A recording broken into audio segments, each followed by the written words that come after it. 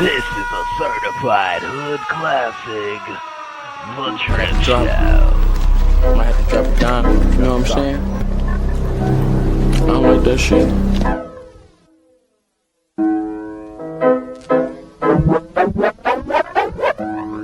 Got the drip, drip, drip, drip, drip, drip. Yep, Drip Nation got 2.5 subs, y'all. Subscribe today. Y'all make sure y'all check out my homie, Drip Nation. Drip, drip, drip, drip, drip. Y'all subscribe. Shout out to Drip Nation. Shout out to Drip Nation. Much love to Drip. Drip, what's poppin', kid? Keep grinding over there, you heard? Drip, what's poppin', kid? Keep grinding over there, you heard?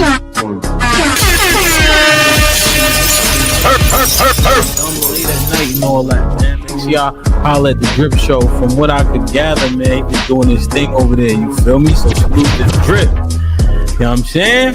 The Drip Show. Look it up. One of the mods will drop it, man. Especially if you need a late night flow. I think Drip go dumb late. I think because he on the West Coast and shit like that.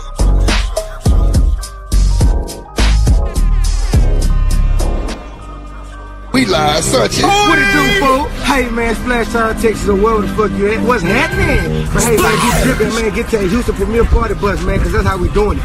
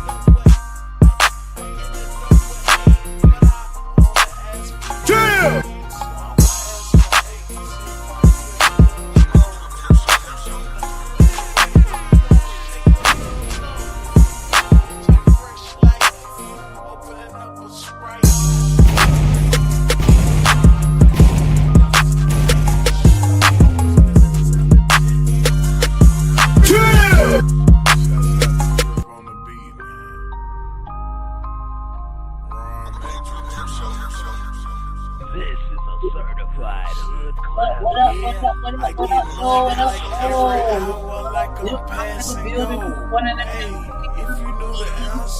Why you ask me for? I give a game, I'll be but then I popping have in to the go. Cause the move I just made, always I gotta really make some noise. And the money I just made, I gotta make some and not noise. too far. Okay, there we go. What's up? So,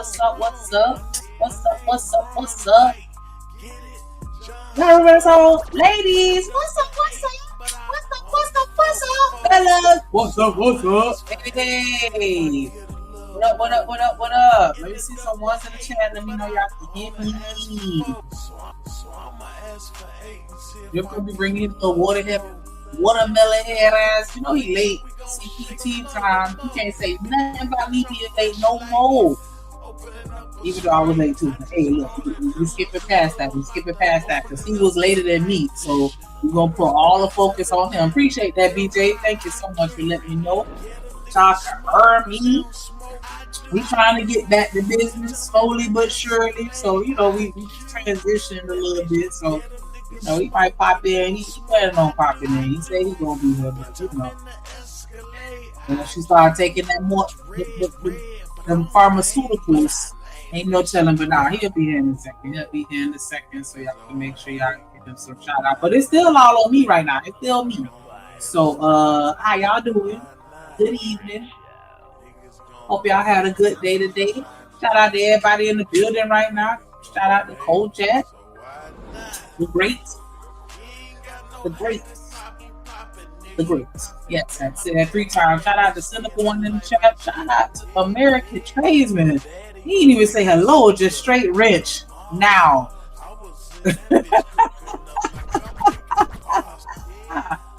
Why are we like this? Niggas ain't shit. We ain't. What up, Desiree? Glad to see you, big babe. Big Rich DJ. I want to give a shout out to all the moderators that showed up on time before I even got here.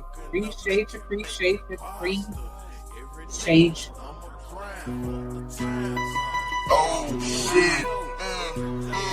Oh shit. I be sweating like a dog and I might slip. So with the right hits I get a tight vice grip.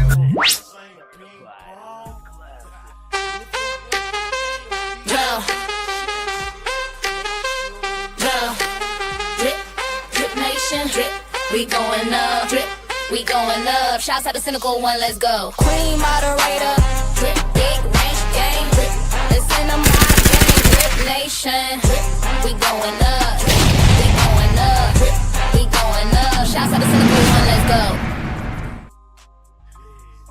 go. Once upon a time, there was a moderator named Kojak the Great. He told mofos to get down or get put down. Drip Nation salute.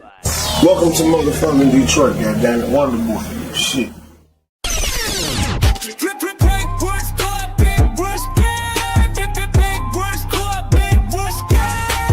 Get down, no get put down on for them. Salute to the Motherfather, he emperor. Project 313 to great the Motherfather. Shout out to the Motherfather, DripNation Breaking.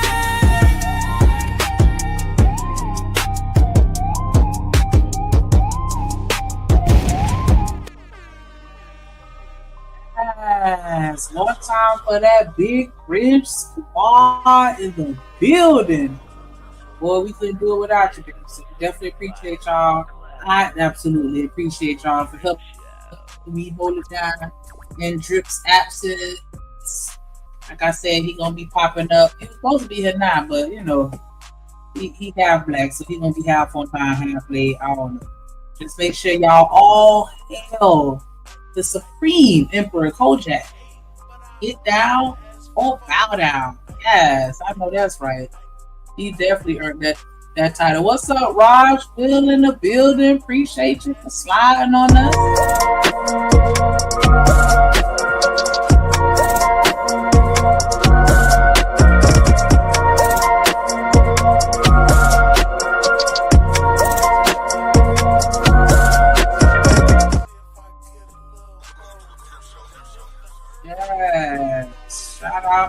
Shout out. If y'all like these little intros, make sure y'all hit up Drip on the email so y'all can get one. Because if we fuck with you, you might as well come on through. What up, Buck, baby? Glad to see y'all in the building. Waiting on Drip a little bit, but we gonna have to get that show started without him because he's late. Probably knocked out in the telling.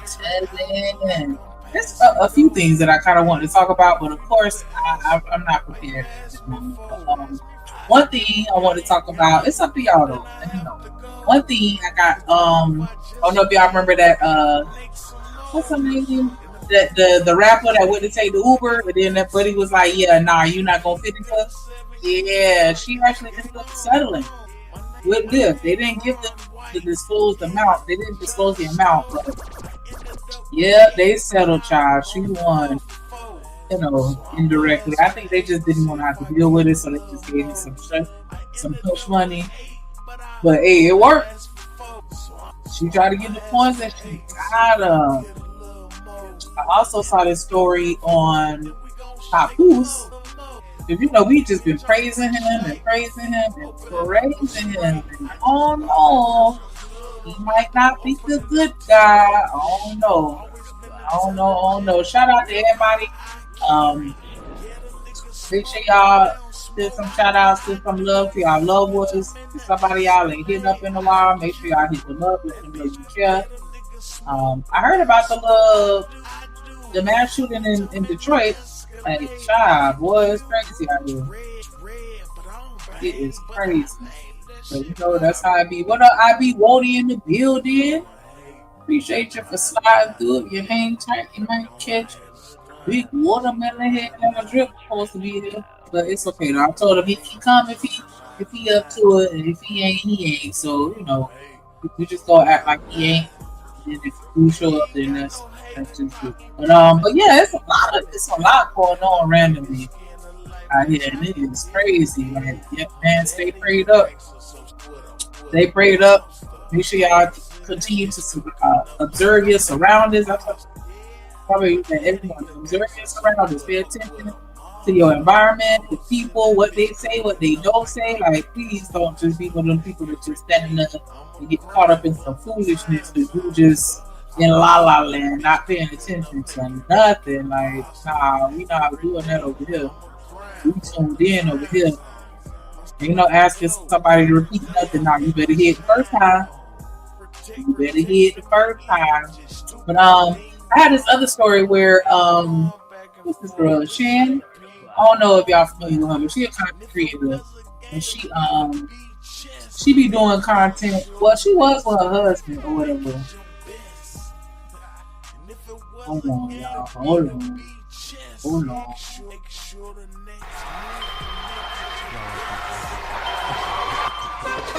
Drip Nation, let's go. Coming to the stage.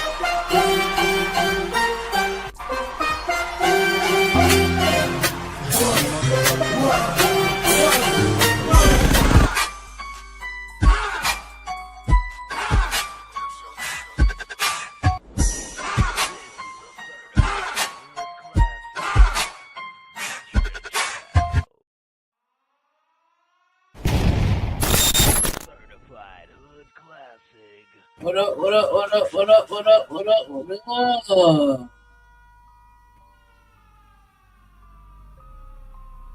You talking? I can't hear you, honey bunch. But until you get that together, right? She does sex work or whatever, and she was talking about the surprising request that men keep paying for. I don't know if y'all ready to open up that bag, but yeah, it's so crazy. Like, to hear them talk about it, it's just like, child.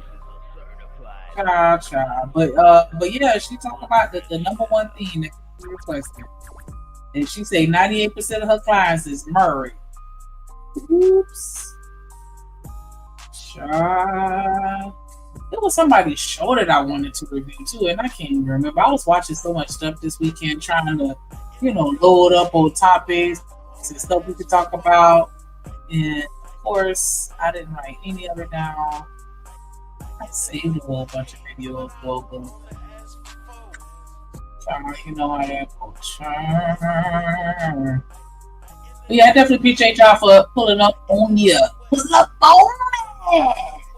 Y'all know that mean? Yeah, of course y'all know that mean. Make sure y'all hit that like button. Make sure y'all subscribe.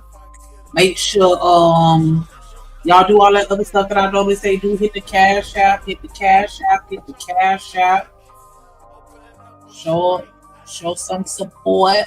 You know what I'm saying? Put $2 on Drip Medical Bit. No, I'm just kidding. But definitely make sure y'all hit the cash app, hit the super chat, hit the like button, subscribe, all that good stuff. We like to know y'all support us. You know what I'm saying? Two views, or even if it's like, we appreciate that. Shout out Drip Nation. What's the 4? 1-1. This is America. Don't catch you slipping now. Don't catch you slipping now.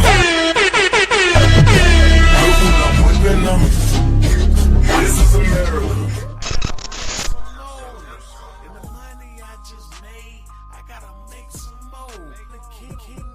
Shout out Drip Nation. What's the 4? 1-1. This is America. Don't catch you slipping now. Don't catch you slipping now. This is America.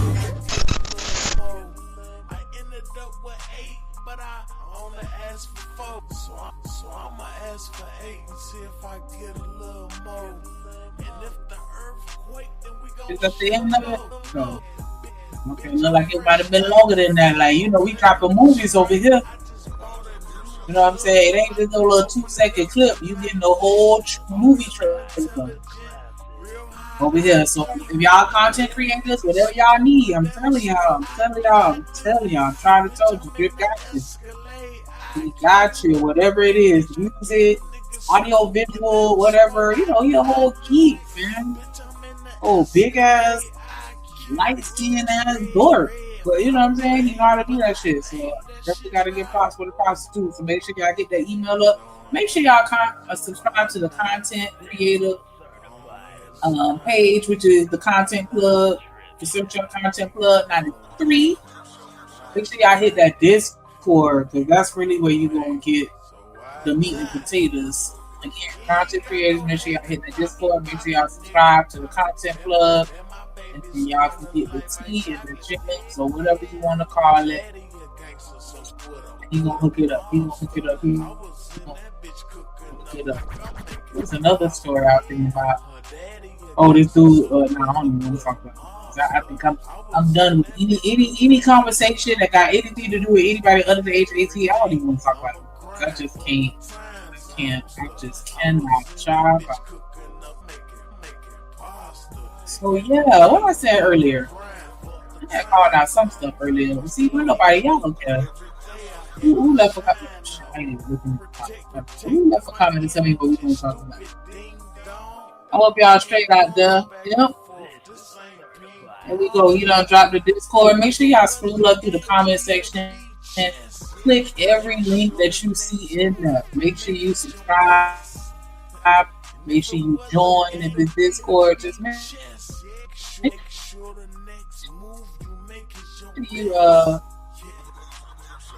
you hit every link and do what you.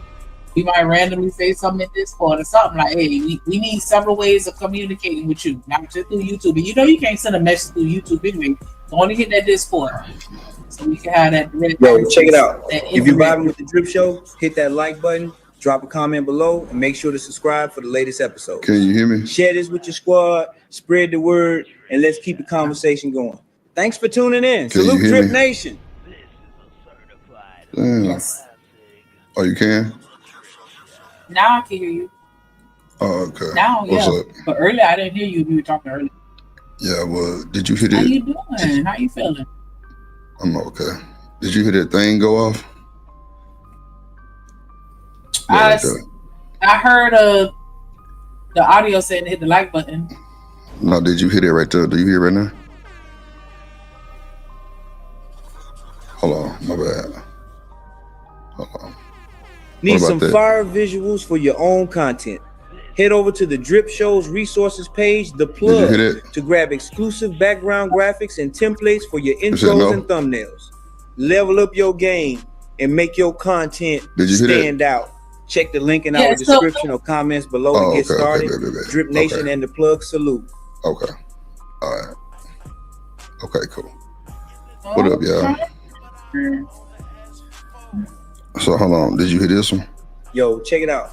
If you're vibing with the Drip Show, hit that like button, drop a comment below, and make sure to subscribe for the latest episodes.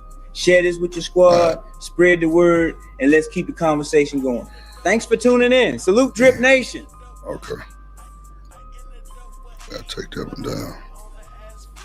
All right, go ahead, Shanique, my bad. No, you good. I was trying to, is that in the background? What are H&M? Under the media asset? Your computer. No, it's only on my stream deck, but I'm gonna add it. I'm setting up all this shit now. Okay. Nah, I was just looking so I can kind of familiarize myself. But man, what up, H&M? Go ahead and drop this ink.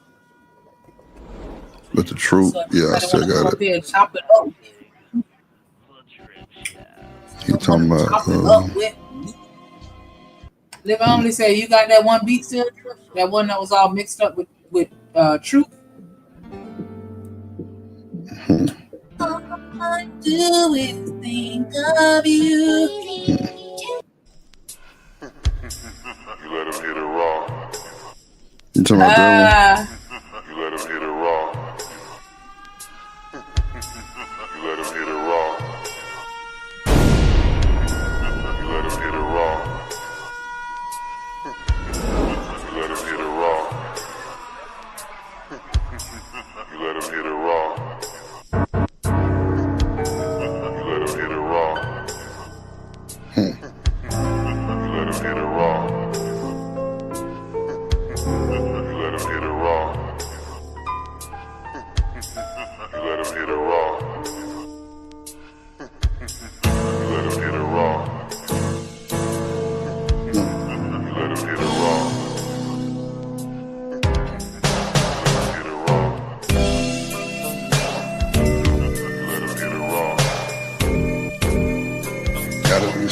chop, man.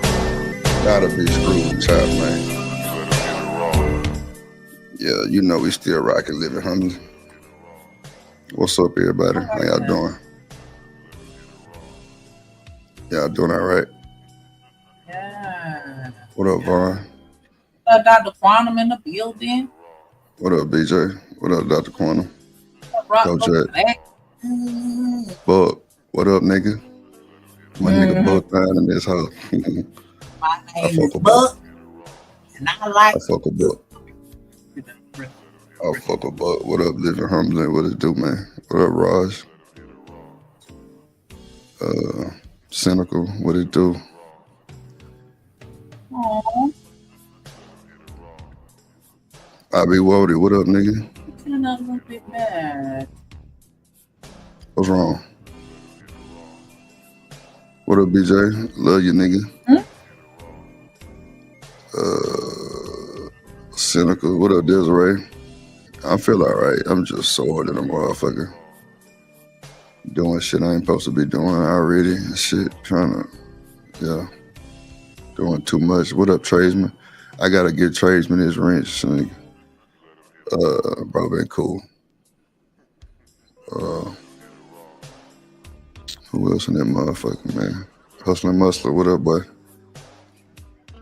Robert Platinum, what up, nigga? My boy Vaughn in this hoe. Nah, I appreciate you, but you know you my dog, man. What up, King Hitter in this motherfucker? You say drip action 2025. Grassroots, bro. You gotta be from the south to know about, well, from the north and the south to know about this shit. The drip action. Nah, I was in an 18-wheeler accident, Vaughn. And my voice a little shaky. Motherfucking ribs fucked up. I got a broken femur. Got like 262 stitches all over my fucking body. It's crazy work. Got a black eye. 2 broken fingers. Man, that's a bunch. I got a fucking piece of meat on my back. It's like 3 inches deep from the glass from the car. Got a piece of meat. It's on my cheek. It's just a bunch of bullshit, bro. I'm tired, bro. I'm fucked up. I ain't gonna hold you. I'm fucked up. Nah, I appreciate you, Buck.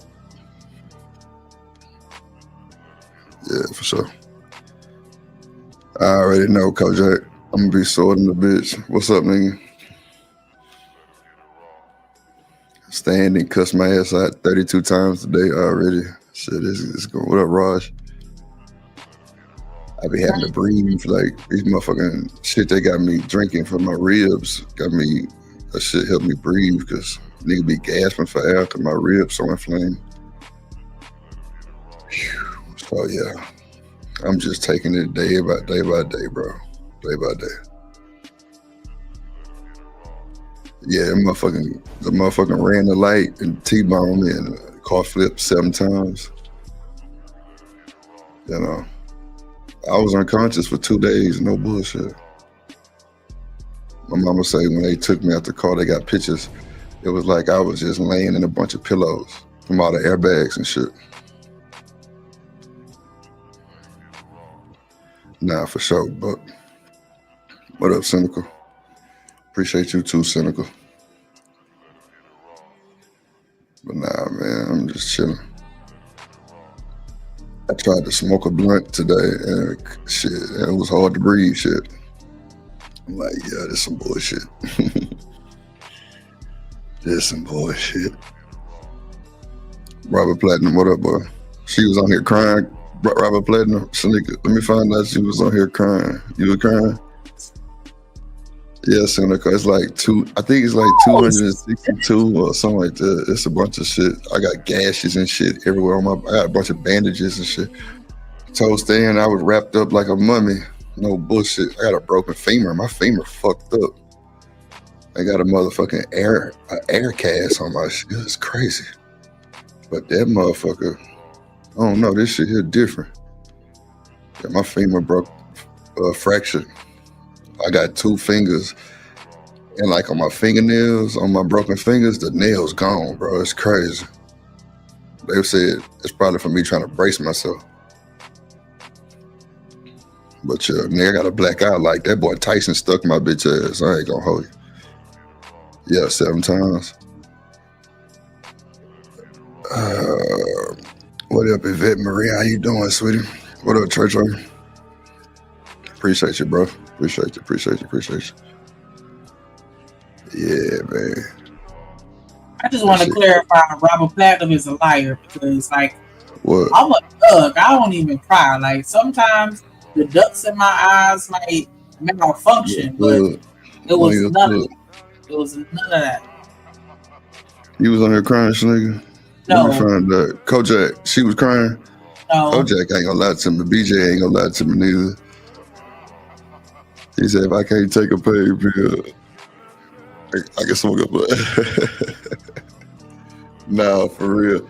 They got me drinking this foam shit, though, for my ribs, though. That shit nasty as fuck.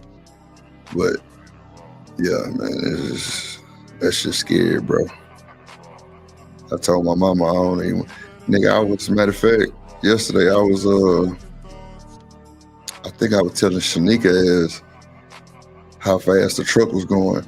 And as I'm telling her how fast the truck was going, nigga, I must have tried to jump out my seat because I felt like I was finna get hit again. I'm like, oh, nah, hell nah, I can't deal with this shit. So I'm just chilling, bro, relaxing, bro, just trying to take my time. I ain't finna, do too much extra shit. But that PTSD killing me, bro. It's killing me. What up, kids? Good to see you, nigga. That shit killing me, bro. What up, Vixen? Appreciate y'all, man, so much, though, for real. That motherfucker PTSD is like real timing, bro. I was just saying how fast the truck was going, and I just felt like it was finna hit me again. I'm talking about, I'm making faces and all kind of shit like, what the fuck just happened? But yeah, man, I'm chilling, man. I appreciate all y'all for holding it down, though. Then my mama was in the Discord talking to Big Bad Bull and Kojak. I just appreciate everybody being, respectful. I appreciate that shit. When was this, nigga? I forgot the date. I gotta go back and look at my shit. It was last week sometime, shit. I was in the hospital 5 days. Damn, my memory fucked up. Gotta be fucked up. I was in the hospital like 5 days, I think. Yeah, 5, 6 days. 2 of them, I was unconscious shit. I had so many surgeries, skin grafts and shit. Cause like, it's like chunks of, I don't know if it was a glass or what, but that motherfucker had me like missing chunks out of my skin and shit. Like the meat. Like, it's a gash on my back 3 inches deep, no bullshit. I had to sew that shit up. And on like my ankle got like 6 gashes on it. It's crazy. I don't even know how that shit even happened. But that glass a motherfucker, bro. That glass a motherfucker. That glass is a motherfucker, bro. Nah, you spared me for sure, Vaughn. I can't do nothing but... Vaughn, you know what's crazy?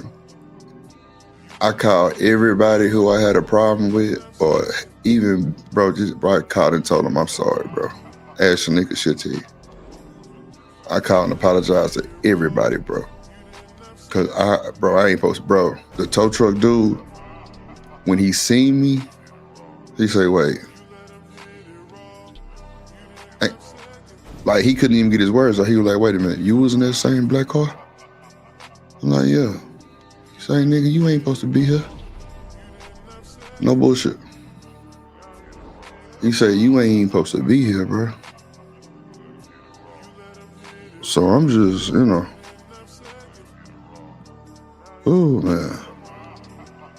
That shit just gave me PTSD again. Y'all, I just had a flashback just now. Crazy.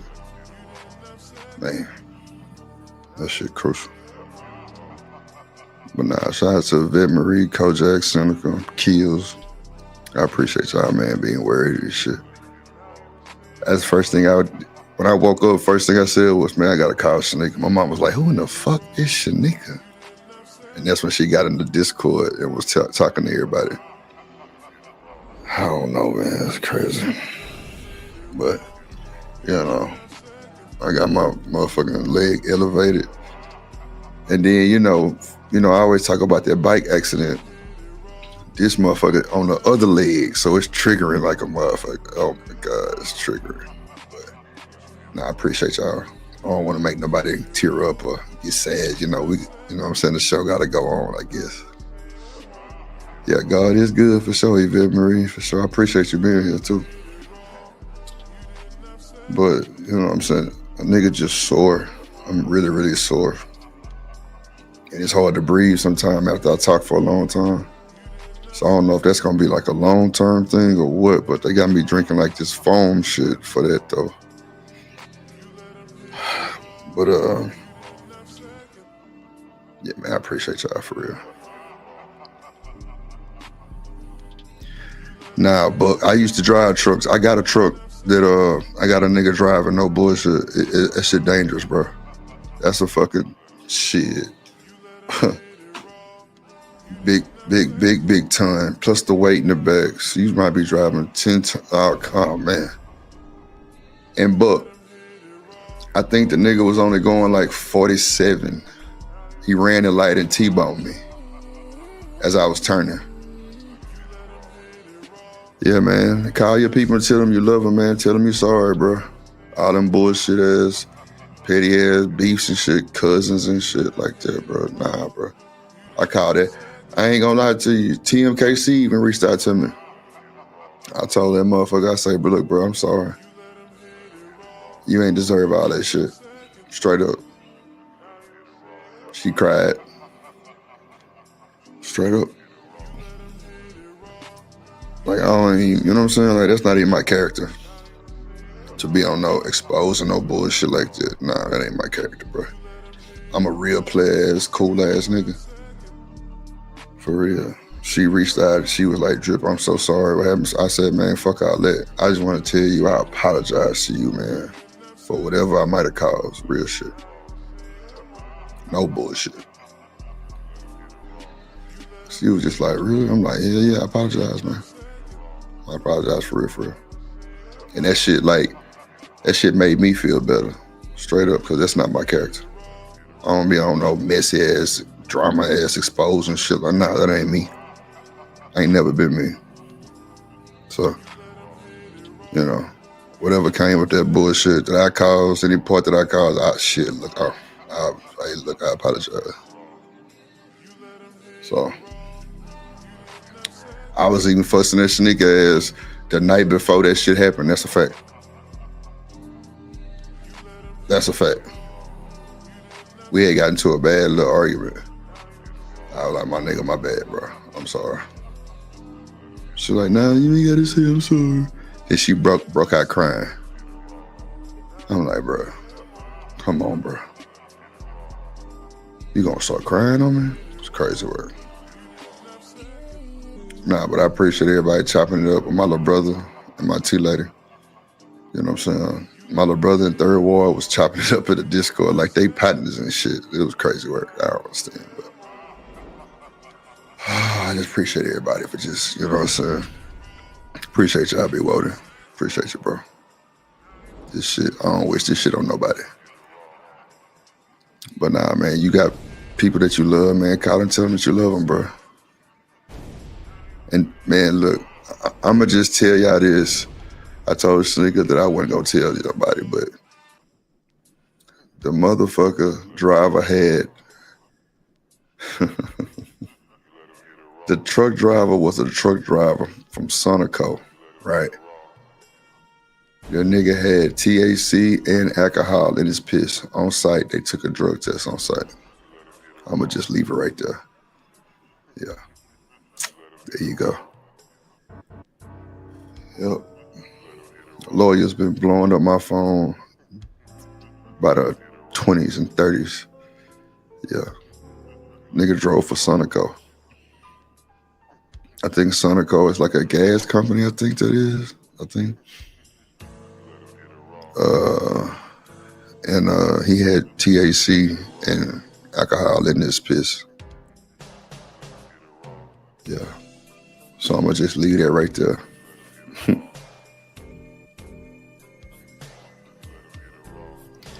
Yeah, I'm definitely on some hill shit. I'll be woden. I'm just doing some shit in the back, just so I can, kind of get this shit. Oh yeah, BJ, I'll call you and tell you. I'll call you and tell you personally, my boy. The suit is like, the suit is crazy, bro. He say, wow, that was a stupid, I'm saying? You gotta stop watching that. Bro, so wait, but I'm trying not to laugh. My shit hurt right now. But they say the nigga JP has some weave in his head. I'm on his ass. What up, Bridget? I'm good to see you, Bridget. I love you too. I apologize for everything, Bridget. You ain't got to be worried about coming over here. I'm gonna give you a wrench and everything. I'm sorry. Nah, for real. Yeah, it was from Sonico.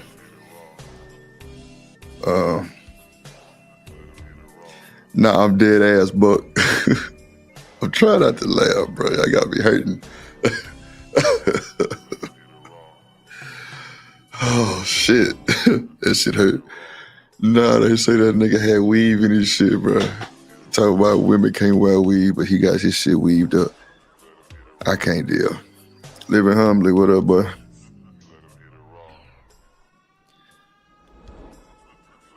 My girl Bridget, man. Good to see you, Bridget. I'm glad you came.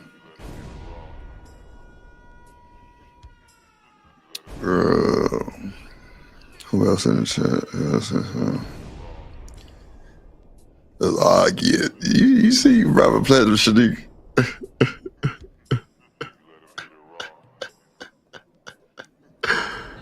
I can't even laugh right, bro, Bridget. This nigga Buck Nine is stupid. Robert Platinum ass crazy too. Oh shit. Shanika, you there? Don't be over there crying, bro. Oh my God. Shanika. Oh my God, don't do this.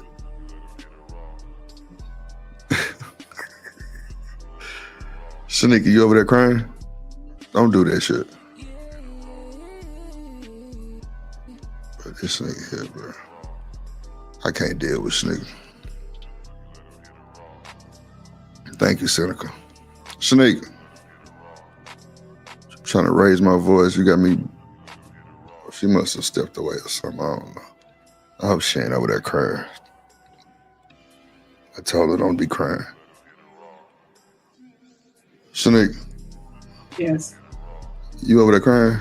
No, mind your business.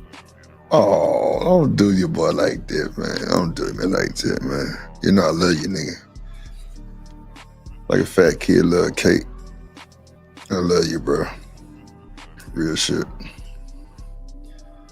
Yeah, my B-Day did just pass, yep. Robert said, hell yeah, she cried. I ain't talking about Robert.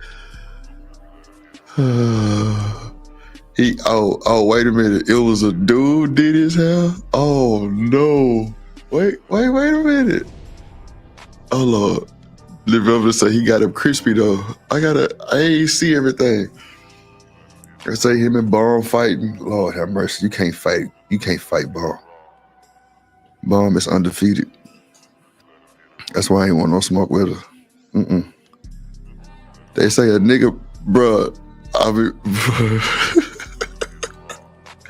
I'm trying not to laugh, bro. Y'all stupid. I'll be voting. I don't know, bro. I'm getting it just like how you getting it. Hold on, he said, nigga, that's BJ said, nigga Brady JP head. Nigga, BJ, oh my mama, bro. What up, Frizzle? Oh shit, boy, y'all ain't shit, boy. Robert Platinum is crazy. Oh shit. Man, I fuck with you, Buck. Big salute, bro. Shanika, you all right? Take your time, my G. Take your time. I'm gonna laugh at I'll be Wody and BJ them in the chat for a minute because they ass crazy.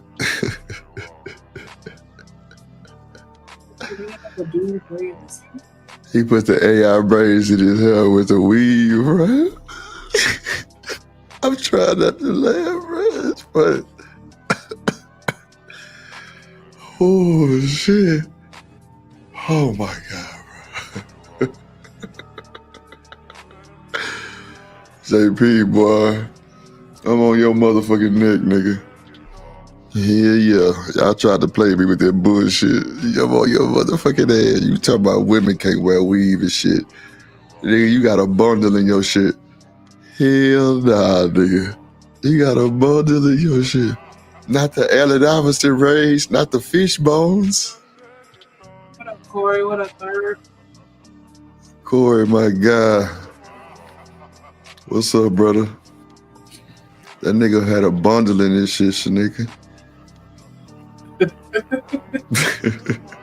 I try not to laugh, bro. This nigga crazy. I mean,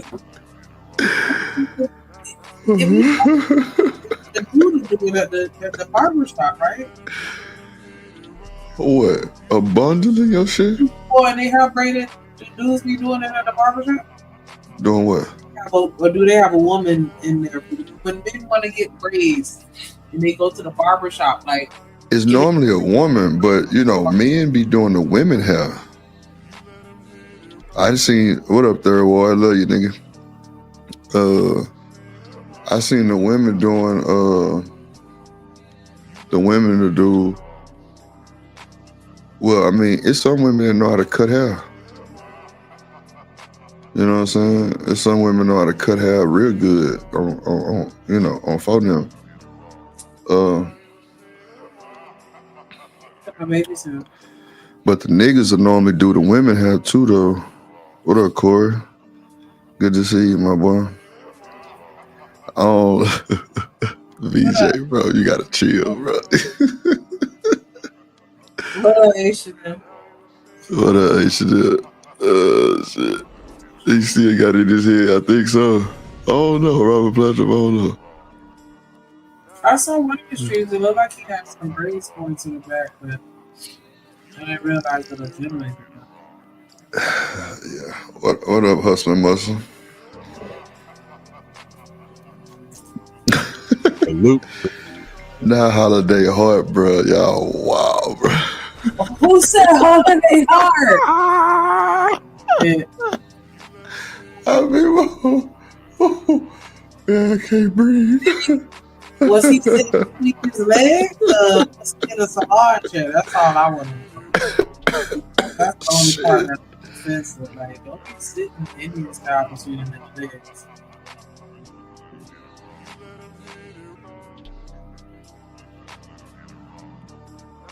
Bruh, that is funny, bruh. That is hilarious, bruh.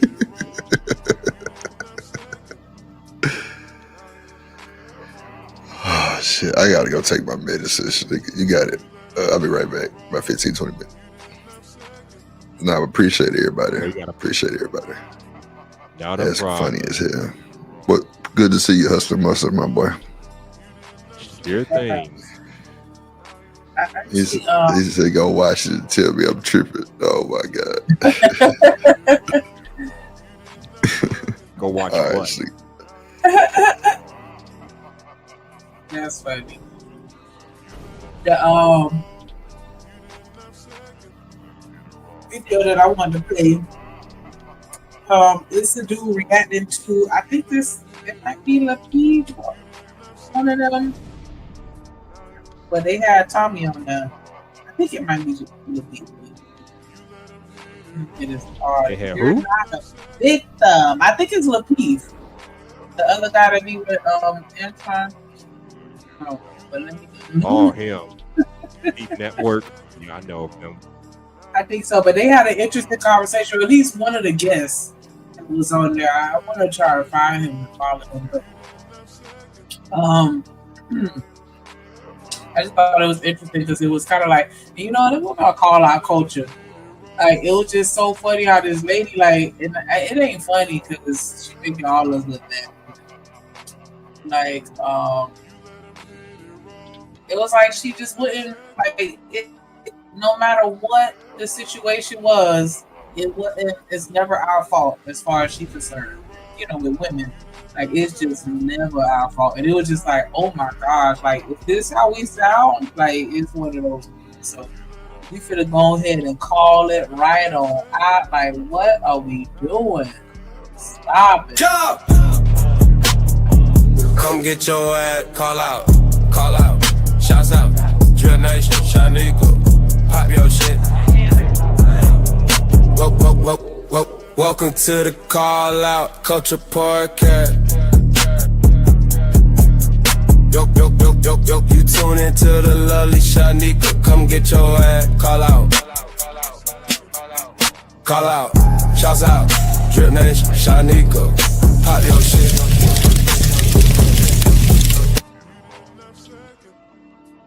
DripNation Fair Use.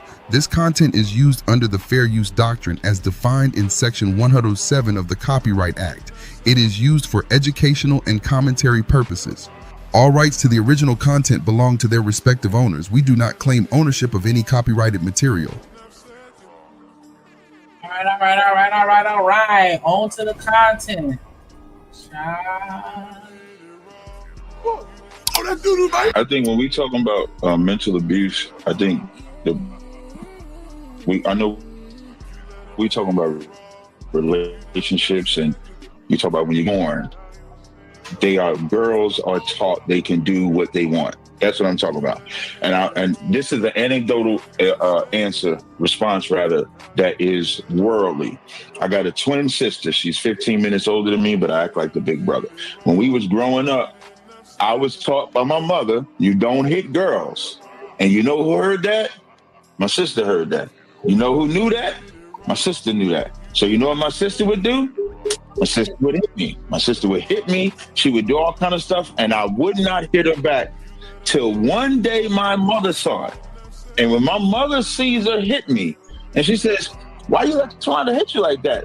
Now, I'm older now, so my ad-lib is a little different because I wanted to say, like, B, you told me not to do it, but I'm just joking, y'all. But I said, well, you taught me not to hit girls. And my mother said, the next time she hits you, hit her back. And now, armed up with this new information, I could not wait for Taronda to hit me. And sure enough, Taronda came and hit me. I hit Taronda back, and we never had that problem again.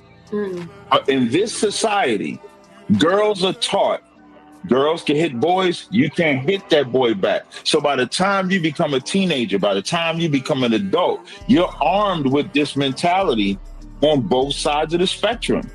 It's dozens of examples. I used this when me and Tommy was doing a show before. Ray Rice ain't played football again for hitting that woman for spitting on her, but Jay-Z got ridiculed for doing what a man is supposed to do. Lil Bow Wow got ridiculed for doing what a man is supposed to do. Jay-Z on that elevator, this woman is acting like a complete animal. And nobody said anything about what Solange did, but made fun of Jay-Z because he's standing there like this. And why is he scared to death to touch her? To do anything to defend himself? Because he knows if I even raise my voice at her, they're going to say, why did you do that, Jay-Z? You're the man. You're supposed to be bigger than that. But nobody has ever taught the woman to be bigger than that, to act mature, to act like an adult. Any excuse that they want to use to act like a child and go off with their mouth and be in their feelings, they have a license for it. The viral pill. Yeah, so why does ad play? Because I ain't got no ad blocker. I think that I was waiting on a good time to him to pause, but he was kind of cooking a little bit. Like the social programming have us in a chokehold as women to the extent where we just don't even see it, how violent we actually are.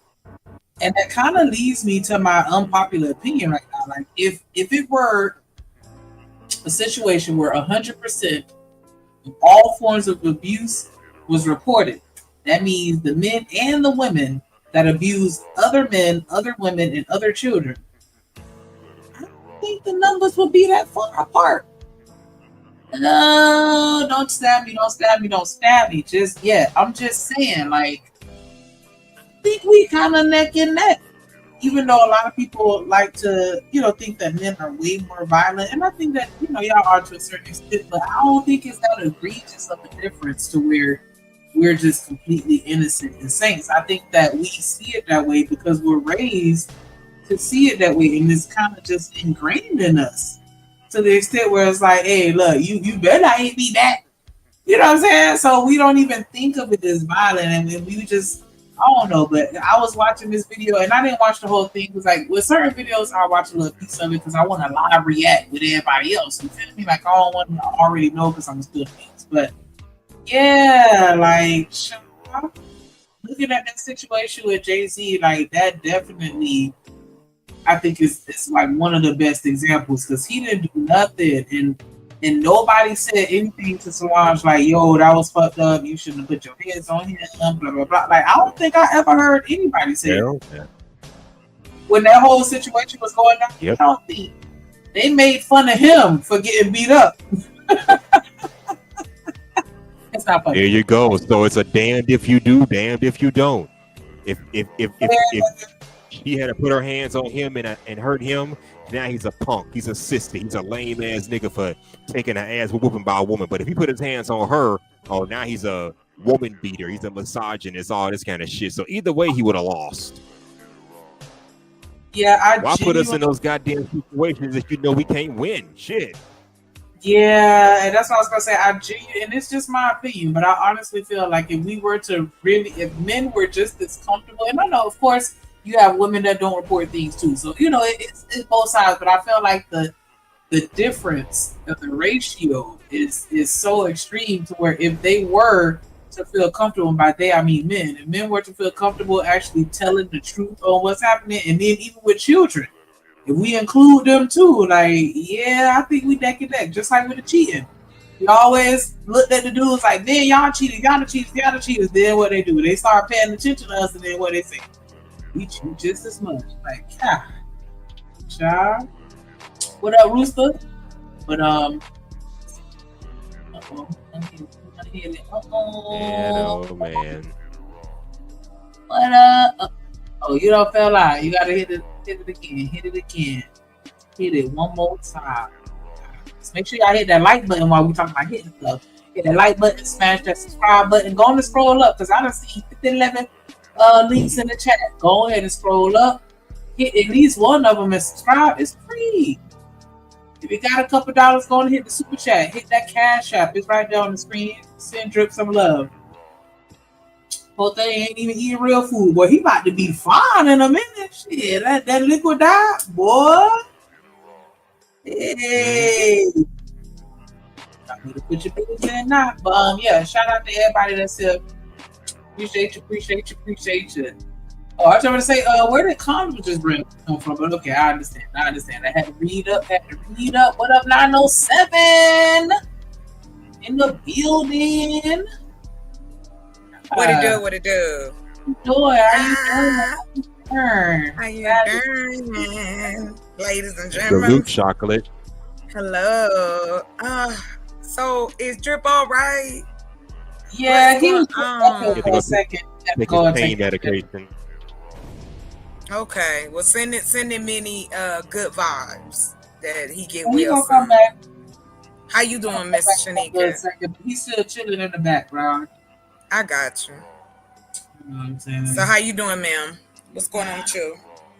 A little better. It's been fuck with me a little bit too. Like, I ain't even gonna hold you. I'm not even gonna lie. Like, I'm a girl. Like, come on. Like, so, I got you. It's the weather. I'm gonna be honest. I think the weather changes. To be real. Yeah, these fucking hurricanes getting on my nerves already, and then they got Spanish names too. Like, I'm really mad. Like, she said, "I'm really mad."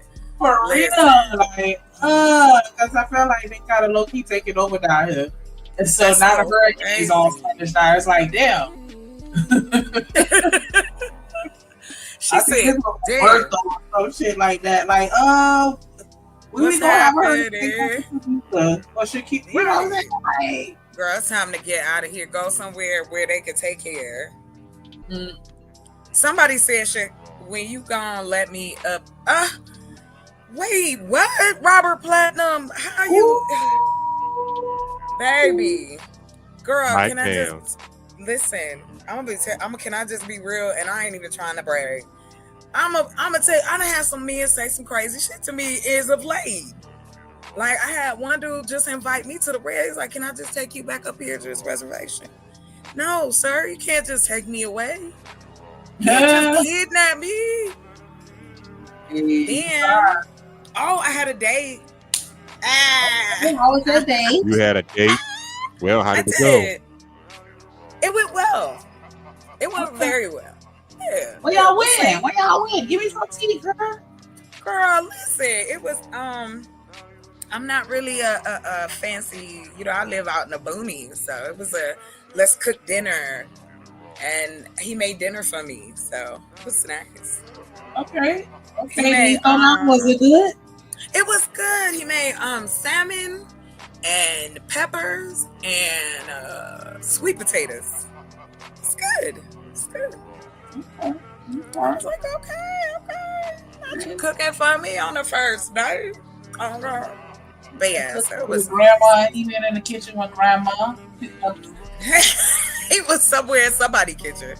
For real, but, you said the only thing I will say is the food did end up getting burned, but that's because we got distracted. But the food was good. Ooh. Oh, okay, so it was a vibe. It was a vibe. That sounds good. It was a vibe. Yeah. So, again, like I said, I will never knock on anybody, like having somebody kicking it. None of that. But let me just tell you, I'm just having fun. Okay, that's it. I'm just enjoying myself. And on top of that, it's been great inspiration and I have mad stories for you. So whenever you're ready, Shanika, I got mad stuff ready. It's gonna be inspiration for your book. Like, it is. No, I said I got mad inspiration. I ended up writing okay, so check this out. It's the popular stuff in the romance thing. It's role play. So it's like when of course, when people think role play, they think it's something like but no, it's like the guy is talking and the listener is the woman. That's all. Like, it's like the experiences that the guy is talking to you directly. So I got those. I've got and I done had some auditions. Okay. So, you know what? I can look you up one of my friends. He has a very unique voice, and I tell you, you need to get in a voice actor. Like his voice is like. I'm telling you, it's a niche. Women want to hear our men talking, and then especially our men talking sensually or sensitively or intimately, Yeah, he talking to me too. I can feel like he's talking directly to me. Yes. And then we got the scripts where like I'm a voice and then the other guy's a voice, so it's like your third person. So you get that interaction as well. So yeah, girl. I'm talking about oodles and noodles. You better hook my oodles and noodles up because I don't even do food like that. You better. I'm sorry. What'd you say? Wait, I'm sorry. What'd you say? Sound like you had a good time. Nice. I did. She's cheesing and shit. Hell yeah. No, I'm just saying. No. The date was earlier this week. It was Friday. Yeah, Friday. It's Friday. So no, I'm just excited. Period. Like the stuff is coming together, and it's just putting all this stuff together. So yeah, it's all the way. I smelling about a lot of different things. So yeah. So my question: when the date ended, did y'all plan the second date, or was it I'll holler at you? We figured out later. Yeah, we kind of I like that. Just we'll figure it out. Cause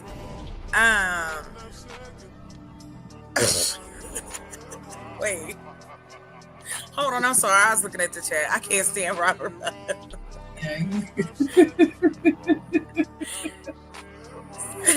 We were watching this video. We just kind of got into it.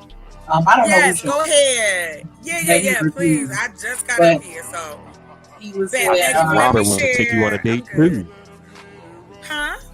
What you say? Robert want to take you on a date too. He ain't say nothing Think about this no Robert date. guy want He to take just you out said where too. he could put the Robert vibes. ain't trying to take me nowhere. I know where Robert trying to take me. I You know want to where take you he somewhere and trying. get busy. Casino. I think. Go ahead and do your video, girl. I can't Oh, stand that's not it. in the building. And so, What's up? What's up? So yeah, with regards Oh, to thank you, Corey Love. I appreciate you, honey. I was careful. I knew him before I went. So you good. Thank you. Thank you for Me your personally, concern. I'm not going to your house on a. I'm not going to your I house on the first date. understand, but y'all just gotta saying. understand. I'm in the country, so it's not many spots we going to at a particular time. You know, in the evening, so it's fine. But no, would I do that regularly? No. If it was somebody I hadn't been acquainted with already, yeah, no, I wouldn't have gone.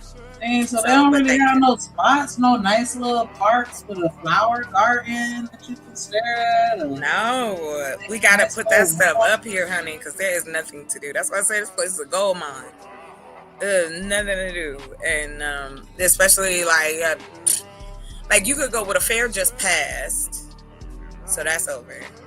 We don't have no other. Drive out to the next town if you trying to hang out. Yeah, pretty much. Like if you want to really go do some stuff, you got to go to the next town. So like, you could go like 30 minutes out, or you could go all the way to Flag, which was like an hour and a half away. Hello, Travel One. Yes. So. But I like it. I like it like that. What? I like you have to drive out far? No, I like for instance, I don't know. I'm not really heavily into, let's go to a restaurant per se.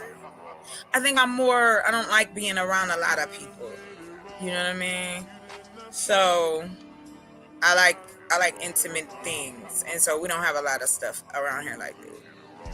Do you know what I mean? Like the little, like maybe like a little hookah bar or something. You know what I mean? Just something like that. Yeah. Yeah. So, but yeah, it was cool. It was cool. Plus, we had been trying, like, it had been a few weeks. Like, he was like thinking I was trying to avoid him and shit. I was like, no. It just had been schedules, you know? So, you know how dudes do you. If you ain't like thirsty, you know, they be trying to talk to you crazy. Like, so you not. I didn't say I don't do hookah. I was just thinking of something intimate. Robert, why is you worried about it? He said you're gonna end up with bumps in your throat. I hate him so much. I've never done hookah. That's gross to me too. I ain't gonna lie though. Robert is right. I don't like the hookah shit. That's crazy. But Robert is stupid. Robert talking about out the gate, but I'm serious. Like it's just been crazy. But anyway, enough about my crazy ass Sinisha Nation. But I did, Shanika. I got plenty of stories ready. So if you wanna have me come through and read some stuff, I'm happy to do that. For sure. Yeah. No, it's international. Let's put this on. I ain't put this on.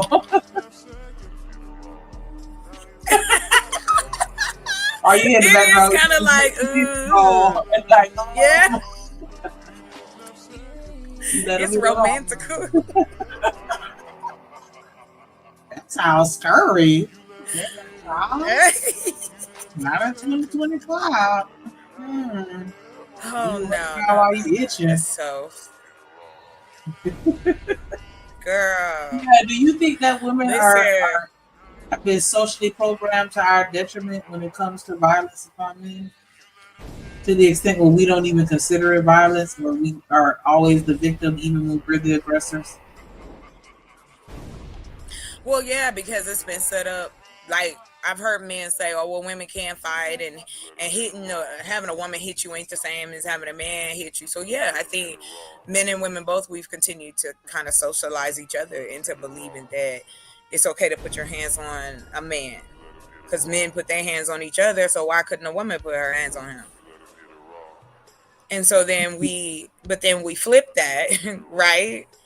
And if that's the case, we don't encourage a man to put his hands on a woman or children. So, I mean, I definitely don't encourage men to put their hands on each other, but that's what they do. However, I do think that there are a lot more men who get abused that don't talk about it because of our social setup. You can't be weak. That, that's weak. Men would look at you as weak. Okay. Well, we just listened to, it's only been like 2 minutes in, and he was pretty much. Oh my God, you should have stopped me. Okay, I'm being quiet. Oh no, you good. This is what we do. We come up here and we play a video, talk for 6 hours. I don't want my ADHD to knock us off what we do. Wait till the C had to call it out. Like, hey, this is what we do over here. It's like, we've been talking for 8 hours. This video is still up here. 2 minutes in, yup.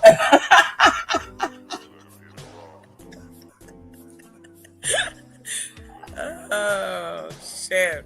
Yeah, I think that men are absolutely violent. I just think that women are violent too. Oh gosh, yeah. And because the men have been programmed not to say anything, that's the only reason why both crazy. Lean in our favor. It is both crazy, but the numbers always lean toward the men. Because again, we've got like 50 something active serial unalivers, and they're men walking around right now currently. That comes from the FBI. We don't that part I don't get. The violence that is when it comes to women, that part you can't make me understand. You know me, I don't like talking about kids, so I'm sticking strictly with adults. I don't get it, and I don't get it if I have to, because there's levels to this. Because what we talking about is, if we're talking about domestic, you know what I mean, domestic abuse to a loved one, no, I don't agree with that at all. Verbally, mentally, physically, manipulation in a bad way, that's not good. Making somebody feel guilty, and that's why I don't like when men say, "Oh, well, being married is a duty." Well, if it's a duty, then eventually you are going to resent it. If it's not, go ahead. I'm sorry. No, go ahead. Oh no, I was just going to respond to Trevor. I'm not necessarily saying that women go around starting trouble. I'm just saying that I think that women can be just as violent. I'm not saying equally as violent as men, but I'm just saying I think the numbers will be closer than what is being statistically shown.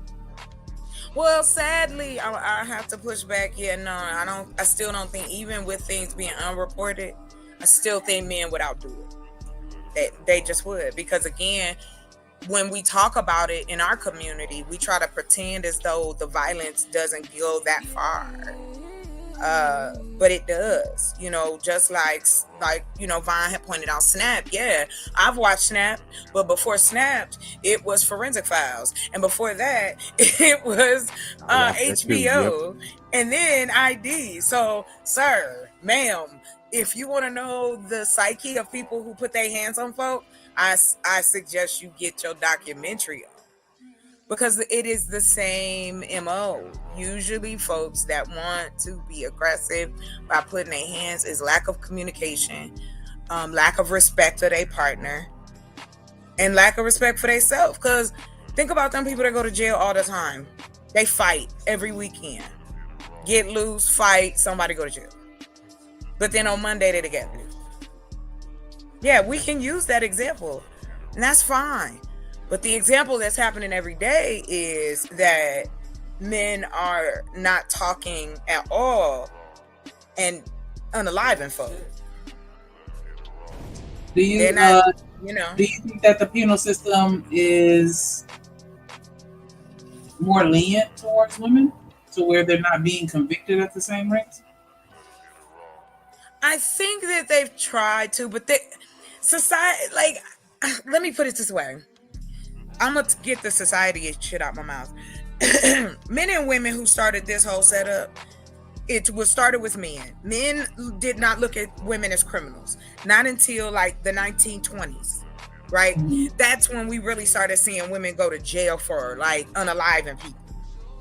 And then it was being chronicled through newspaper. The fascination with women who take lives is still to this day more fascinating. We're blown away by it. Oh, how could a woman do it? Why couldn't she do it? She's just as likely. And I'll give an example. When we talk about women and violence, I watched the documentaries about World War II. They've been, a lot of that kind of talk has been around. And those women that were married to the men of the SS was off the chain. These were some of the worst guards in history. And they were doing these things to other women. Mm-hmm. So, like, that's what I'm saying. Like, no, of course the numbers ain't going to outweigh. But yes, we can be just as violent. But we have been conditioned to believe that it'll be a man first before a woman. You can see that in the way we look at our crime. I've seen the stats, though, where they talk about how if you're a woman or even if you're just physically attractive, they're a little more lenient on you. Yeah, of course, because we're biased. Human beings have prejudices and bias. If we find people aesthetically pleasing, which is, again, has been studied by other human beings, we know the things that we like, we do more. The things we don't like, we complain or don't do them at all. But like I said, I joke and I play around, but the truth is, it's just like in dating. I don't want to look at a man that make me want to cry when I come home. Because yes, his personality might be great, but he looking like a mud duck. My eyes is gonna burn. Or a woman that's requesting a dude that's taller or shorter. Preference, right? So when we talk about our relationships and when we talking about violence, because see, some people would say, oh, okay, well, you like your man to be aggressive with you. That's violent. But as long as the adults are consenting, it shouldn't matter.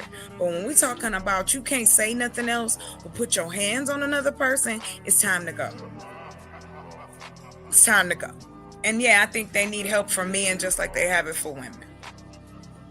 Because they're embarrassed to say. How many men will tell you that their woman is beating them up every day? Or slapping milk out their face or some crazy old wild things that we hear people do to one another.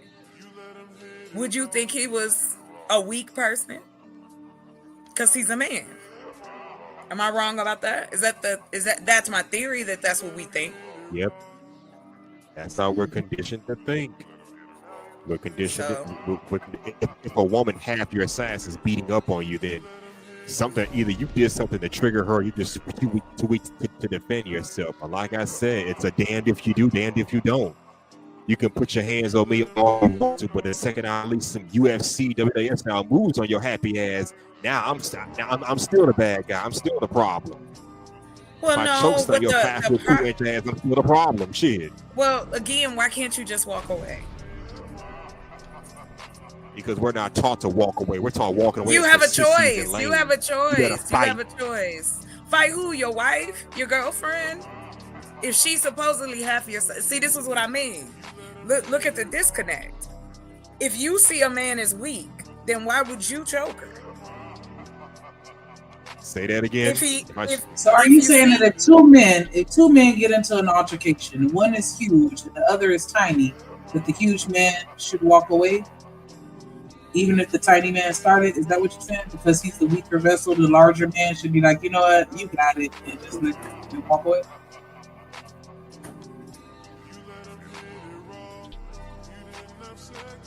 I don't think he's saying that. I'm being hyper. I was asking what you were saying. Oh, me? No, I'm saying you should walk away.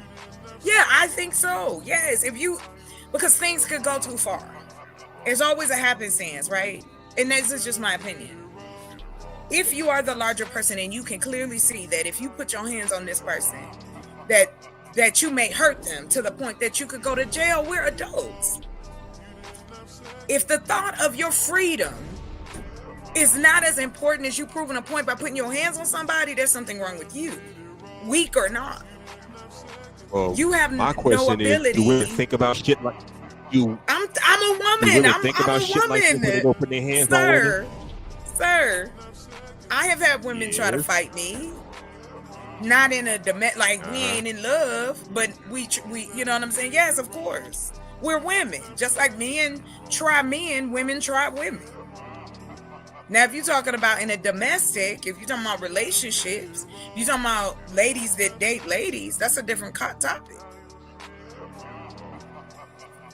But no, if I ever put my hands on a man, no, not in that way. Because if I date big ass dudes, so I gotta make a decision. Well, I'm not even finna rap and cap. I've absolutely laid hands on, my male counterparts. I'm not proud of it, and I do more. But that's a lot to say, Shanika. So good for you to be even honest. Nobody ever hit me back. I got you. These men that are fighting back, baby, I want no parts of that. and there are some men who like to fight women. Like these subsections, and I know we want to kind of minimize that sometimes, but just like there are women who take, I've heard men talk about women who like being, hit or whatever like that. There's something wrong with her. Why are you with her? And see, that's the conditioning. That's a good point. Why would you stay with a woman that's comfortable being hit on? And I'm not victimizing anybody. I'm saying, why would a man do that to himself? Go ahead, I'm sorry. I used to ask myself that same question. I used to ask myself that same question. What female enjoys that kind of toxic and violent environment and violent presence around them? If you're a woman and you enjoy all that kind of shit, maybe that says more about you and less about the men. And we ain't talking about no kinky.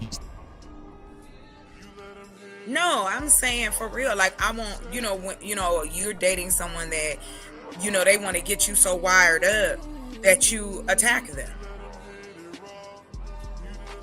I don't play fighting, but come on, we don't need no abuse. Yeah. No. I'm not talking about that. I'm talking about you gonna hit me, I'm gonna call the police. This is what we do every other weekend. Do you know what I'm saying? Why stay with a woman like that? I've asked many a man that too. Like, if you can't turn around and tell us, oh, well, we like, she crazy. Yeah, but you with the crazy one. You married her. You didn't marry the stable one. Is that the same thing that we have for women that stay in those relationships? Or do we Yes, because those dynamics are the same. Manipulation, pain, lies, fear. There's those the emotional connection to this, and that encompasses all that I was just naming, like all of that in there. And if these people don't know how to cope through that, and they don't know how to talk it through, nobody's gonna leave, and then somebody end up going to jail because somebody hurt or unalived. And that's what I see when I watch ID. Like, I'm in a mood and I'm just watching them shows all day. It's the same story. People unable to communicate. People unable to cope. People unable to let go. I don't want you to leave me, so I'm going to put my hands on you. I'm going to make you feel worse. I'm going to make you feel less. And that, my friends, is an equal. There's your equal right there. A woman can do that to a man can do that to a woman. Well, I'm gonna play a little bit of video, but the only thing that we've been so far, the gentleman in the upper right hand corner, Captain TV, but he was saying with his twin sister, he was taught don't hit girls, and his sister used to tag behind up, and then one day his mama saw him get hit, and he didn't do nothing, and she was like, "Why you just hate that like that?" And he told her, like, "You told me not to hit girls." And she was like, "Next time she hit her, hit her back." And he was like, he hit her back the next time she hit her, and he never put her hands on her again. I appreciate you, Travel One. Somebody's listening. You know what I mean? Somebody. I don't know who. We're going to hear the rest of the story. Dope. Any excuse that they want to use to act like a child and go off with their mouth and be in their feelings, they have a license for it. Okay, I'm going to say this. I don't play okay, I'm going to say this. All right. Statistically, men are more abusive. Okay, that's number one. Men are more abusive because they're somebody. Second of all these little examples that you done gave, you really don't know what's behind the scene. You just caught Solange in the elevator fighting him because of what? A reaction from a action. And we don't know. They probably do that all the time. Whoa, how could you say that? You have nothing to back up what you just said. Now, this victim blaming you're doing right now, ma'am. He might have did something to her sister and she jumped in it and she just, the aggressor, because you see Beyonce, she was standing back like, okay, you know, because they do this all the time. That doesn't mean what you just said. Jesus Christ. You're a problem. Chris, Taurus, Rihanna and him, you caught where he was hitting her. They probably was fighting all the time. We don't know these examples. But me growing up, my brother was the one that was like, my father was telling him, you a man, a woman is beneath you, like in a sense, not saying in a disrespectful way, but like, you the king, you the one, you don't ever let a girl be over top of you. You don't ever let a girl do this or do that. You know what I'm saying? So the same way you're saying something about a woman and you're being taught not to hit a woman, in the same breath, we're hearing parents say that the boy is over top. I got mad all the time. My brother always got away with stuff. He got the first car. He got the first this. He got the first that. So it makes him, in other words, be like he's over top of the woman. What did any of that got to do with abuse? What did any of that have to do with that? Did you hear what you just said? That's a good you question. Started off with Beyonce and Jay-Z and their situation, and then brought up Chris Brown and Rihanna. So you're on a track. How did your brother be taught that he's over a woman, and then him being given a car first, him getting these things first? How did that translate to the other two things that had to do with violence? My mind is now blown. You got me confused. Do you know what you're saying? So the same way you giving examples about how a woman gets away with stuff, we can get examples on how the man gets away with stuff and how what was the example? The abuser because he's trying to have control. You know, every time I've known about a woman doing something from a man to a man, it's a reaction from his action. You said something about the girl cheated on her man, and the lady said, you need to watch. She's bringing men to the house when you're not there, or whatever the situation. Then when he came home, he said, you gotta go. She probably was saying to him that we don't know, what about how many times I done let you get away with cheating on me? What is she talking about? So do you feel like most of the time when women are violent, that it's just a reaction? No. Come on. I don't know. I mean, like everything that we do in life is a reaction to something. That's what I don't get what she's trying to prove. What up, yes, if you because if you hit me, my reaction is going to be one or two things. I'm gonna hit you back. Or I'm gonna call somebody to hit you. Like we not gonna let that slide. Feel me? However, I understand that, but if your reaction is violent, are you excused from any type of punishment as a result of that? No. Because if my response is, I'm gonna hit you back based on whatever the case may have been, what you said, what you did. But if we talk strictly, you put your hands on me, I put my hands on you, man or woman, I'm gonna probably react by putting my hands on you. Now, could something happen from that? Yes. File assault charges, somebody could really get hurt, somebody could get unalived. Like, you never know how far it could go. So is it worth it to me? No, it's not at all. Not at all. You don't get that chance. And coming from, I know they say, I'm not sure what the word is. I don't put myself in that category, but I consider myself a survivor, of those type of things that happened to me in my life. Having somebody put their hands on you to get you to do what they want is never something that I would want anybody to go through. That's why I'm very adamant on, if we can't talk about it, then somebody need to walk away, or everybody need to walk away. We're too old, too grown. But I think, I just don't. I just don't think that we see it the same. But Depending on who's the initiator. Well, regardless of the initiator, right? Because in some counties, both of y'all going to jail. Whether he's abusing you or you abusing him. Then they sort it out. But y'all both go to jail. Then you have, if there's scratches on one person and not scratches on the other, then that person with no bruising or anything is gonna go to jail. Like it's different all over the country. So yeah,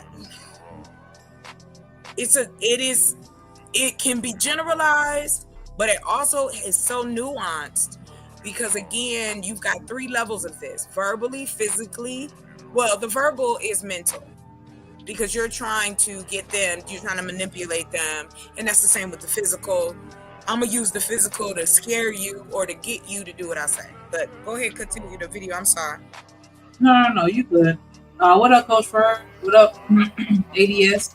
I definitely agree that women have the right to defend themselves against anything or anyone that is threatening their safety, right? Protecting yourself is one thing. Like we see a lot of situations, and I'm not saying the majority of the women are like this, but we see a lot of situations where women try to say something to get at a man, and then when that don't work, then you ready to throw hands. And then it's kind of like, you can't touch me, because we've been programmed that whatever I do, if I put my hands on you, you can't get me back. So we have to be like that. But Shanika, I don't disagree. It used to be. It's been promoted that way. Music, videos, movie, television, school.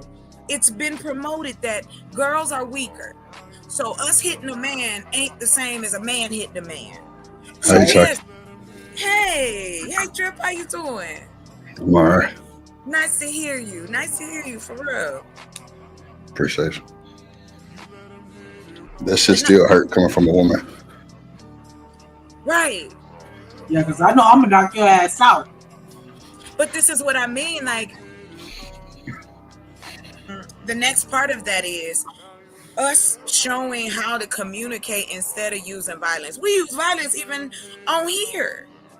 Like, we'll go directly to violence on these panels. Knowing we able, right? Drop the low. Come on through here. Drop the low. And it ain't the latest. I'm just saying. But anyway, all I'm saying, I had to treat. Come on now. Did you hear Drip? I went out on a date. I'll tell you later. You went on the date with who? I went on a date. How did it go? It went good. I didn't get home till 5 in the morning. Hey, you had fun, man. You had some fun. Yeah, I did. I had a good time. It was. That's good though. Yeah. Was it like on some talking point shit, or was it like some natural shit? It was just on some, hey, we vibed, and I met this person. That's how it's supposed to be. That's how it's supposed to be, though, Chuck. Supposed to be real cool, calm, collective, not strenuous and. Nah, it wasn't at all. Just for the shit like that. Yeah, we had a ball, just laughing, listening to music, talking shit. You know what I'm saying? He around my age, but yeah. Okay. But anyway, like I said, that's it. I'll let y'all have it. But yes, I think that again, if we don't talk about the part I was gonna land on was this. It's now the discussion. Why do we have to do it? If there's a choice in your brain, and so then why do we have to go there instead of having other options or cope in another way? That's all. We need to teach that, or let people see it more. I agree. I just feel like when it comes to the whole you walk away, it just seems like that is a message that's only being for men, but not necessarily for us. Like we should be able to walk away as well. I agree with you. I agree. Yes, we should too. Yeah. I meant that for both. And I feel like again, nothing applies to everybody. So I feel like in a lot of situations, we justify our violence by saying, well, it was a reaction to something that you do. And that makes it okay. Because I mean, I'm even guilty of it myself. Like, nah, like you took me out of character. Like, no, that's just a part of my character. You know what I'm saying? Like if you're not a violent person, I don't think that somebody else can make you violent. Well, I think that there are triggers. You know, again, I'll use the space as true examples. We know certain words, certain things, and we know certain people can be triggered by those things, and we watch other people trigger other people just for fun. And in all honesty, that's a form of abuse. You know, like if you go look the definition of that's manipulation, right? Not cool at all. Because when you know how to push somebody's buttons and you do it intentionally to get a negative reaction, because yeah, I agree with that, Shanika. Some people can do that, and then that's that FO. What is that? FAFO. Yeah. Yeah. Because sometimes you don't know. My pastor used to say a long time ago when I did go to church. He told me, he said, you know why I smile at people? He said, because you never know where somebody's head is at. And maybe just nodding and saying hello and move on. Because you just never know. Do you think it's dodging accountability if I put my hands on you and then when you get ready to call me out, I say, well, I was just responding to something that you did? No, that you ain't taking accountability or shit. That's called gaslighting. I mean, that's essentially what little mama, I'm saying, mama, you know, she's definitely older than us, but that's what Big Mama Sister Freedom was just saying. And it wasn't okay then, and it ain't okay now. That shit was abusive. Okay, it wasn't good. I get the point, but we could have done it another way. You can tell somebody something. Your delivery can be different. We have ingrained that violence equals love, and then we are surprised why people stay in relationships that are violent. Yeah, I agree. I also think that we are ingrained to believe that any violence that comes from a woman isn't real violence because yeah. Oh yeah, I agree with that. We sugarcoat it because it's your family or it's your man or your woman or it's the kids. Because listen, kids abuse their parents. I've seen it as well. So I've seen some white kids fuck their parents up for real. Right, and it's horrible. And I will say this again, and even in this day and age, if you are not teaching respect for self and others, yeah, you're gonna keep getting the violence. If we don't discuss coping instead of telling somebody pull up because you don't know how to read that, you need to calm down. Right. You're telling you conflict resolution. Exactly. We used to call that's coping. You got it, sis. Conflict resolution. The conflict within you to not listen. I had a lady try me about a couple weeks ago, like for real, try me. And I just was like, lady, I'm crazy, but my freedom is the only reason your mouth is still attached to your face. Like, that's it. Damn. Now, is that the right way to go about things? No, but I know that I'm a violent person. So I stay away from things that will trigger my violence. Like we were saying earlier. You know what I mean? Tell yourself the truth. Yeah, I'm crazy. So I don't go where the crazy is going to have me in the clink. Not the clink. Damn. I did say the clink. I say, yeah, shit. Yeah, I mean, and Coach Fred just said something. He said these modern parents don't teach respect. They teach blame. Give up in adversity and fight. I feel like that man that you just played, he has to give me something to back that up. Like, what? We cannot say that. This has been going on in our society way before this new set of parents showed up. Hold on now. The difference now is the frequency of what you can see and the fact that people are willing to show us their lives. Because we still wouldn't know if folks wasn't recording shit. If people wasn't doing documentaries. if Netflix didn't have money to burn, we would not know half the things that we know about how we interact with each other socially, intimately. Come on, Shanika. I get That what was you're a saying. smooth I feel like a lot of that has to do with the father's not being in the household because, I'm just going to have to say it. Like, because I feel like with women, that's where we learn how to talk to men and how to treat men and how to be treated by men. Because I don't know about your daddy, but I wasn't allowed to raise my voice and be all rah-rah and, you know what I'm saying? Like, that shit wasn't happening like that. But I know I've had moments where I've gotten raunchy with my mama and said some stuff to the point where I've had to go back and apologize to her and say, thank you for not slapping me in my mouth and knocking my teeth out. Because I've had those moments. But I would never in my life say half of the stuff that I done said to my mama to my daddy. Period. Well, here's where we I feel like that's how we talk to these men nowadays as adults. We talk to them like they women. Well, okay. Here's my issue with that, Shanika. Not saying that every man deserves the respect. No, not at all. But I'm just saying that where we've been groomed to talk to them. we generally in this regard, I believe you and I, Shanika, could generally ride with this one. You know, our lives and paths, of course, are different, but I'm banking as young Black girls in this country. Of course, there was no way I could talk to my father crazy. But when I lost respect for him, I did talk to him crazy. And I correlate that with how I talk to men now. Well, as I was growing up. What I found is that go ahead.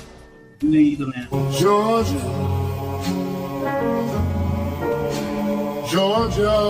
Also ATL. Also ATL. Get in there.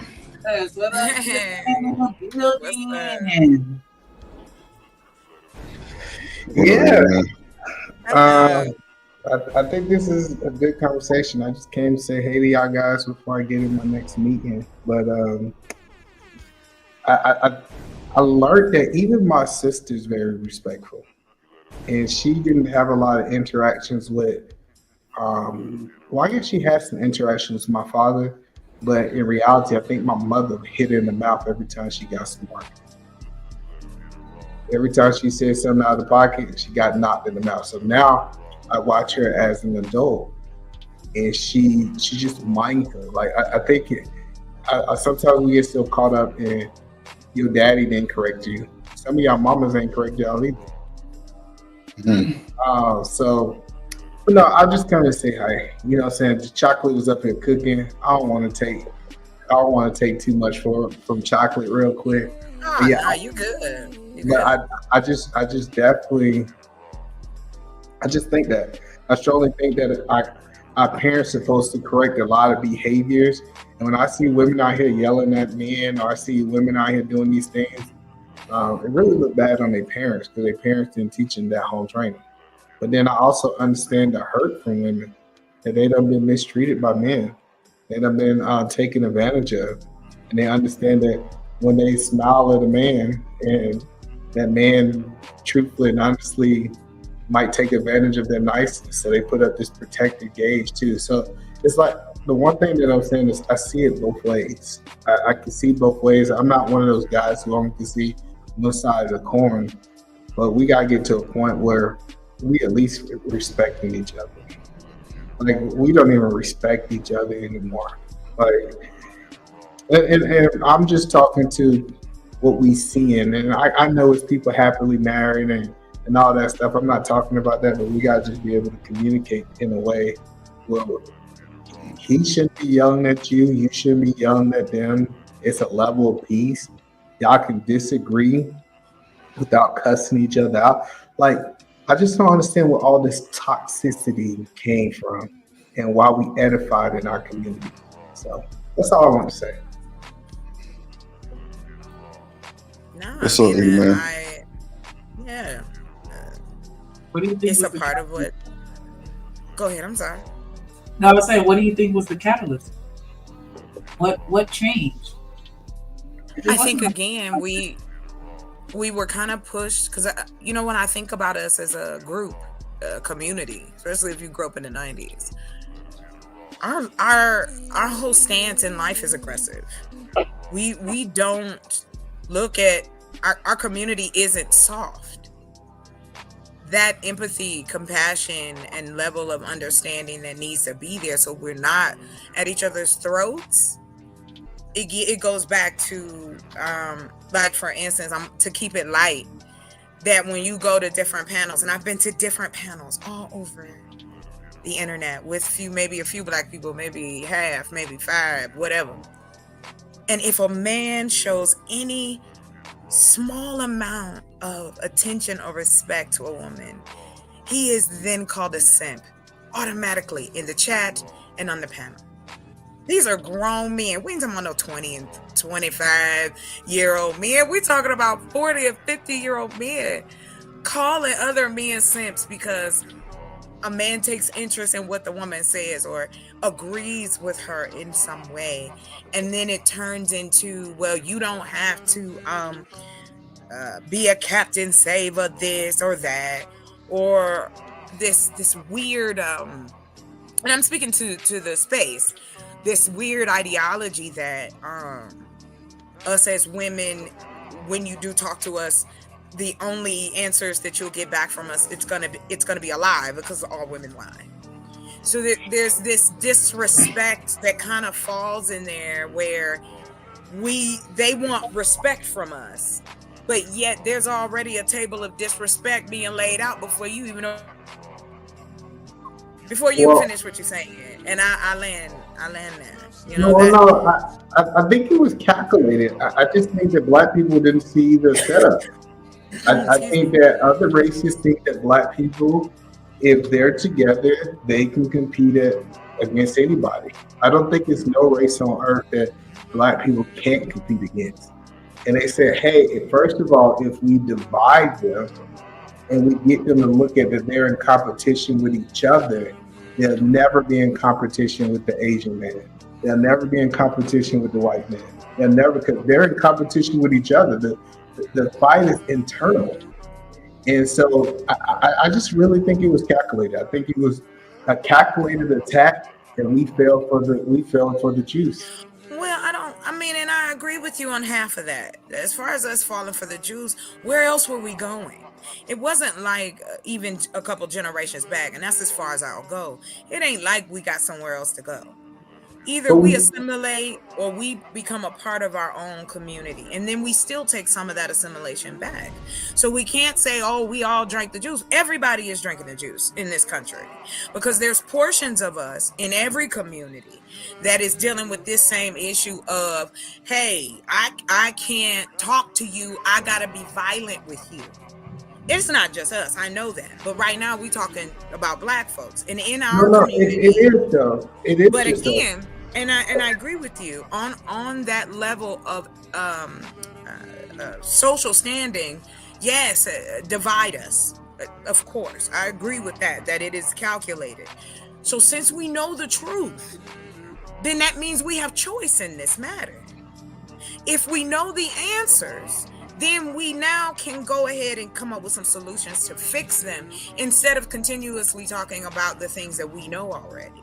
Because we're aware of it. We're just not showing how to cope with one another. We're not showing how to basically respect one another. Well, no, the point that I'm trying to help you understand is I've been studying meditation.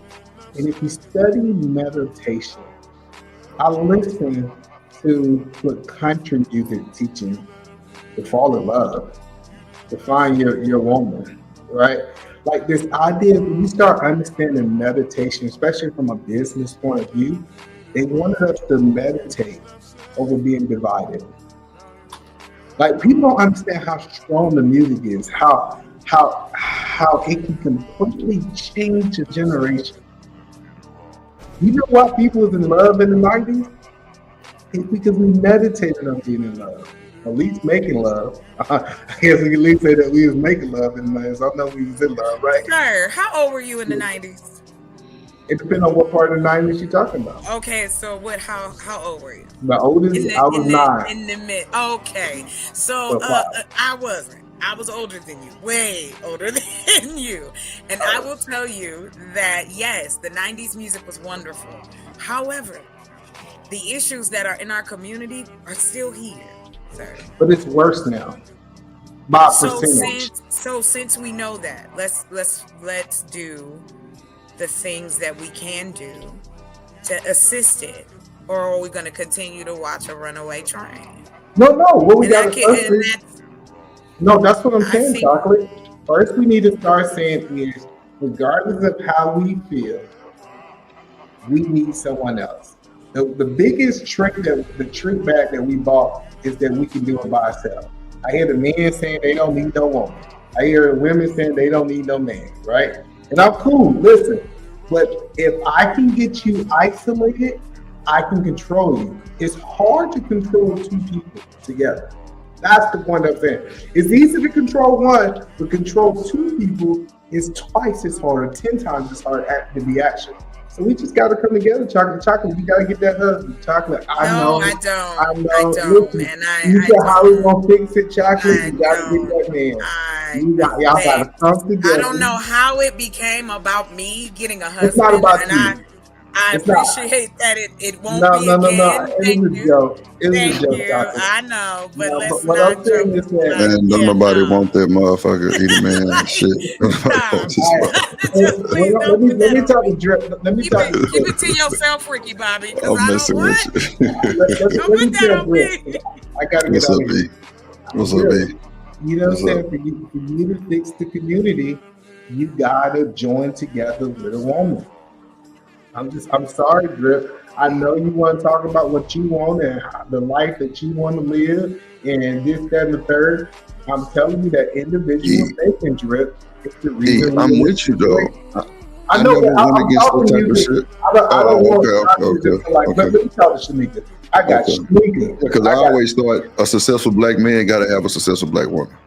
I always thought that. Nah, you need to have somebody. You got no. That's well, we know you get like rush hour. That's cool. We ain't fucked up about this. No, listen. So let me talk to Shanika. Shanika. The next chapter in your life, if you want to talk about how to advance the black people and the black race or human race in general, you can't do it by yourself, Shanika. You got to partner with a man. You just have to, Shanika. Listen, I know it don't sound good. I know you think that these dudes are different nowadays. I'm just telling you, Shanika. That's just it. I'm telling you, the only way we gonna be able to go to the next level is we need partnership. And I'm not even talking about in the business. I'm not trying to do business by myself anymore. I need to find people who I'm a partner with. Like, I think this show, Drip, is 10 times better because it's you and Shanika. I think if it was you, just you, this would be a whole different show. And I'm not saying that you would be having. No, I'm with you, brother. Trust me. I'm dead. I'm with you. If in business we think this, why would we think that same concept through life? I'm just gonna leave it there. So E, let me ask you this. And I'm gonna try to talk kind of quick without having the gas for because my ribs is fucked up. But bruh, a nigga named Broken Berlin was up here, right? And he said some shit that really hit like 9,000 times. So E, do you agree that back in the day, men were supposed to speak to the father-in-law if they had a problem with their daughter? Meaning, like, you said no? Absolutely not. I don't agree with you. I'm telling you, that's not true. Well, like, once you talking about after they was married? Meaning, like, he said that the father-in-law was supposed to be his wingman. Now, I'm gonna tell you why I agree with that, but then when you just said no, it brought a lot of negative shit too, because a lot of these people don't even like their father-in-laws, or like these women don't even like their daddies. So I agree with you on that, right? But the way he broke it down was He was like, bro, if you have a problem with the man's daughter, you supposed to holler at the father-in-law to avoid the argument with the woman. I agree with that, bro. Absolutely not. No, listen, it's some of the worst advice ever. Let me tell you why it's some of the worst advice. First of all, when that father took her down that aisle and released her, he released her. It wasn't no, I'm holding on and I was fresh for you. Listen, I get what you said. I get the theory of what people saying. No. You know what married people need to do? Y'all need a whole 2-hand circle. And You y'all go to bed, deal with y'all issues. Bring it. You know what that father gonna do? He gonna take his baby side every time. No, Get to talking crazy about somebody's daughter, and he gonna be like, yeah, let me go talk to my daughter. That's not. Now, I don't think it's that strenuous stuff like how you saying though. I don't think it's that. Like I'm not saying everything, man. Like not like what. It got like if you think it's gonna cause an argument, and I can't talk to her about it. It got to be extreme. That's the what? Man, no. Okay, go ahead. Matter of fact, I got a long ride. Let me hop in the car. I'm gonna get in the car. Okay, bet. That's a bit.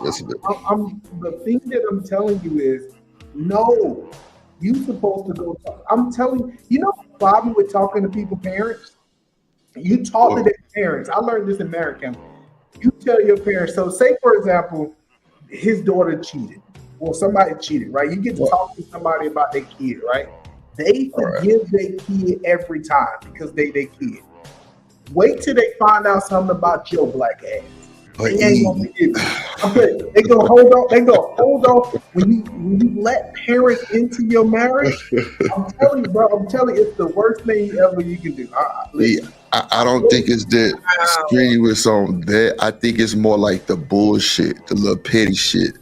And then he said something like, even with the women, they go to our mothers to try to avoid shit with us. Man, like, bro, that shit was going on back then. It was. Can you imagine a woman coming to complain to your mama about you? Bro, my mama would probably prefer that shit. No, I was going to say, there's a lot of cultures. Crazy, bro. Not black culture. Not black culture. I would Black culture, you're not the only black person in the culture. Come on, there bro. Are so different types of people. You gotta stop. No, you generalizing the wrong I'm trying not to laugh so hard. This nigga crazy. I can't speak for everybody's daddy, and Shanique and I was talking about that before you came up. So, Chocolate, do you agree? Just give me a second. I'll be back. All right. So, Chocolate, do you agree? What he said? No, I No, don't agree with that. I'm talking about with me. What I'm saying, like, just say me and you were married, and it's just some little small bullshit, and I came to your pops, just like, you know what I'm saying, just what should I do? He would know me, right? He would know me. That's what I'm saying. It wouldn't bother me for you to go to my father, like. Where's That's Ferg what I'm at? saying. Like the weirdness don't make sense no more. Like we can't. That's being a community. That's being close. Like. So chat, if y'all down with that, put a 1 in the chat, because I kind of feel that shit, because it'll kind of save you from a bunch of bullshit. Your mother or your father. Yeah. I don't want to go to nobody. I don't want to go to my friends. Come on. I don't want to go I agree with to you. someone else that might give that, because they have a different type of bias. Now, don't get me wrong. I mean, you know what? I'm not even gonna say it. I don't care if you dealt with some negative shit. I'm sorry, but I'm just talking about how it should go normally. Is if there is like some stuff, some tension, maybe it's some stuff going on about moving or a house or having kids, anything. You know what I mean? We trying to build a life. Why not? They're a community. Okay. What up, Lena? Living home to say it worked back then, but now it's the worst advice. Why? Because what have we changed as human beings to the point that we can't do this? Somebody's telling us we can't create this. Well, Chocolate, I think, and shout out to the chat if I didn't get y'all, man. I just came back in. But I think that a lot of these people don't like their mamas and daddies like that to even give them the authority to get that type of information. You feel me? I don't know that though. We can't support that though. Well, We no, can I support. ain't. His daddy's I gonna would got him prefer calling my y'all mom niggas and simps. daddy You to gonna feel definitely like talk to my daddy? woman about I whatever they wouldn't. needed to check in with. Now, That's all I was gonna ask. unfortunately, oh, I'm sorry. Drip. Hey, Rogue, how you doing, lovely? Hi, Hey, Drip. chocolate. Yo, it's Drip's fault because Drip don't want to do no. You know, this is why we need Shanika back in charge because Drip don't want to do no intros, no nothing. Hey, big head, welcome back to you. I didn't even see that you was down Hey, there. big I didn't head, bring welcome you up. back, big head. Wait on the break in her sentence. I didn't want Hey, Drip. Yeah. you to be in the background. Dang, hey, eat the man. What's up? I said them You don't hear people talking? Hi. These motherfuckers loud as shit, boy. I'm loud? Oh, my bad. Nah, Rogue C ass loud to the motherfuckers. I'm sorry. I'm sorry. I What you said, said, E? hey, Drip, they worried about the internet calling them simps. Go to them daddies complaining about their daughter. They gonna let this simp ass nigga keep coming Nah, in with E. their Let me problems. tell you something, E. Like, they My gonna look at daddy him not even told. like a man. No, E, You that's can't get not my daughter true, under bro. control? E, that's not true, bro. That's not true, bro. Bro, stop I'm it, E. telling you what is the Stop truth. it, E. Who was that? What happened? Hello? Did he drop In the down? name? Look In the at name. God. Look What at just God. happened? God told him that You he better was not stop talking it, shit E. up there. You better stop Well, it. Chocolate Earth, that's what I was gonna ask though, and I think Drip was answering it. I was gonna ask if he's allowed to go to my daddy. Am I allowed to go to his mama about him? Of course. I'm going yes. right to his mama. Yes. Going I'm going straight there, up through there. And this is what I'm saying, bro. When y'all was talking about that earlier, I'm not saying that there. Yeah, I'm saying this. In a normal scenario, in a normal scenario, in the sense of you ain't hating on nobody, right? Like there are people who live every day, right, and ain't going through crazy drama, right? So let's talk about them for a minute.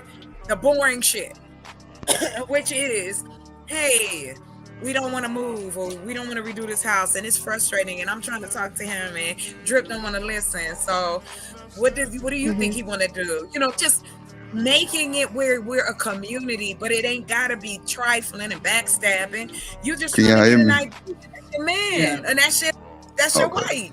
Nah, so look, Chocolate. Eat a man ain't worth shit, right? And I don't know if y'all can hear me, but I can't talk too loud. But this is the thing. When my daddy gave my sister hand in marriage, he said, when you take her away, you bring her ass right back if you don't want her no more. The same way you got her. But He that's say, not if you what we need talking any, about. hold on, E, let me finish, bro.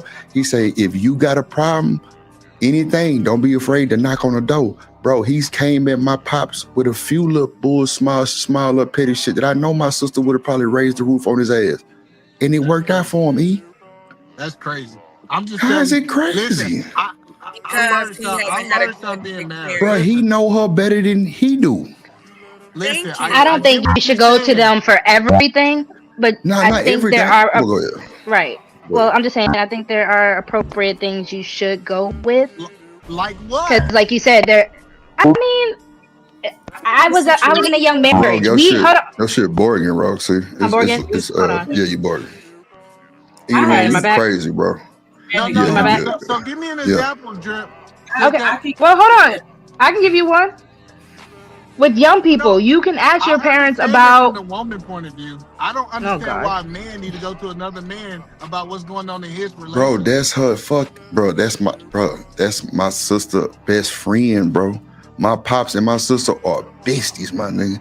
It's shit that my pops done told my sister that he won't even tell nigga his own family, bro. And nigga, they kept that shit bonded. No bullshit either, man. Okay, you talking about an exception. No, I promise you, exception. listen, Here we go. Here we go. No, it's a reason. Listen, I'm just telling you, like, you can do what you want to do. If you want to go talk Is to that another him? man about your woman, go do it. Listen, I'm just Is he telling you. Borgen? I'm Borgen? No, you're not Borgen either, man. Oh, no, so what I'm telling you is, cool, I get that y'all think that y'all can run over to somebody's daddy, they little girl, they princess, the one that they believe that don't do any wrong. I'm telling you the delusion that most fathers in. E, it's not like he gonna tell my daddy I'm fucking your bitch. Like, no, bro. Give me an example. Drip, please, give me an example. Okay, I'm gonna have to find out. Okay. Your I have an daddy-in-law. example, either man. What up, Bolo? Appreciate you for coming through. Oh man, boy, here I gotta What up, Bolo? I hope Bolo on me and him on the same page, but I think that's crazy. So I'm gonna wait. go to my I father-in-law. had a situation where I was dating this dude, and he had some issues like with getting mad, not at me, but like, you know what I'm saying. He had a temper on him, and I was talking with his mama about it, and she kind of put me on to some shit that he had mentioned Yes. in the past, and she gave me some tips on how to calm him down whenever he about to, you know what I'm saying, get upset. That's perfect. I see it from a woman's point of view. I done said that 10 times. All right. Bro, it's almost the same thing. First of all, The same thing. eating Going it. to another, like, so Drip, you talking about you can't calm your woman down? No, it's not calming down. Okay. It's not the same No. Okay. So, Edie, man, you're absolutely right. You're absolutely right. Hold on. Shit. You're absolutely right about that, Edie, man, right? I'm not saying about nothing that strenuous, like calming her down. Meaning like something that maybe she snore, or maybe he like, who is just, bro, not just just. Wait, I'm you coming would go to my daddy if I snore? I mean, I don't know. Like, How does that work as another man? Look, You go to my daddy and say, "Man, Rose, he be snoring, dog." I'm saying he gonna be like, "Look, brother, you gonna have to put the pillow in the earplugs like I do with her mama." You feel me? Like, I'm telling you, it's a better look. I'm texting my sister right now, E. So I'm gonna kind of. So y'all gonna trauma bond with my daddy? Yeah, that's crazy. You gonna trauma bond with my daddy? Okay, so I'm gonna. What's up, Bolo? I'm gonna let Bolo get in there and see what he says. Hi, about Bolo.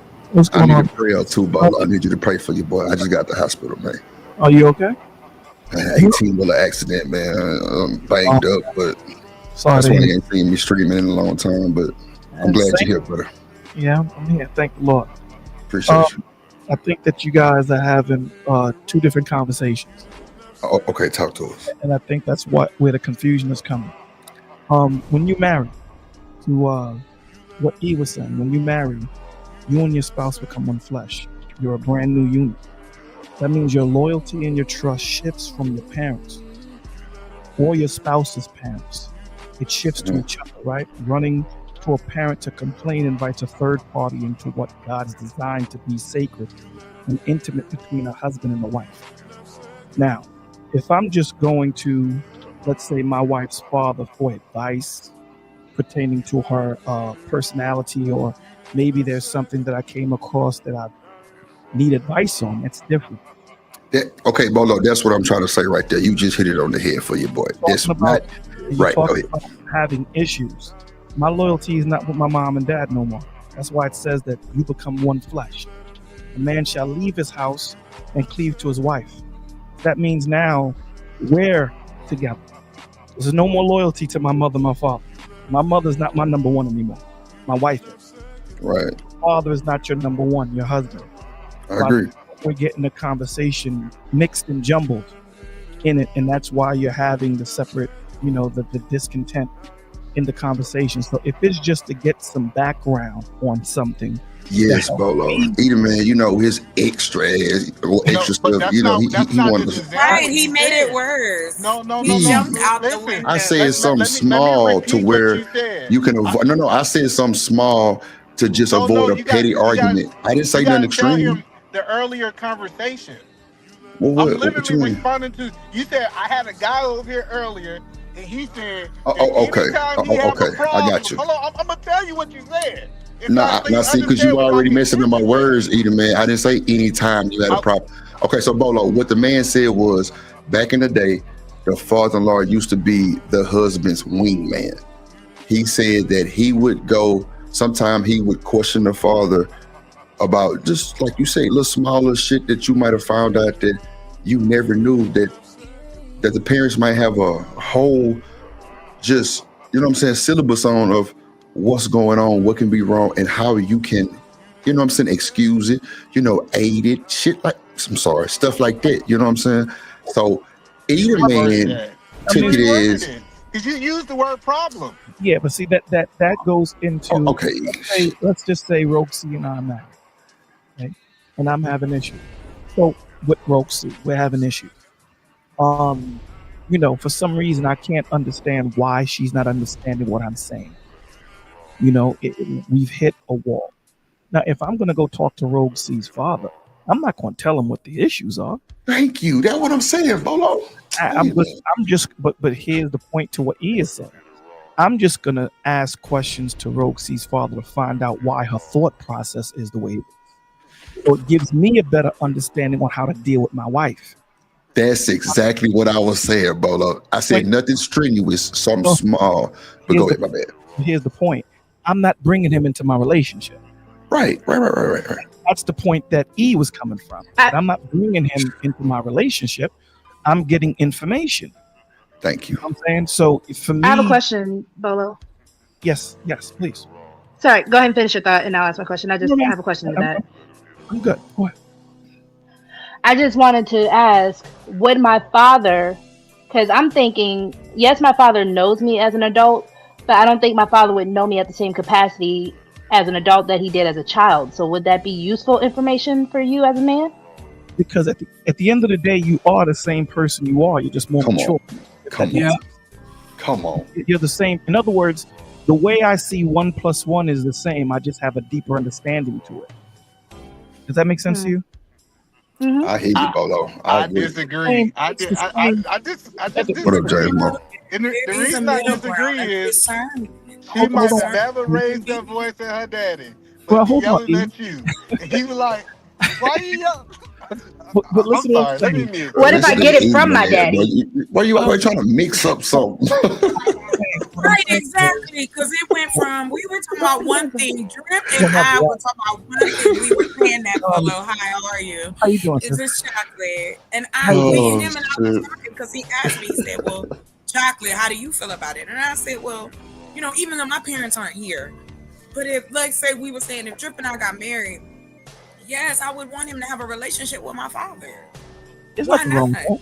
There's nothing These wrong are with the that. men now in my life. No, hold on, stop. Because regardless, if y'all talk about community the way that you do, and men are the leaders of the family, then why wouldn't I want my husband and my father to team up together? But again, it's not about them not liking each other, Chocolate. It's more so would you want your man.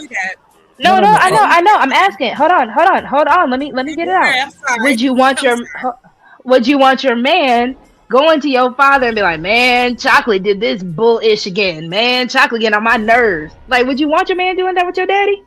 Nah, but I wouldn't go for that type of situation, though. I'm not saying you. I'm just asking a question, yo. Okay, I got you.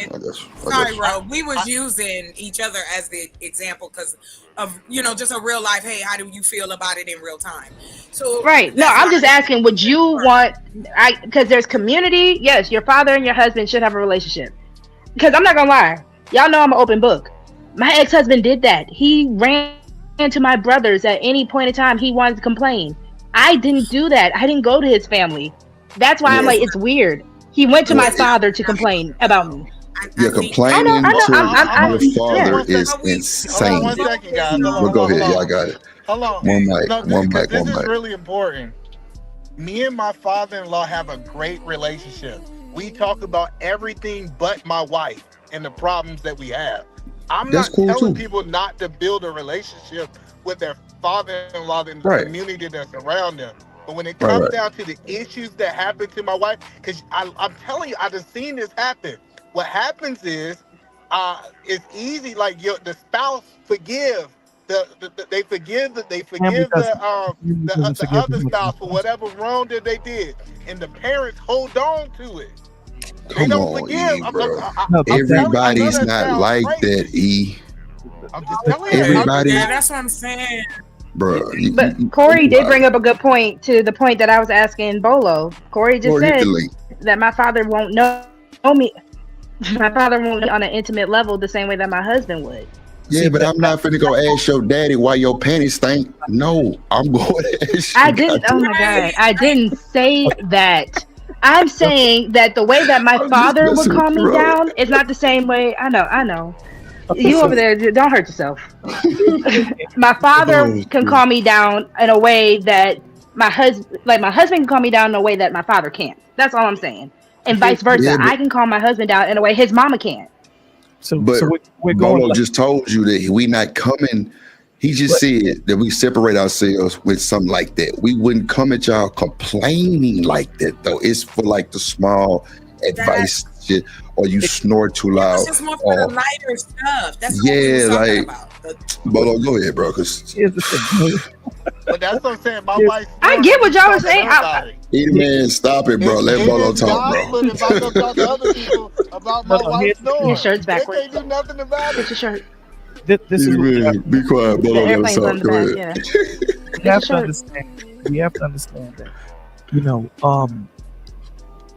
my wife is my wife, and that's possessive. She's mine. She's no longer his. Okay, that's not her. You know, I know that's his daughter, but she's my wife, and that relationship supersedes her father. You know, it just is what it is, right? Because now we're creating a new unit, right? A new family. There's a cutoff at this point. So what I'm saying is, as a man of wisdom, if there's something that I didn't pick up, you know, because again, as a man, I can only see as much as I can see. And if there's something that I didn't see or I couldn't pick up on why she's moving the way she's moving, my job is to, you know, probe and prod, ask the father certain questions so I can gain and ascertain why she's moving the way she's moving. You know, as far as complaining, you have to understand that what E is saying is true. That at the end of the day, my baby girl is my baby girl, dogs. But Bolo, hold on. Okay, go ahead. It's harder to forgive. It's easy to forgive my daughter. It's harder to forgive. If my daughter complains to me about her husband all the time, she's creating a vision or creating an idea of how I'm looking at him. Because I don't hear his side. I'm only hearing her side, right? And this is what a lot of us don't do. A lot of us don't take the time to say, well, let me hear his side too, because at the end of the day, I'm sure he can say that you're an a-hole too. So for me to have an understanding, because maybe you're off, baby girl. Not too many parents move that way. A lot of parents are emotional. A lot of parents are going to side with their child, be it boy or girl. And this is why we have that issue. This is why I always tell you, the Lord don't deal with your emotions. He can care less about your emotions. It's about the truth.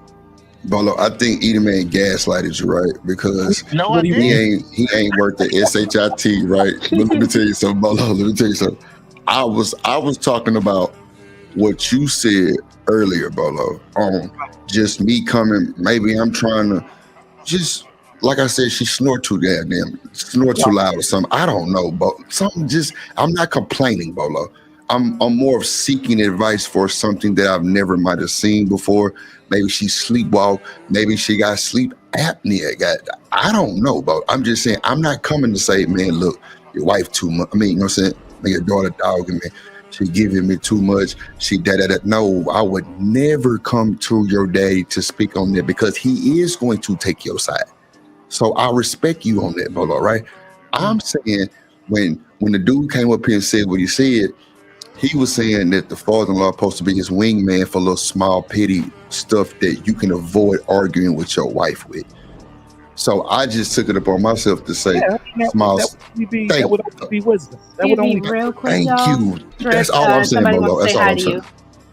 What that, Caleb? Drip, you heard. Say what's up, Drip Nation. What's up, Drip Nation? What up, Caleb? Mr. Drip. Mr. Drip, I hope you feel better soon. Appreciate you, brother. Appreciate you, little papa. Appreciate you, little papa. And also, Yeah, Bolo. That's and also what I I hope was feel saying. better. You said what? What did you say? Hey, Bolo, Nothing. Okay. Miles of babes. He's talking about he don't feel better because September's almost over. Oh Lord. Tell him I Look, feel Caleb. I remember being a kid. Bolo, I got you. Right, but Bolo, that's what I was saying y'all right there, still hear though. me or did my signal drop? Yeah, y'all your still shit hear dropped. Yes, we hear you. We can hear you.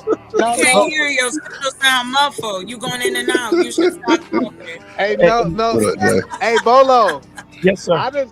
I done literally seen somebody go to somebody's father and they say we was cheating on each other and the Wow. daddy wanted to hold him accountable for the cheating.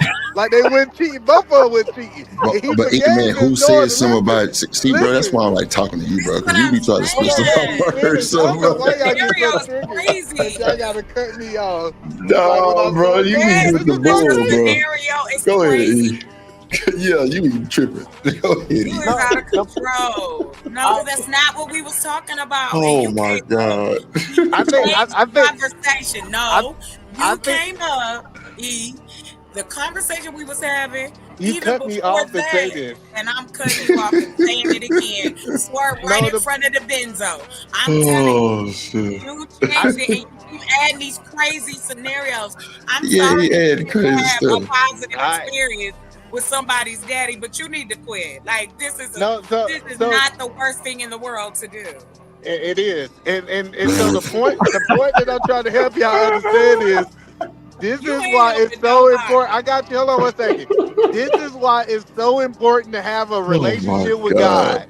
The Oh reason it's my so God. important for you to have a relationship He'll with come God, back when you he should go to leaves. the I Father. ain't If you tripping. don't understand, listen, No. y'all talking about the daddy knew it from the Oh longer. Now God knew it from the foundation of the earth. Well, Go to go to See, him. God. man, we God, understand that, crazy why y'all man. gotta cut me off? When he I don't know why leaves, when everybody he got. park, I'll come back. I'll be in the E, chair. we know what you saying. You taking it to the extreme. I'm saying what Bolo said earlier. Wait, why did It's chocolate just the leave? small talk. Cause she don't like eating man talking shit. It's okay. Listen, Oh I'm telling Lord. you, you better Hey, go to bro. God. Listen, when I Oh didn't God. understand my wife, I What didn't up, go to LA? no man. I said, Father, what? Because you know what God taught me every time I didn't understand my wife? It was something I needed to change. He ain't had nothing to do with her. He was E. like, yeah, listen, hold on. Why you want to cut me Go off? ahead, You E let ready. Go everybody ahead. else I'm gonna put talk. And myself on then mute. I'm gonna put myself. So what? Go what ahead. I'm telling you is, I don't think I should have to go to Lord. another man. Because you know one thing, God gonna see both sides. Her parents ain't gonna see both sides, but God gonna see both sides, and He gonna correct both of us. So nah, I'm going to God. I So ain't what going to no about her other brothers, man. Eat Man? Oh God. Absolutely not. What about my brothers? Absolutely So no, you not. can't. Yeah, Absolutely. I ain't I'm going not to your going to brother listen. neither I'm though. not. I ain't gonna hold you. I So ain't gonna okay, That hold is you. wait. my wife. What's the difference? Wait, hold on. Let me ask the question. Dang. What's the difference between my brothers and my daddy? That's a big difference. It's Though. You gotta make I'm me special for the asking. Bolo. I don't know the difference. What is the I difference? I'm asking respect. you a I question. probably don't even like your brother, but I respect your dad. Wow. The But y'all father, community, right? I thought the whole point was to be community minded. Bolo. it's a different dynamic when you're So not. you have a reverence for my daddy, but you don't like my Yeah, brothers. he OG Because triple nine OG. times I out of respect 10, that if you man. don't like my brothers, mean you don't really like my daddy. Then your brother probably don't like me. It don't matter. I respect your daddy. It don't matter. That's crazy. Well, this Because is what I would see myself liking hey, my sister-in-law. this is what I would say. Yeah, I mean, hey, Rosie. there's a Hold different on, E. Hold on, E. Go Rosie. ahead, Bo. the relation. Hold I'm on, sorry. E. Bolo talking. I can't hear. Bolo. My bad. Bolo trying to talk. You gotta be quiet. There's always going to be a different relationship with siblings and with parents. Oh God. So it is always it's gonna. You have to come from a different perspective because the father can understand you. He can understand a wife opposed to a brother if he's not married or if he's single. It's a different perspective. Mm-hmm. You know what I'm saying? So I would walk more lightly and tread lightly, with the brothers than I would with the father. You know what I'm saying?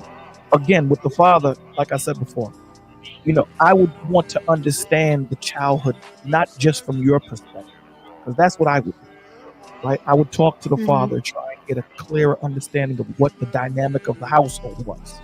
And that would give me a clearer picture of how you moved in it, how your brothers moved in it, how the family moved in it, and why you moved the way you moved to a certain extent. So it gives me better information on how to deal with you, if that makes sense. So that's the reason why I would go to the parents or to the family side or whatever. But listen, I left you a message in the back channel. I hope you got it. Roxy. Yes, sir. Yeah. Mm-hmm. Yeah. So again, that's the only reason why I came up, because again, we have to understand, especially when it deals with men and women. A lot of the times, you'll have a man say when they get married, my mom is always going to be first. You know, and you'll always have a woman say, "My father or my mom is always going to be first." That's all. And absolutely, Corey. Corey said Absolutely. you do all that before you But marry her. you can't cover it all. You know what I'm saying? And this is where the conversations become convoluted. You can't cover it all. It takes a lifetime to know somebody. You don't know somebody in 5 I'm not gonna years. lie, Bolo, I've been burned by it. When my About ex-husband decided to do that and to complain to my parents about me, and it right, wasn't in a constructive way, it wasn't in any kind of way to fix anything. He just wanted to complain and kind of like a nana boo boo, I'm gonna get you in trouble kind of situation. And right, that's where I'm not gonna lie, I lost a lot of respect for him as a man and because I'm like, we're grown. Why would you? that's a good What point. was your purpose in doing that? That's a very good point. But what I want to respond to Corey is there's just so much information you can get in the moment. You know, it takes a lifetime to get to know somebody, man. And this is what people getting. People keep thinking that you know someone. There's people that are in relationships and marriages for 50 years still getting to know each other. You know, because every situation brings out a different side. You know, and you have to understand that. And you know, this is a new Rogue C I'm seeing. I've never seen this Rogue C before because we've never been in this Oh my. situation before. You dig what I'm saying? The same as me. Rogue C never seen this type of bolo before. Why? We've never been in this situation before. So we're both in a new environment and we have to figure it out together. You know, so we have to give ourselves that leeway, that room to grow and that grace. And that's the point of it. So again, I wouldn't go complaining to the parents, but the more, listen, information is free. And this is what I tell people. Information is free. So if I see that my wife is guarded, if I see Rogue C is guarded a certain way, and it's nothing due to me, I haven't done anything to guard her in the way that she's guarded. The only way I can find out is by probing. I'm not going to probe her. I'm going to talk to the family. Yo, what's going on? I'm not going to tell them exactly what my situation is with my wife, but you know, I'll figure out a way through wisdom to find certain information out or whatever, or I'll try to probe Roxy. But if I'm beating a dead horse, you know, it doesn't hurt. You know, it doesn't hurt. But I wouldn't go complaining to Roxy's father or mother or a situation like that. You know, this is my wife. You know, we're gonna do our best to try and figure And I it get out. what Drip was saying when it comes down to the little things, Bolo. I don't think, you know, I'm trying to figure out what is the line or the appropriate level of talking to your spouse's parent when it comes down to talking about that spouse.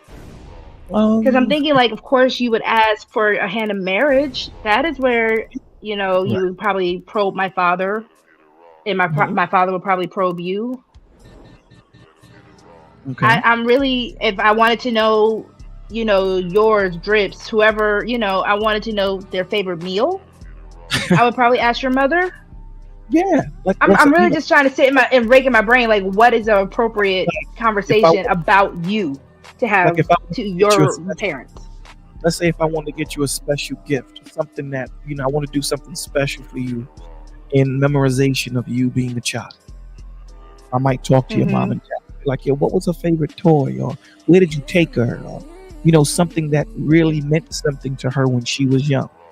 I'm not going to get that information because if I want to surprise you asking you, it's going to lead you to think, okay, so Bolo's going to do something for me. Well, you know, they might tell me, well, you know, she had this teddy bear that was shaped like Kermit the Frog and half pig, half frog and such, and she loved it, but we lost it when the house had a flood. So now that points me in the direction of looking for that teddy bear / frog. That makes sense. But little things like that would help me to help you. To little things like that. You know what I'm saying? Because again, you know, when the Lord talks about wisdom searches all things. So again, it's only going to help me to be a better husband in that aspect, right? So that you can say, damn, I've been looking for this frog / teddy bear. I couldn't find it. How did you know, Bolo? Come on now. I'm in the streets. You know, chances are you gonna know I spoke to Not your I'm in the parents. streets. Because that's what I'm like. Are you gonna admit that my parents? Because You know, no. Because I'm like, what you do? You read my high school journal, my high school diary? Come on, baby. You know how we do. You know, so at the end of the day, these little things that you do because I wasn't there. You dig what I'm saying? So it's only creating another environment for me to share with you, even though that I wasn't there because that preceded me. And vice versa. You might talk to my mom or my dad and such a was Bolo's favorite, this, that, and the third, and such a whatever the situation might be. Well, he always loved this thing, and whatever. So, you know, it's just what it is how far will you go to create that environment of trust, to create that environment of love. That's what it's all about, right? So let me about also love. say this, because I'm not against having a relationship with my spouse's parents, family, whatever, right? Like my relationship with them is my own relationship. That's why I'm like, I don't have an issue with the idea of my husband being cool with my brothers. I don't have an issue with, me and his mom gonna go get pedicures and stuff like that. Like I don't have issues with that. It's just the concept of talking to your family, and maybe again I've been burned by it. Right. So it's just that's the issue I have. Like when you start talking to your family about me or my family about me, and I do that to you, because again, I think Eda Man was trying to touch on it earlier. If we get into a fight and I complain about you to your mama already has a mindset about me, and then we get back together, like your family is not going to look at me the same way that they once did because we kind of snitched on each other. See, but they know our dirty laundry a little too much. See, that depends, because men will have a certain connection that women won't, and vice versa. Women will have a connection with each other that we won't, right? So, my mother talking to you as a married woman and you being a married woman, she can give you advice on the Bolo men. Well, let me tell you something about the Bolo men. They're loud. I'm saying Bolo men, they this, they that. So just be careful of such and such and know this, that, and the third. So she can give you advice because she's raised 4 Bolo men and she's been married to a Bolo man. And now you're coming into the fold. So she's giving you advice. Now you could take that advice or not. You dig what I'm saying? It's totally up to you. Information is free. And the more information you have, the better decisions you'll be able to make in the moment. So even if, we talk, because again, there's never going to I can't absolutely say to you, Roxy, I'm never going to talk to your dad and say, let me tell you, your daughter be bugging sometimes. I'm not going to ever tell you that that's not going to have a conversation. It wouldn't be brought to him in the aspect of I'm complaining to him about it. But I want to have a better understanding on what this is. And who has a better understanding than your dad? You know what I'm saying? Especially if you have siblings that are sisters. You'd be like, listen, the rogue sisters, the rogue women, let me tell you something about them. This is what they do. This is such and such. And it only will give me information and put me in a position to help me to understand better on how to deal with things and how not to do it. Does that make sense? Essentially, Trip was saying earlier, like you're not going there to complain and criticize, but you're going to them to learn, Absolutely, absorb, and how that can benefit your relationship. 100%. That insight that you wouldn't have had access to. Yes. And even if we're having issues, the presentation is everything, because I can have a problem with you and I can talk to your father, and I'm not presenting it to him as a complaint. I'm presenting it to him like, this is what happened. You know what I'm saying? This is the situation. This is how I handle it. Now him, let's just say he's a well-leveled-headed dude. Now again, what my relationship with him will determine what information I give. We can't leave that out, right? The relationship I have with him and what type of man he is, if he's a level-headed man, is he a man that says my daughter can do no wrong? Then I probably won't go to him, but not, to talk about certain things. at all. But if I see that he's an even-keeled man, regardless of whether it's his daughter or not, he's gonna call it, truthfully. He should be able to give me a better understanding. You know what I'm saying? Well, maybe you might want to take this aspect or attack it from this position, from this perspective, or such and such and such. Not even talking about it as my daughter. This is just father to son. I understand that you're seeing it from your position. This is your first time married. Take it from a man that's been married for 45 years. You might want to come across this way and see how that works. Yeah. So can y'all guys hear me or no? Oh, we got you. Hold on, real quick, Shanika. Did you want to do Romelo's thing first? Yeah. Shout out to Romelo with the $10 super chat. He said, drip. Wishing you well. Definitely appreciate the support. Hype me up.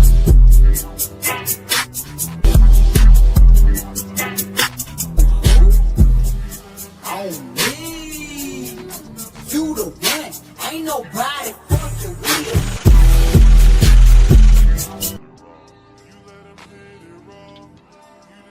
Eat a man after you. I want to go after. Well, I'm sorry, Shanika. No, you good. I appreciate you. Go ahead. You got to eat.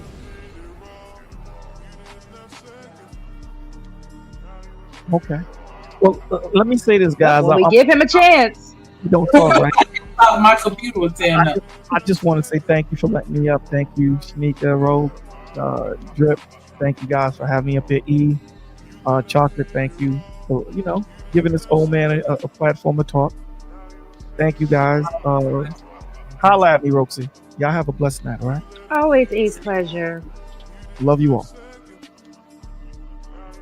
Yep, you dropped. Well, Shanika, I don't know if you saw what Lana was saying. And I wanted your opinion as a woman, because Lana was saying her husband's family was always talking about his flaws to her. And I think that's fine. Like, if y'all are talking to me, I'm going to just sit there and listen. I'm going to kiki a little bit. But I don't know. The moment I feel like I say something, y'all can kind of turn that and flip it on me on some Gossip Girl type stuff. What do you think, Shanika? Yeah, I mean, I agree. I feel like if anything, I probably jokingly defend my man. Like, y'all leave him alone. Don't be talking about him, like, you know what I'm saying? Like, that type shit. But I learned a long time ago not to complain to a man's family members about something, an issue that you have with him, because that's his family, not yours.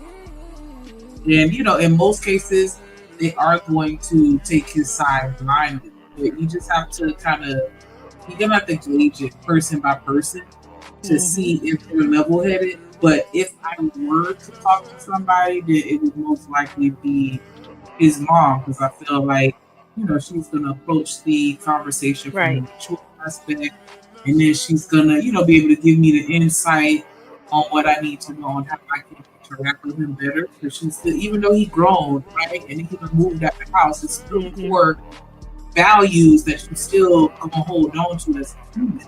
You know what I'm saying? As you get older, so she's still going to know him. One of them where I feel like she gives me some better so I'm advice. gonna sound like Eat a Man for a second. I'm gonna sound like Eat a Man for a second, because he wanted to talk about, daddy's little girl. What if he's mama's boy? And mama don't play that. I experienced that. When I went to the mama trying to get some understanding, and she just completely enabled, and you know what I'm saying? Like, she enabled this bullshit. And I was like, all right, I ain't talking to you. And that was the end of that. For the artifact, like, dead ass. Like, and that's why I say you have to kind of just gauge that person and just see how balanced they are in life in general. And then, how they respond in their own relationships. And then, then maybe you can consider getting advice from them. Because it should be the same, for anybody that you seek advice. But I do understand what he is saying. Like, just go ahead and pray on it, and y'all try to work through it together. But sometimes you just have those situations where, that person is not going to want to open up to talk to you about whatever it is. Because I don't know if you were here, that B-Rock was here, he was telling us about a situation, his wife, where she just refused to talk to him. And he's trying and trying and trying. He wouldn't, I'm not going to expound because that's his story to tell, but it was just a situation where, despite his best efforts, she still wouldn't, be vulnerable enough to talk with him about it. And that would, to me, would have been a situation where maybe, the family could have provided a little insight. And I'm not gonna lie, there are, I think, certain extremes. There are extremes that you shouldn't cross, but there are extremes that you probably would need the family to lean on because, again, it's supposed to be a village effort. And that's the issue I have with, I guess, more modern mindsets towards marriage, because you're inviting all these people to the wedding. The whole point of inviting people to your wedding was for them to be witnesses and saying that, we are going to pretty much have this couple's back to make sure that they survive this thing called marriage. So a lot of these times we have all these people at our weddings that really don't give a darn about our marriage, and even some of them would rather watch it fail. So it's like, who do you trust in your family, his family, whoever, to make sure that they got your back and make sure that this marriage is going to be however successful it needs to be? You're just gonna. For me, I feel like it's a matter of praying for discernment and assessing each person on an individual basis, because every family dynamic is going to be completely different. You gonna have the crazy part of the family, or members of the family. You're gonna have the ones that are a little more level-headed, the ones that are this, it's like a microcosmic society within the family. And you have that person that fits that archetype, regardless of what it is. I think it's just really a matter of getting to know the whole actual family. Because every time I've been in a relationship, I've gotten to know the family on a friend level before we even started dating. Because I need to know your people and how they act. The same way I want you to know mine, because they're a little off. So, I gotta break into that. I can't just you know what I'm saying? Like you gotta experience them for yourself. And so I definitely think that we need to get back to the village mindset of where we're actually getting to know the family. Like you said, all the people at the wedding, they just gotta get drunk and full. And that's it. You know what I'm saying? You walk down the street, right past them, and they probably won't even recognize you because you don't have a relationship. Like, we need to definitely have that, that system in place with everybody. Hell, I mean, some of them don't have a relationship with their own family, though. Because I think you and Coach Ferg are saying the same thing. And I wanted to ask you, is it a deal breaker if you don't get along with everybody in his family? I don't think it's necessary for me to get along with everybody in the family, but it is important for me to get along with the core, like the parents and the siblings. And, with the siblings, because, anything outside of that, cousins, blah, blah, blah, blah, I prefer to have a cordial relationship, but, I'm not going to force it. But, I think it's important with the parents and the siblings that you at least, have a decent relationship. Not saying you got to be best friends, but I don't want to. Say goodnight, Miss Shanika. Good night, Miss Shanika. Good night. Don't let the bed. Come on, you got school in the morning. Go. Sorry. Oh, you good. But I think that because the whole family is essentially supposed to be a part of your vetting process, right? Right. I agree. So how it's gonna happen if they don't get it going? So I'm that's why I'm like, and I want them to have those conversations. And again, I'm not mad at certain conversations. Again, I just told y'all I've been kind of burned, so I gotta be real careful, I guess, of how much a man wants to approach certain things. Because again, it's one thing if you're really trying to get resolution, but if you're trying to make it seem like you're trying to turn my family against me, one, you're going to be sadly mistaken, because that's not going to happen. But two, it just makes you look some type of way in my eyes now. Would you rather? Because that also means you don't have proper conflict resolution. Sorry, what were you about to say? Would you prefer that he complain to your family or complain to his friends? I mean, from what I've heard, it was both. And I don't know, maybe I'm a suffer in silence type of person until we work it out. I wasn't the type to go to friends and family to vent until it was just like I had nowhere else to turn to, and I'm really looking for answers type stuff, right? I get it, but like I said, once it turned into, oh, I just want people to look at Rogue C some type of way, that's when it was weird for me, because I'm like, I'm your wife. I'm saying not to just go and complain and then bash you, but I mean to like if he's just trying to deal with some conflict and he can't deal with it, so he's seeking some type of advice. Would you prefer that he seek that advice from your family or from his peers?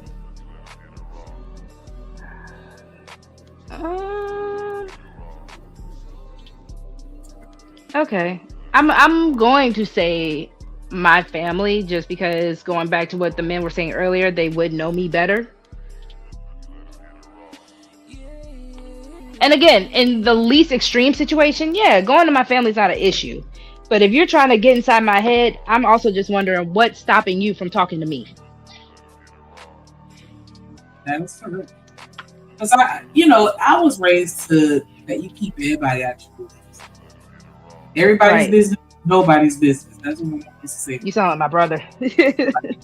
That's like everybody don't need to know everything about everybody. Like, especially within your relationship, especially to Edelman point, like now we mad at him. You don't forgave him, but I'm still mad because I've had that situation even with my friends. We sitting here, doing the most, and then took his ass back, and I'm over here, and both of y'all mad at me because he mad at me, and now you on his side. Like what? so and then I get that family gonna stick up for family or whatever. So, but I don't trust everyone to be able to deal with their own internal problems. And if we're not going to shove religion down everyone's throat, then how do they deal if they can't do it? Are we sending everybody to therapy or to their pastor? Now, see, in the mindset of that, if there are issues, I would say, wouldn't you want that to be the first step to go to, because that is an unbiased party, or it should be an unbiased party, right? The pastor really has no skin in the game for either way. And plus, this is the person that y'all either did your counseling with, that y'all, said he's the one who ordained your marriage. So why wouldn't that be the first person you would go to? And I get it for people who don't have access to their pastors, but again, I'm still asking why. What about the people that aren't, into religion and spirituality or anything aching? I mean, at that point, marriage counselors. Again, I just think there's also a bias when you go to someone's family that isn't necessarily going to be fair to you or that person. Because what if you go to my cousin that don't like me? And then she just gonna gossip and talk mess about me anyways? What if you go to my sister and my sister has a crush on you? Because there are messy family dynamics like that too. I think it kind of goes back to what I was saying. You gotta pray for discernment at this point.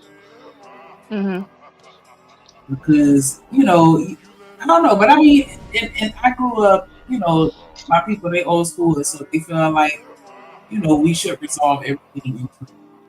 They the ones that be like, if two people, my family, they fight a lot. I used to talk about that all the time. I don't think I've really been talking about this situation.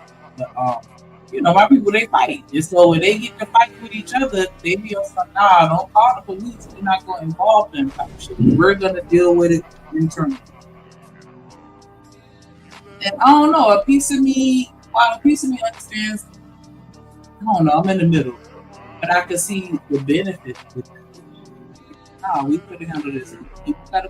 No, and I'm not disagreeing with you. I'm in the middle too. I've been on the opposite end where it was to hurt.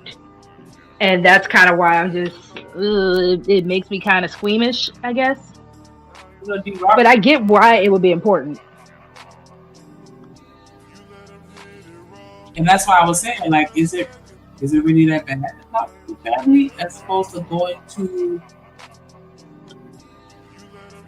pastor or. Because everybody. I feel like if you really want to be a cynic, you can discredit anybody. Because I can look at the pastors and be like, "Ooh, they might be trying to sleep with you too. Don't go in there with the wrong dress on, like or you with the therapist." Because I'm like, hold on, this person has never been married, and so they're just going off of theory with regards to concept, but they've never experienced it before. But this is the person that's giving you counseling with your spouse. Like, right? Can I get somebody that's been married for 30 years to be my therapist? Like, you know what I'm saying? So that's why I'm like, I feel like you have to really attack everything if you want it. I'm not gonna lie.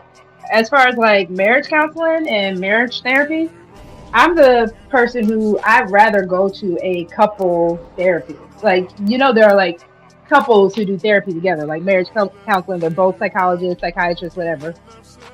And they are specifically there for like married couples or people in relationships.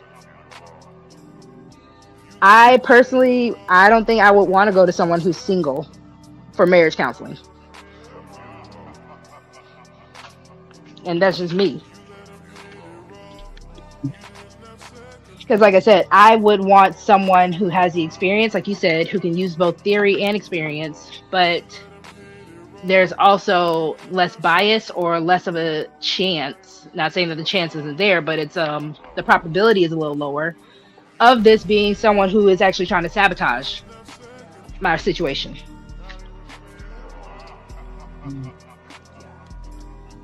Yeah, I don't know. I feel like I'm about to just go back to Edom and default. Like, we need to get back in these Bibles, get back in these churches. That is true, but you even said some people might not believe. So what do they do? At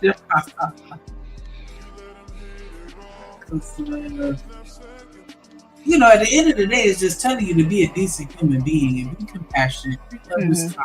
Like, you know what I'm saying? Like, fellowship with one another so we can keep each other on track. Because I think that's the most important part of it, just really the fellowship.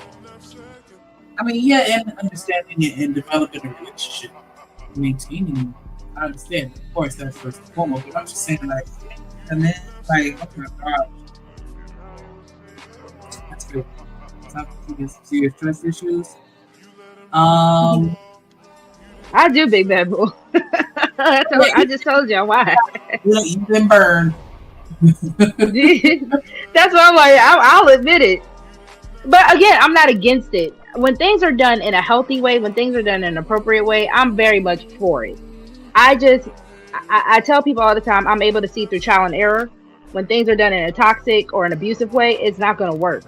When you're doing things to manipulate a person, to control a person, you're never going to get the results you want because you're not supposed to try to control that person, especially if it's someone you love.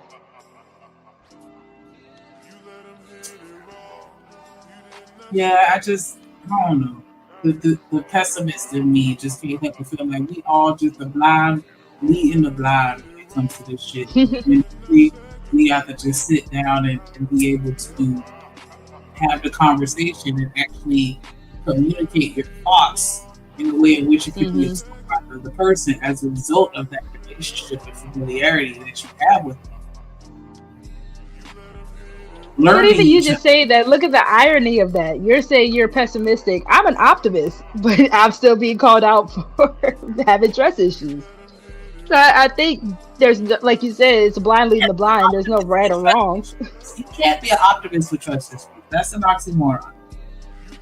I think to be human is to be an oxymoron, honestly, because I am optimistic. I mean, essentially, that's what I was just saying. Like, that's why I'm like, I don't, because nobody has the answer, and so we're all figuring it out. Even people that are perceived to know the answer or have it, like they still figuring it out. That's why I used to like watching shit like Frasier. Like he went to Harvard. You know what I'm saying? He's still fucked up, like the rest of us. And I think that's why this internet space kind of draws the people it draws, Because I think there are people who are A, looking for answers, B, people who think they're the gurus who could tell the answers, and then there are just majority of the people who are just in the middle. We're trying to figure it out. We're trying to share our experiences so we can see, hey, did you experience what I experienced? Or, hey, if you didn't experience what I experienced, you know, what were your results like? That's why I'm not so mad at the space. I know a lot of people try to give the space a lot of discredit, but for those who are honestly seeking answers, I'm really not mad at it. And for those who actually just want to find community in it, I'm not mad at it. Because we can have good conversations. Like, even this one is an amazing conversation. It's just crazy. Well, just for me, because I have tried to be very logical and analytical, and I feel like, you know, it should be a scientific formula for everything, right? Because, you know, everything goes back to science. Well, not everything, but you know what I'm saying? Like, you know, in most cases. Nah, because I could probably go back to a couple of streams where you made fun of me for that. What? I bet you I can find a stream maybe like 10 streams ago where you were like, there's not a scientific or analytical answer.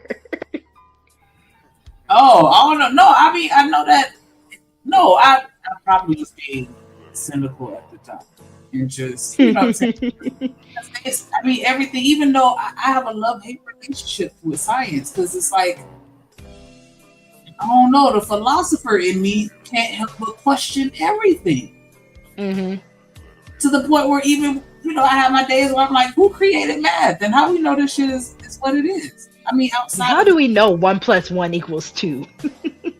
How do I know A squared plus B squared equals C squared? Or, you know what I'm saying? Like, what? Like, who made this? I mean, what doing? Like, we just, because a lot of things that we have adopted, the fact has been debunked. We don't know what we don't know. So how do we know what we know?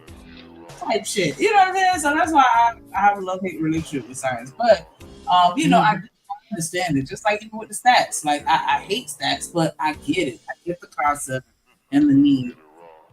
You know? And I think that's why I love science. Because science literally, no one in science actually says things are an absolute to begin with, right? The first step of a scientific method is the hypothesis. I have a theory, I turn it into a hypothesis, and then I test it out a couple of times until I get the results where stats come in, where I get the results enough time to say, okay, statistically speaking, this is going to happen more versus not. Science, even though we call it an absolute science, science never said it's an absolute science. We just have these situations that happen enough. And I guess that's the optimist in me, right? We have this happen enough where we're like, oh, there's the proof. But it all started with a hypothesis or a theory.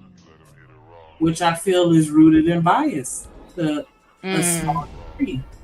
I feel like a lot of scientists are looking for a specific answer. And you know what I'm saying? Not saying, I don't even say a lot, but I feel like there are scientists that look for a specific answer. And they will create the environment to support it in some situations. And that's why I just be like, but I mean, that's mainly with the social sciences and shit like that. You know what I'm saying? So, I mean, but yeah, like, I don't know. I be trying to figure it out because I feel like we should have like a blueprint that everybody should be able to follow. That's my problem. I want It'll make life easier. Like, everybody I don't know, and that's where the Christian in me, I'm like, I guess God, like, does God see us as like a Sims game? Like, if you've ever played The Sims and you're just like, I wonder what would happen if I just put these people in this scenario. What they gonna do? There's no one answer that works for everyone. That's the problem that I have. Like, I want A plus B to equal C every time. And that's just so crazy. Two people could do the exact same thing and have two totally different outcomes. And they'd be like, damn, that's wild. And you know what's interesting? Even when you look at certain statistics, like even look at the marriage rate.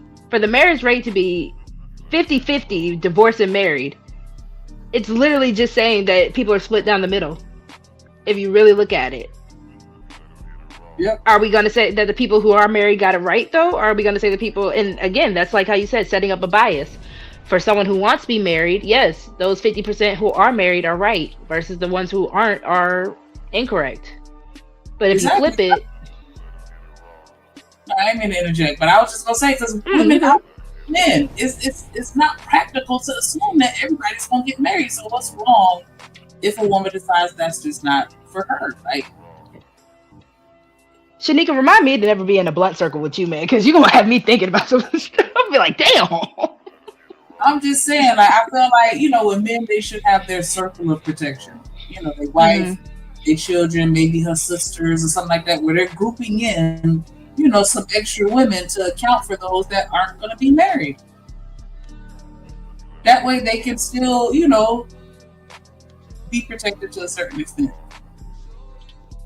Not saying that we can't protect ourselves, but I'm just saying, like you know, hey, I can call my brother-in-law if I have an emergency. If I don't got no boyfriend, you know, I know I can call my brother or my uncle, or, you know, whomever. Like, but you know, again, that's going back to the big shit, like, because you should have a lifeline of people. Like, I got a couple uncles I can call on, like, hey, I need ya. Right. Like, I don't have to depend on no man at all, unless I want to. And that's why I don't agree with what Eda Man was saying earlier. Like, I shouldn't have to go to another man to talk about my wife. That's why I'm like, I do see the bonus, or I guess the, like you said, the circle protection of that, right? Because there are certain things that I'm not going to be able to get away with as a woman if you call him my daddy. My daddy going to check me up real quick. Right. And I think that's what he was saying about, you know, father-in-law being the wingman. Because he has a level of authority over you. Not, you know what I'm saying, like that, but I'm just saying, it's your daddy. Like, you going to come correct. You can't just say whatever or do whatever. Like, if it was him, his friends or a therapist or any other person that came in to mediate the situation. You're not going wild out on daddy. D-Rock said, nah, just being married is not enough. And I say that about love. Love is not enough. Once you are actually mature, you're past the puppy love stage, you realize that it takes a lot more in a relationship. I mean, at that point, I would say respect. I would say trust. Love is not enough. If you remember Anthony Hamilton, cool. we ain't got to worry about no groceries. We can feed on love alone. No, the hell we can't. Is it possible for me to love you and not trust you? Absolutely. I actually say that all the time. I feel like a lot of women end up in relationships with men they don't trust. Or they don't trust them to the certain extent of what they say they want in a man. My definition of love, or maybe I'm tripping. Maybe I mean, if you go from biblical love, yes, love is patient, love is kind. You're supposed to trust, all that kind of stuff. That's why I say a lot of people get married or get in relationships during the infatuation stage or the honeymoon stage. I'm just saying, as far as relationships, whoa, you can love them and not trust them? Absolutely. What? Yeah. Okay. I how can you love But that's why I said somebody and not trust them? If I can't trust your ass, why the hell would I want to love you? Do you not know how many people love a person that cheats on them? But you think they gonna trust that person? You know how many people who love people who gamble, knowing that they might gamble away the very bill money that they're supposed to have? But that's what I'm saying. You have people that will claim. I hear you. I hear you. Yeah, I hear you. I challenge the label of love in those situations, because for you to know that he has a problem and you're like not actively working on it together, both of you, then are you not enabling it? But you have a bunch of enablers. Look at like shows like My 600-Pound Life. You have people who literally, they swear it is, Shanika. They swear I love this person so much, and it hurts me when they. Yes, watch 600-Pound Life and listen to how the enablers speak. Yes, And again, we're not going to sit here and pretend that love can't be abusive. Y'all do know that love can be abusive, Really right? can. Yep. You hear all the stories of women being in these all abusive relationships. Oh, he loves me. He's having a bad day, but he still loves me. Get the fuck out of here with that bullshit. That ain't no love.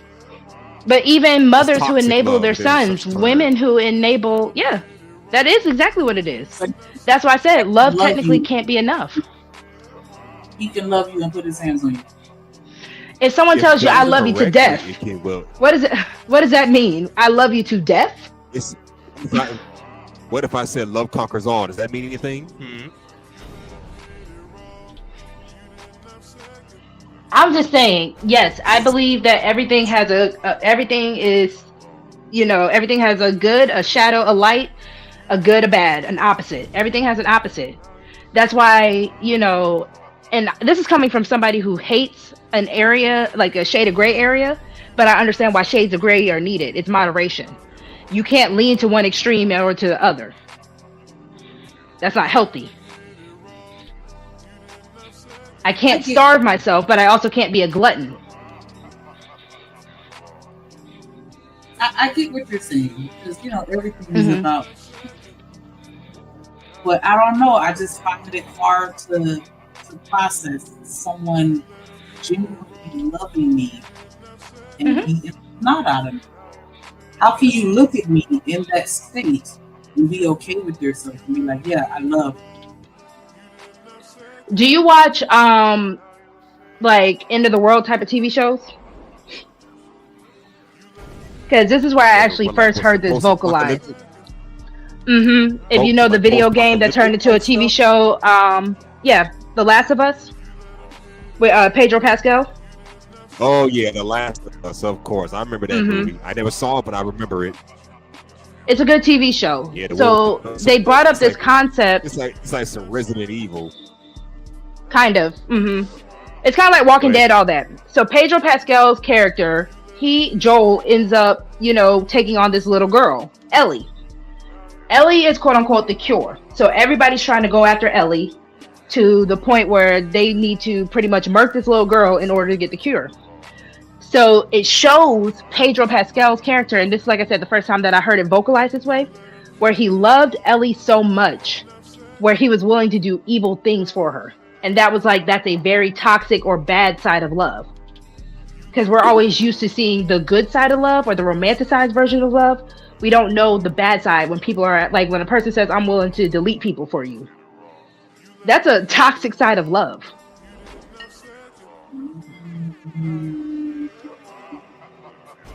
I don't know. I feel like we get confused. We sometimes, and this is my opinion, I feel like we sometimes confuse the emotions with love. I feel like that's why I even called it infatuation earlier, or you can even say obsession. But those are still under rooted in ego and self. You're not doing that for them. You're doing that for you. Hold on. Am I Borgen or Shanika? I don't know. Say that again, Shanika. I didn't hear you. No, I said a lot of times I feel like that's rooted in ego because you're not doing it for them. You're doing it for yourself. And I don't feel like that's a part of love. The reason why I say this is because I genuinely believe that there are people who believe that they are justified when they do certain things for the name of love. Whether it's good, bad, right, or wrong, it's because I loved you. And I feel like a lot of people try to. That's why we even have the idea of acts of passion as a crime. Hold on. Even in the crime of an act of passion, they're saying I did this because I loved you so much. I was so passionate about you.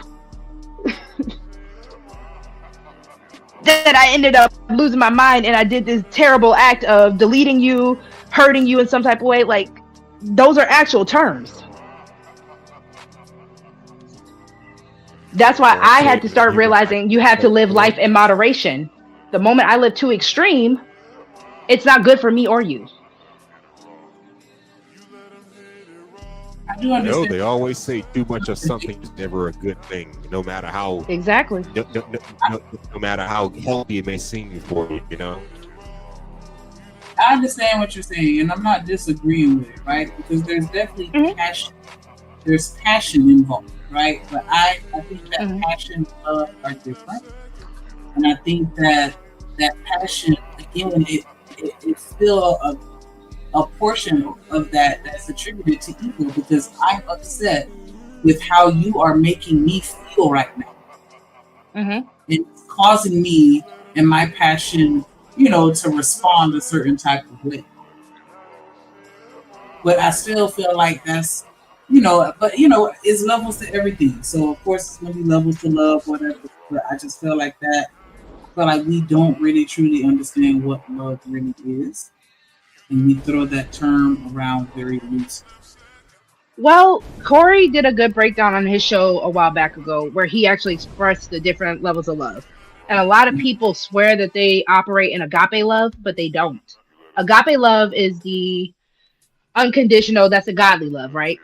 No matter what you do, I'm going to love you. We're going to be able to work this through, blah, blah, blah. And most humans don't operate in agape love. And I don't think technically we can. We can probably do it for a certain extent or even for a little bit. But humans have conditions. Even when people are like, your parents love you unconditionally, I don't necessarily believe that. There are certain conditions your parents instill in you or want you to uphold. In general, I think human love is conditional love. And I think once people are aware of that, we can kind of operate more.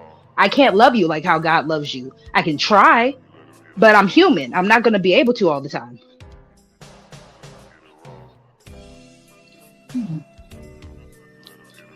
And even still, if you want to go biblically, God technically loved the world so much that he gave his only son. But also God loved the world so much that it hurt him so bad that they were a bunch of sinners. He flooded the world. Absolutely. People do crazy things for love. So that's why I'm like, love is the passion. Love is the delusion. Love is all of this. We always hear this, like I said, even in the 2 Corinthians verse, we hear the good side of love, but we don't talk about the bad side of love. Because some people just don't want to hear it. And even if we do talk about the bad side of love, it more as a deterrent. Like, oh, you don't want me to find love, but it just be by myself. No, I've learned that you gotta take the good with the bad. The world ain't all sunshine and rainbows. Sometimes dark, gloomy storms and a whole bunch of catastrophic shit happening out there. So come on, we got to be real, take the good with the bad. Come on. And H&M, that's how I knew I was maturing as a woman. Because again, I used to think I hated the shades of gray area. I hated it. I'm like, I want absolutes. I want black or white. But then I really had to grow up and realize that that's not how life works. For anything. Yep, same here. I learned that. I learned that when I almost said senior year in high school. I started going to that mindset. Again, you can say I caught on before then, but I guess when you're old, when you're younger, you notice things, but when you're older, you start paying more attention to them. Put it like that. Hold on, H&M, because Coach Ferg, you're saying that you're glad you didn't have conditions, but you did. If you were out here wilding the way you be talking about the quote-unquote crack babies, would your parents really, and I'm not saying they wouldn't love you, but I'm saying there are conditions to getting the benefits of a parent. If you are not going to obey my household rules, if you're not going to be a productive person in society, I'm not going to give to you in an unconditional way. I'm not going to have your back in an unconditional way because you're pretty much playing me in my face. I could be the type of mama and be like, nah, not my baby. And then when my baby's doing it, I'm looking stupid. Doing what? Let's say just dumb stuff. My baby stole something. And I'm over here defending my baby. Nah, not my baby. And then you got caught stealing twice, 3 times, 4 times. How am I going to keep looking at people in the eye and be like, nah, not mine. I love my baby. My baby, I love my baby conditionally. I mean, to be fair, there are some parents who do that thinking that their kids could do no wrong because they don't want to see, the reality of it. I mean, they think that they raise their kids so perfectly that they could do no wrong. And sometimes right.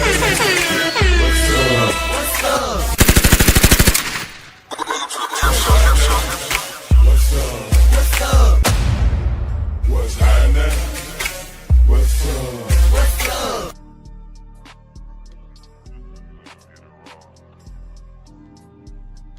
And there's nothing wrong with conditions. I don't understand why people think you have to have such a freedom in life. With my boys, like I tell them, because I want them to have open lines of communication with me. So I tell them like, hey, whatever you go through, I want you to talk to me and I'm gonna be there for you. I may be disappointed, and we may have to take certain actions to justify. I mean, not justify, but to fix whatever that problem is. But I don't really feel like it's anything that they can come and tell me to where I'll be like, nah, I'm over you. I hate you. Even if they were to become addicts, like I feel like I would be that parent that'll be trying to put them in rehab and, put them in an environment where, and I know I can't force them to do what I want them to do, but I feel like I would be, you know what I'm saying, trying to help them get through whatever it is that they deal with, whatever demon it is. So Coach First said, teach the child with conditions to learn to respect hard work. That is a condition, though. So you're not loving them unconditionally. Respect and hard work are conditions. But yeah, I can also say that it would be some conditions on my end, because it's like I can only take you but so far. Like you have to want it for yourself. So I love shows like and I got made fun of it earlier. I love shows like off the stuff of like the ID channel and all those type of forensic type shows. And I always wonder for the parents who end up, being unalived by their children, those children that commit matricide, patricide and all that. Do you still love that kid? And I want to say yes to an extent, but not like that. Like if my kid unalives me, how much could I really love you that way? You ain't here no more. How much, right? But I'm saying, how much did they love me? Because if I let them live their life so freely where they feel like they can step to me that way, excuse you? I mean, but again, I think about this stuff.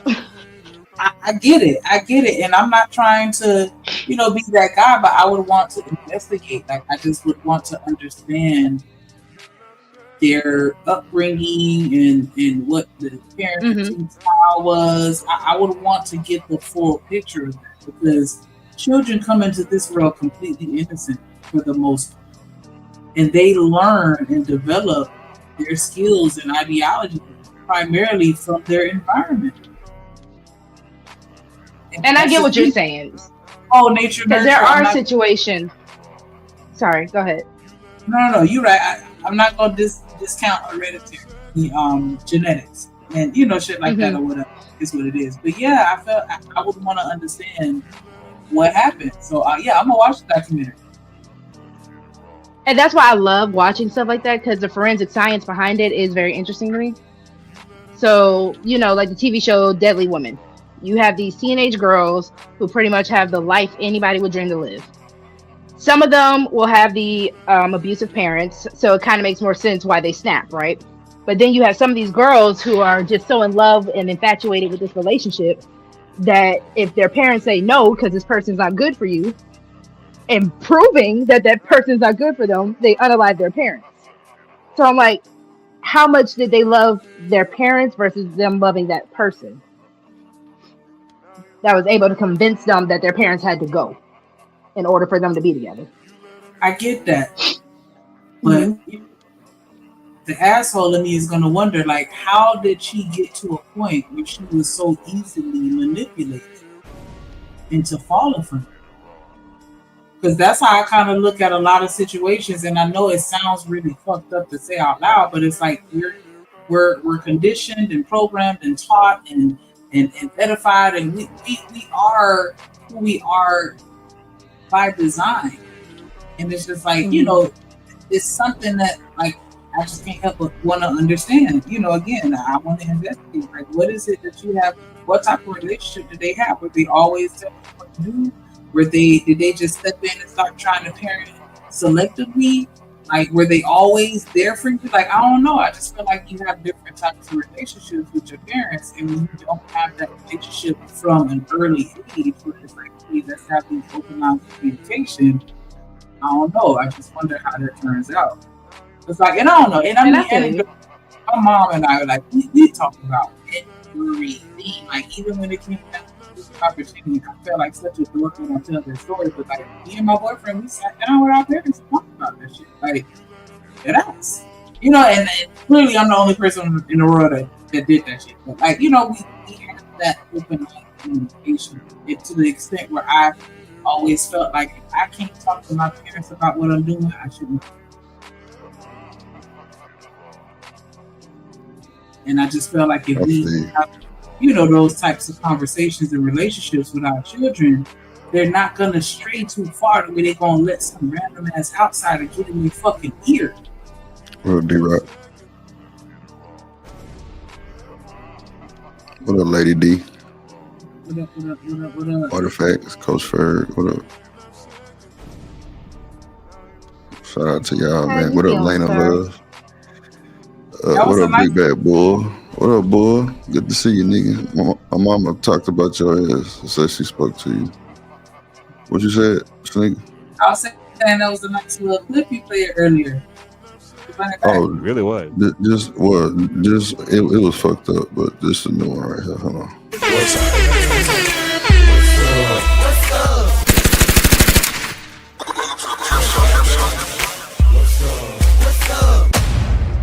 What's happening?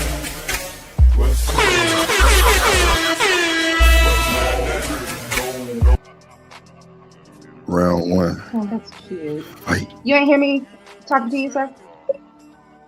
What you said, Rose? I'm sorry. I was asking You how said you how I'm feeling. Yeah. Just sore. Negro. Yeah, just sore in the motherfucker. Earlier was a little too much when I was talking shit. I had to get up out this motherfucker. It's too much. Mm-hmm. Are you taking medicine? Are you able to eat and take medicine? When I'm still on the liquid diet until Thursday, this fucking broth shit is not for a big nigga. I'm sorry. So you can't do like protein shakes? You can only do clear liquids? Well, I'm just sticking to what the hospital told me to take. Really on the cool. I ain't tried to venture off. I ain't trying to. Plus, I went to like 4 doctor's appointments. See, like, so I'm starting to gas for air a little bit more normal than I was earlier. I don't know what that's about, but I went to the doctors and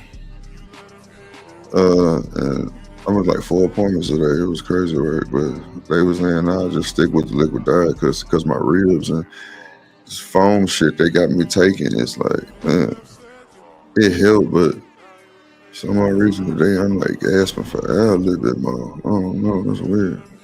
I don't know. Maybe I'm tripping. Yeah. Your body is weak. That's just like me trying to run and talk at the same time or sing at the same time. Like, that shit is a challenge already when you're healthy. It is. You running your mouth a little too much. Y'all stop fucking calling him and let him. And yes, I've tried it. It's exhausting. Shut your ass up on this motherfucking panel a little bit too. You get a earlier. That's why I don't know if you saw my message. I'm like, hey, stop doing too much.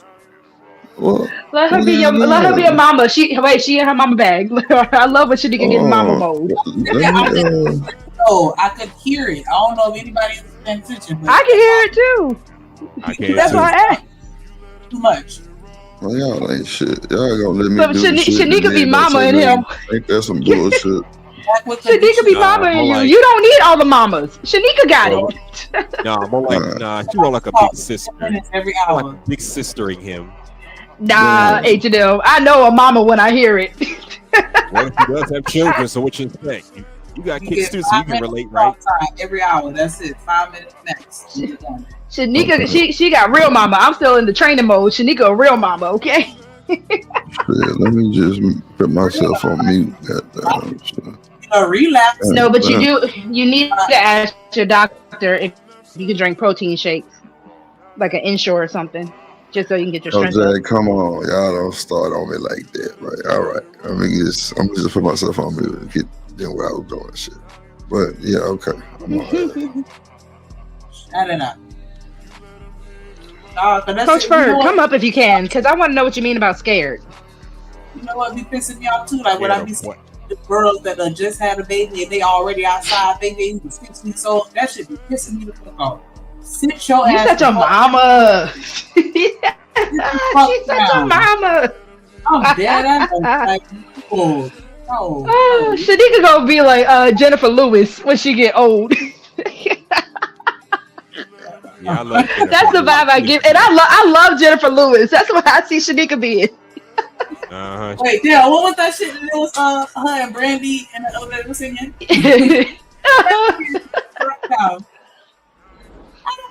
That's gonna be. That's the type of grandma you about to be. Don't come Lord. Yeah, that's for real. The longer the need to.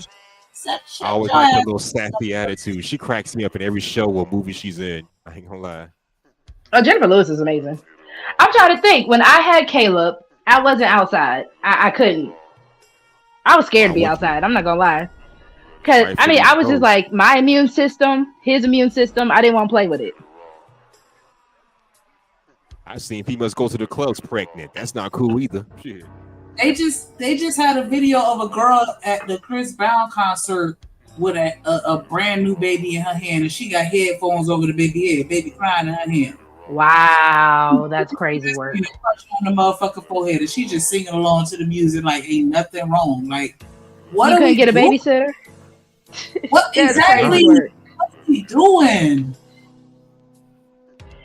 I stayed in the house for at least. If I had to go out, it was to Caleb's grandmother's, and of course, doctor's appointments. Probably for the first 4 weeks at least. He was a month old, maybe a month and a half before I actually really started going out. Outside, period. In my family, you're not going outside for shits. Go sit your down, dead ass. Like, give me that fucking baby, and they gonna hold the baby with one arm, and that's it. Right. Baby just. I think after 8 weeks, I got stir crazy. About 8 weeks or so, I was starting to get stir crazy. So I would go to the store, but I don't think I took Caleb with me. All that trauma you just put your body through, and you out there, you trying to be outside. Sure. Okay. Yeah, I couldn't see myself twerking or going to a concert after giving birth. That's crazy. Exactly. Now, my question is this to the ladies. How long when y'all have a give birth, how long do y'all normally have to wait before y'all can start being active again? 2 months, 3 months? What is it? I know. What kind of active? Are you saying sexually active, or are you saying just going around, moving, exercising? I was going to say the latter, but since you want to throw all that shit in there, let's say all that combined. No, Okay. you should be. 6 weeks. I'm sorry. Okay, as far as you go first. doing exercising and going out is concerned, when should you go back to doing that? I mean, you could walk and get I waited about 3 months. Man, you should still be walking a little bit, but you really got to give yourself 6 weeks. 6 weeks, okay. Yeah, like that. Yeah, I said I started back around 3 months. Now, as far as the sex part goes, I don't know if I want to put my dick in a pussy that just pushed out a baby. That's just me. I'm gonna give it a while. Hilarious. They say 6 weeks for that. That's why I was asking. Yes. But, you know, somebody like exercising and stuff. Oh shit! And somebody was telling me that it's okay to have sex. Drip, go to sleep. I'm actually finna get off, man. Y'all have a good night, man. Appreciate y'all. Okay, take care, Drip. All right, that's a bit. Appreciate y'all, Slim Muscle. Yeah. Get well soon, buddy. Get well soon. And don't overdose. While you're pregnant, technically it's not an issue. I'm not going to promote what Cardi B did, but yeah, while you're pregnant, it actually helps you. Say you're a woman who wants to, if you're past your due date, Damn, she hopped off. She dropped down. But yeah, 6 weeks. 6 weeks you need to give yourself before you start doing anything too strenuous. And it really just depends on your body. You know what I'm saying? Because some people, you know, in better shape than others. I'll just say that. And so, you young, you can bounce back easier. When you older or you got some type of medical complication, then yeah, you got to be a little careful. Yeah, you put a lot of stress on your body having babies. And they just be ready to go right back outside. And it's like, I get it, but you got to do that for yourself. If nobody else does. You don't want to have no complications. Yeah, it makes sense to me. I want to play some more than the video. Not a bit. She's just saying nothing right now. Got away with it, so now that I'm cheating, you want to put me out. I ain't going nowhere. I'm just saying we don't know that. I mean, every time I've come across a woman doing something to a man, it is a reaction from a action. But it still doesn't make it right. You know what I'm saying? I'm not saying that it makes it crazy. No, wait a minute. I'm not saying that it makes it right. I'm just saying that because you were saying you made it right. We shouldn't be doing nothing disrespectful to each other, period. I'm not going to say I don't agree with a lot of things that Tommy and Captain Tazariak is saying, and on what Sonetta is saying. We are not strong as you are. We are not as strong as you are. We shouldn't be hitting you. But sometimes you can take us to a point where at that point, we don't care. I'm just being very honest. At that point, we don't care. It's getting ready to happen. And you can best believe y'all might be stronger than us. But that's when the grits and the knives and all that come into place, because we know you stronger than us. I'm being straight up. Since I wanted to go there, that's where it's going to go. Whoa. We know you stronger than us. And the older lady on the side is shaking her head saying yes to this? This is actually destructive, what she's saying. Why you get the grits and the oatmeal, and we can't wait till you go to sleep, and all that kind of stuff comes into play. It's an action. Wow, do you know what you just did? Yeah, you're making our point. Yeah, you're making our point. So whether I'm making a point or not, I'm being very, very honest. Most of the time, a woman appreciate it. It is right. A reaction from an action. The most is of the that time, about being honest? Isn't it about understanding the honesty that you're given? Wait a minute, Tommy. Most of the time, she's even cussing you out and saying because you done did something. Again, and you make women have to be constant victims. But wait a minute. She victimizing us. Sure sound like it.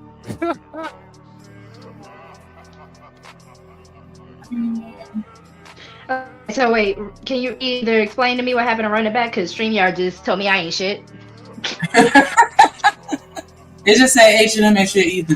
Dang, it jumped H&M too? What is going on with StreamYard? Right. StreamYard got beef right now. Dang. For real. I'm back on StreamYard kicking you out too. What just happened? She was just pretty much saying like, yeah, we gonna get violent, but it's pretty much a reaction to something that you did to take us there. Hold on. So wait, are they trying to justify women putting their hands on men? She is apparently. Child. And define take them there. She just said like she know up through there.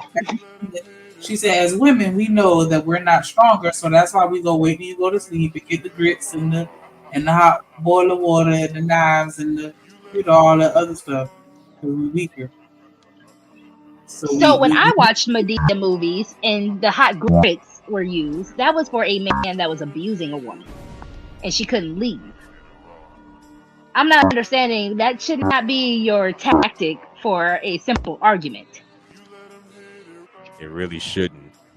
Right. The only tactic there is just to walk away. And I'm not gonna lie to you, H&M. When I was younger, I was not the walk away type of chick. If a man walked away from me, I wasn't having it. But again, that's where maturity and recognizing self should come. I was about it. I was about it. What was you doing? Throwing niggas up against the wall and shit? Like, you gonna be with me or else? No, it was just a matter of I was a brat. If we had issues, I wanted to talk about it now. I didn't want to wait. And I didn't realize for most men that that's how y'all cool off. I was more inside of my own head where I'm like, nah, we got an issue. Let's go ahead and talk it out. I really wasn't aware that men actually need that space to be able to talk it out later. And I'm impatient. So again, I had to learn that about men personally, because the internet space hates when I say things like everybody should do that. Violent and impatient. That's not a good combination. Sir. I was a boy. brat. I was immature. No shit, but at least you grew out of that stage. Rogue C learned a lot. I was straight up aggressive. Like, I ain't even gonna hold you.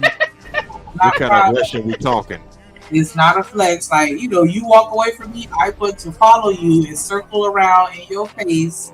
You might get a finger to the temple. You might get swung on. Like, it just, just angry. And that was the only way, at that particular time that I was able to release it, because the words wouldn't do anything. You know what I'm saying? And so, like she said, I had to mature to understand, like, hell no, that shit ain't right. And then, just seeing men actually hitting them in the back, like, I'm good off that. You know what I'm saying? But, just learning restraint. So I walk away. From everything. As soon as you start raising your voice, I'm going to go in and walk away. I'm going to go ahead and leave. See, I'm not going to lie. I started doing disclaimers, Shanika. I started telling, men I'm talking to, men I'm cool with, like even like homeboys, right? Or my brothers, I'm not trying to fight with you. Because I know when I get into a certain tone, it kind of turns men into the defense. Because, I shit about stuff. Y'all hear me on here. I get passionate. So I had to realize I had to kind of let people know, like, I'm not trying to fight with you. That's just how I talk. And I just started coming with disclaimers. And if a person tells me, well, can you kind of, come down some, depending on the conversation, I'll be like, yeah, you're right. I can kind of. That's where I was like, self-awareness was my friend. Yeah, I knew what I was doing. I was just being a bitch. You made me mad. I want to make you mad. We gonna be mad together. Misery Love Company, Anger Loves Company, all that shit. Yeah, Ro, your mic is boring in a little bit. I'm burping. God. Sound like a frog. But Empress said you gotta. What about buy that Apple or a cheap Android? Get a Samsung. There will be no Apple slander. Not tonight. No Apple slander at all. Am I better? Yeah, I am absolutely an Apple slander. I ain't even gonna. Oh no, not all the way. I'm a slut for Apple. I don't have a Mac. I don't know. Like, I don't know. Computers, I never really spent the money like that. I have a MacBook. I have a MacBook Pro. I was like, I want all my devices to connect. Yeah, I had one a while back, but it was one I had got from the auction. So that was the only reason why I got that one, because I got it at a good price. But yeah, I'm frugal. So, but yeah, like it was just a little disheartening to hear her at her grown age say the things that she was saying. Like, yeah, it is what it is. I'm gonna grits on you. It's your fault. Like, damn, man, walk away. So again, I was always under the. Bring it out, Tommy. You're making women to be constant victims. None of y'all, when y'all was talking, just like. Well, you're not finishing either. You're just repeating yourself. Wait a minute. Are you to Tommy? No, I'm saying you're repeating yourself. You can ask the audience. there. And that's what you was doing, but nobody said that you was doing that. But when you listen back to it, you're going to hear yourself repeating too. Okay? So here... She's losing it because all the guys just said, you made their point that women are violent. And then after you have said all that violence you just did, you made them victims. You know about the violence, and then you actually justified the violence. And now you don't know how to stop yourself because everyone is now saying, well, thank you. Thank you for doing what you just did, my dear. You just made your whole argument. And Sister Wise, don't know if she's that wise, the older lady, she's shaking her head, looking confused like this, agreeing to the violence. Here's the thing. Here's the thing.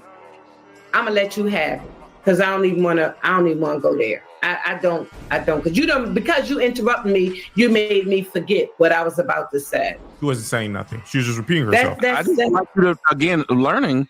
I just would like you to look at some of the things that are being said to what you're saying, and from men and women. You could be like, I could be saying something that's very true. I could be saying, man, I just lay up in the bed with this man and tell everything me and this man do, and everybody starts shaking their head. Well, that's gay. Oh, hey, I'm just being honest. You are, but it's still gay. What you're saying is abusive. No matter how honest you are, it's abusive and dismissive. They gave anecdotal situations. You turned around and took those anecdotal situations and added things that weren't in there. You literally said, well, true. Is it true? You don't know what happened when hold on, but we do know what. Okay, ma'am. So you're not going to minute the situation. I don't want to minute what you did just because you seen a reaction from an action. But wait a minute. But if you're who taught her the word minute? That's who I want to fight.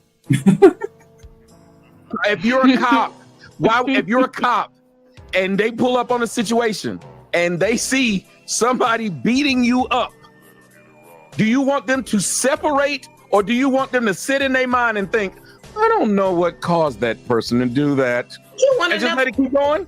But you want another page. What you talking about? Dog. Come on, man.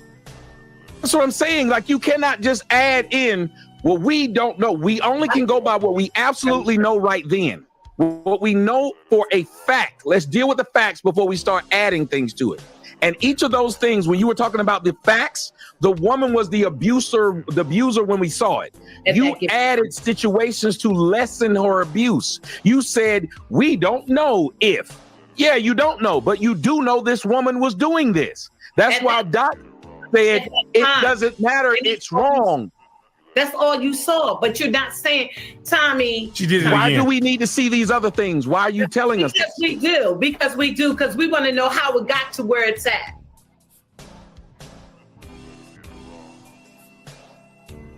Monday.com. The opposite. I was literally just talking about how I like to investigate. But that in no way is me saying that you're excused from your action that you chose to take.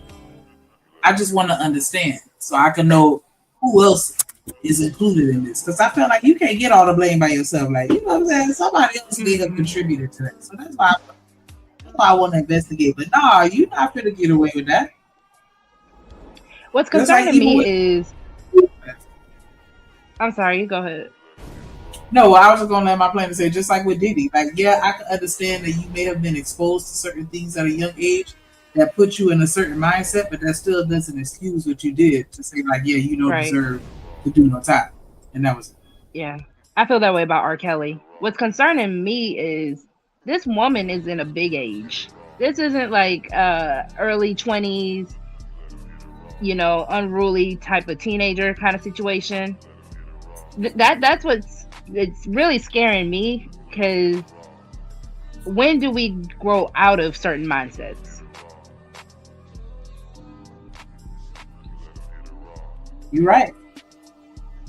That's exactly what I said earlier. Like, it was just very disheartening to see her say that at her grown ass age. Like, what? We need to understand what she did. She was in the elevator, and everybody knows there are cameras in the elevators. Well, at least I would like to think that most adults know that. Like, she didn't even give a fuck about cameras. Mm-hmm. She going Someone time in. out, Coach Ferg. Time out, Coach Ferg right now. He said, when sisters put on makeup and get dolled up for YouTube, they get sassy, wave their hands a lot, and overtalk. Time out, Coach Ferg now. I ain't gonna lie, some of them do that. To his point, some of them I do that. it. Damn it. That's why Coach Ferg ain't right. I do it sometimes. Yep. If I'm feeling cute, I'm extra sassy. At least you honest about it. We like a little sass, a whole. That's how we like it. We like a little sass, a whole lot of class, and a whole lot of, well, you know. You and these rhymes, H&M. Someone time out H&M too. Because if I'm feeling good about myself, if I feel like I'm a bad B, I'm about to act like one. I ain't even gonna hold you. Well, my hair is blonde. Child, you can't tell me I'm not a celebrity. But nobody like. I don't know. It's just something about that blonde. It just. I don't know. Okay, so wait, are you a winter fall blonde, or do you only do it for the summer? You know, I haven't actually done blonde in a really long time, but that means you got to do a winter fall. I made the mistake of dyeing my natural hair. No, ma'am. Yeah, so I did that at 16. No, ma'am. Completely bald after that. Cause yeah, of course I wasn't gonna do what I was supposed to do. Once I cut that all out, I kind of strayed away from it. Yeah, like a honey blonde. And I remember, man, I found this one hair. I gotta look for it again. It had like little highlights of purple, like but very, very, very muted, like just 3 strands here and there type shit. But yeah, like so. I'm gonna need you to get in your grown woman bag. Get you a fall winter blonde. I need you to get an ash blonde because black women with ash blonde, oh my god, amazing. Child, you ain't gonna want to interact with that bitch. listen. If she's stunting on people, she just got to stun on people. Black woman ash blonde is amazing. You're like you're not qualified to talk to me. You're not qualified. What did Nikki say? Oh, these bones try to touch me. Ew. Yeah, that part. Like, don't even look at me longer than 3 seconds. How dare you? How dare you breathe the air I'm breathing? Whole celebrity. But yeah, of course, the way we look is going to affect the way. And I mean, that's why, you know, you got the women that act the way they act. When they throw that wig on and them lashes and the beat face and all that other stuff. Yeah. Baddie. Why did Kojak said Negro peeing? I can't stand y'all in this chat. Yeah, now y'all are horrible. I've done a 613, but like a lick. But, oh no, I can't do a 613. Not a whole head of it. Fall winter weave is diabolical. I can't stand y'all in the chat. Y'all stay out of women's business. Y'all tell us to stay out of men's business. Y'all stay out of women's. The women's. Yeah, because I can honestly y'all don't say want to. It's just for a change of look. Because I have no issues with walking outside with my natural hair, and even shrunken. Oh, absolutely not. Even shrunken. I get bored. But that's yeah, why when people are like, "Oh, you should lock up your hair," I'm like, "Hell no! I can't commit to a hairstyle. I get bored very easily." Yeah, because you could do other stuff with it when the hair is shorter, but once it gets too long, you're gonna have to style the locks. Like, don't do it.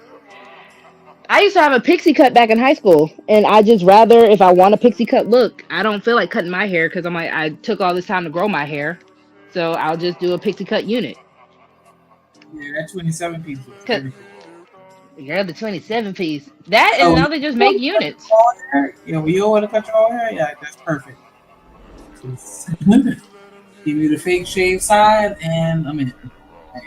Even with braids, I could do a 1B2, but sometimes I want to pop out with some color. That's why when I hear men who are like, they don't like women with color in their hair, again, I'm creative naturally, so I like to express it through my hair. But you know, it's not permanent. It's temporary. So if I want to pop out with a green wig just for a day, just because I feel sassy and I want to wear green, I will. I ain't even gonna I'm not gonna wear it to church. I have some green hair wax that I put on my hair because I got quite a few colors. But yeah, I'll throw some of that temporary wax in my natural hair.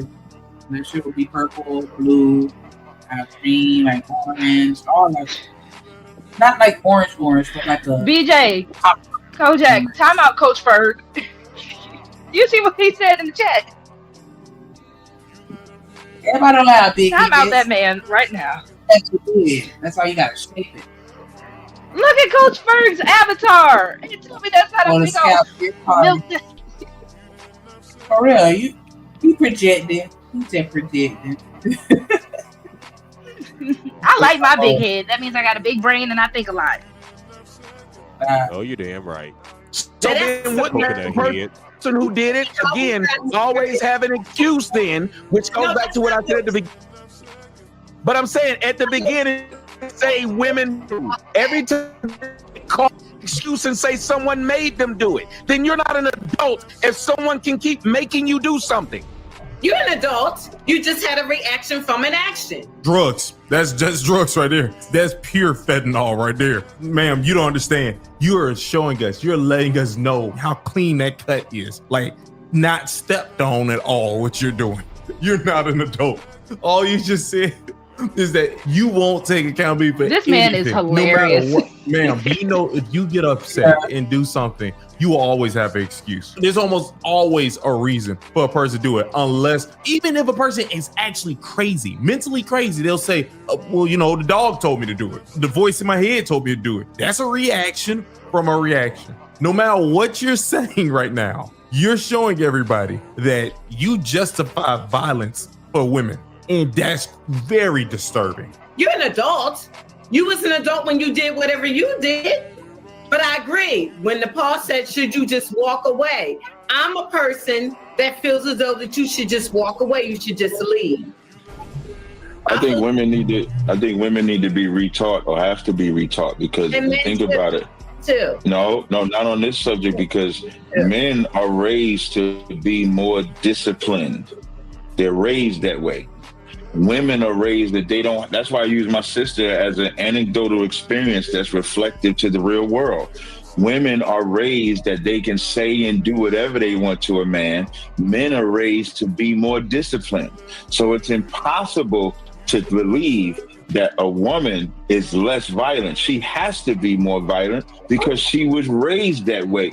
And another stat that, like when you bring up statistics, I would never do that because a man can't even bring up his abuse. Right. If a man brings up he's abused by a woman, he's a punk. He's a sissy. He's a homo. He's everything under the sun to where men accept the abuse because if they go to a brother they believe if they come to me, now this ain't real, but this is what people believe. If they come to me, because I'm a counselor, and say, hey, my wife is doing this to me, or this lady is doing this to me, they believe I'm going to ridicule them. I'm going to expose them. I'm going to laugh at them. I'm going to talk about them because you're supposed to be tough enough to do what? Take it. Oh, that's just a girl. That's just this. So women have to be re-educated when it comes to discipline. Even as Sister Freedom keeps saying, she's not faulting, she's not taking away the blame, but this is the reason. A man can't use that reason. So if a man can't use that reason, then a woman can't use that reason either. And you agree with that? Do y'all think that the men are raised to be more disciplined when it comes to violence? Yes, we are. Yes, we are. Yeah, I would say yes. Yes, we are. I would say yes, because a lot of times you have to teach men, like a lot of boys don't know their own strength. So I will say yes. And even just with boys and their energy in general, I'm not even going to say they're trained. I think they are repressed sometimes. Because if you see like the little boys with all the energy and they're automatically like, put that baby on some medication. Why? He's just a boy. Yeah, boys will be boys. They always say, I don't like that saying. I don't like that saying, but I do feel like, especially little black boys, they do repress them, and then you do have to show little boys like you don't know your strength. Yeah, they need some discipline. Trust me. Because if they start wrestling with each other and they try to wrestle a little girl, you got to kind of train them like, nah, you can't do that. Okay, but Sorry, what if H&M, she wants to join in? Because I know when I was in elementary school, we literally had girls try to join in on our little, play fighting, wrestling, and tackle sessions. I'm like, what the? Even my 9-year-old, 10-year-old self knew that was out of whack. I'm like, no way. Yes, but I was also taught as a girl, like, nah, you can't play like little boys. One, when I was growing up, I was wearing skirts and skorts and stuff like that. So the moment a woman teacher, my mama, anybody saw me, they're like, you're in a skirt. You're in a skirt. You can't play like them. So you train children. Now, for some children, either they take the training and go with it, or some children, like you have your tomboys. You have your, I don't know what the equivalent to a tomboy for a boy is, without saying anything insulting, but you do have some children that go against the grain. Yeah, because I had female cousins that would try to join in on our little scuffles. I don't mind it, just know what you get yourself into. I like play fighting.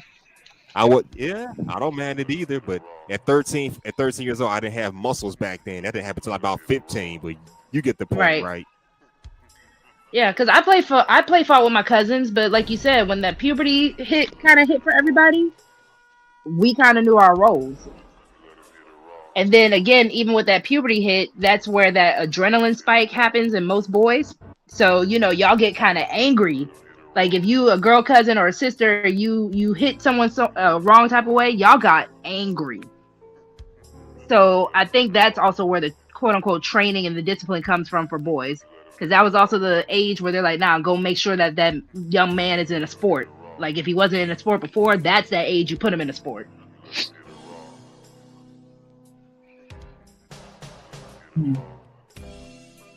So do you think that women need to be reprogrammed?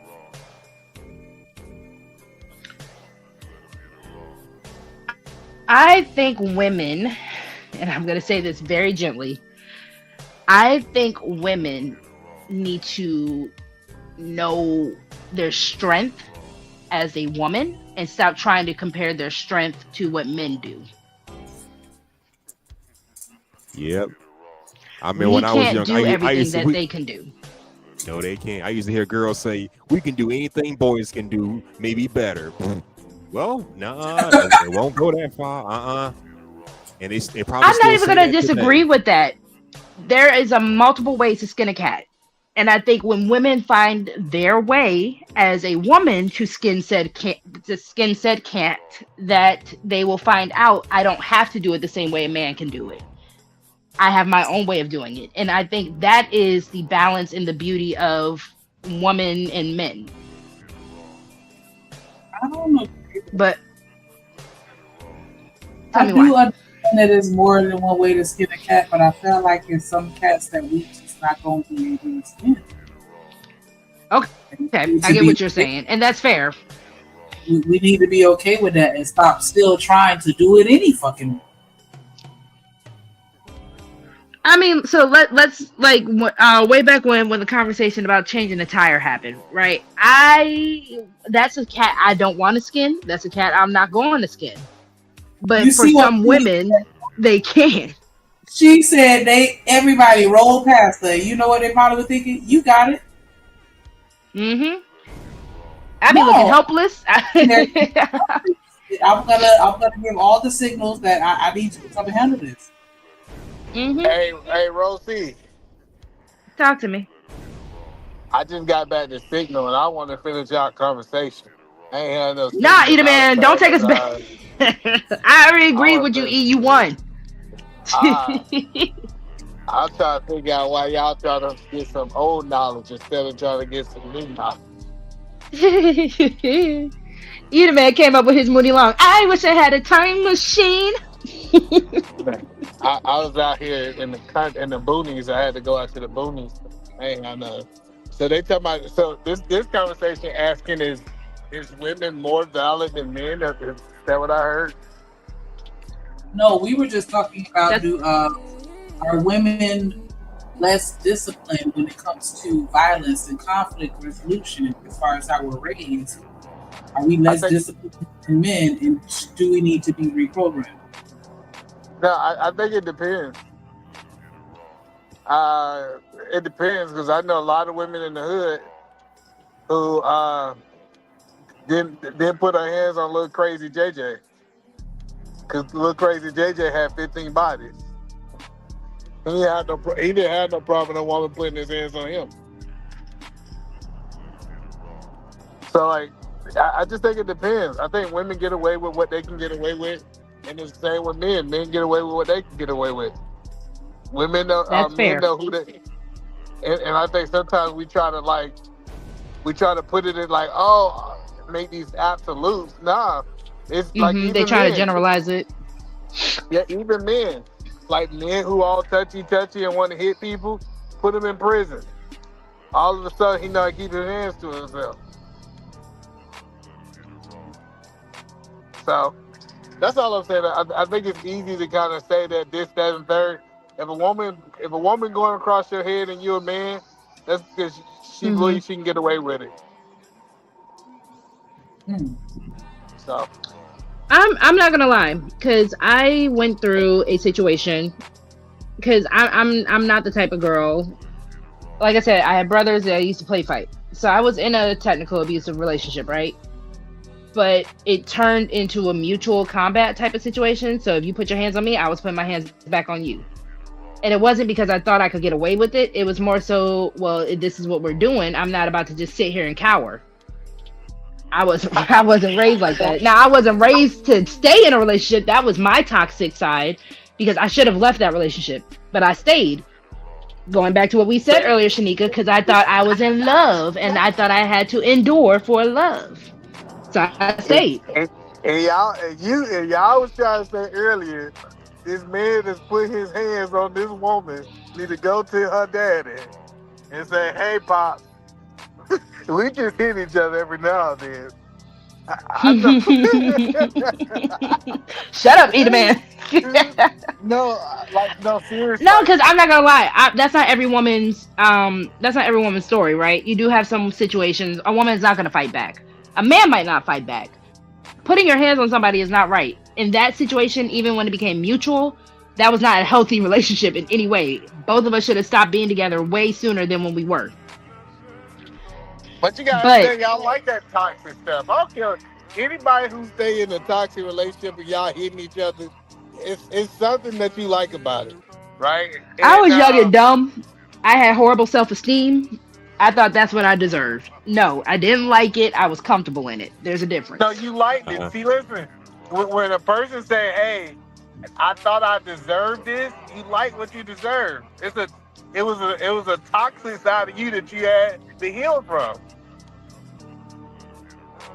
I guess I wouldn't say I liked it though.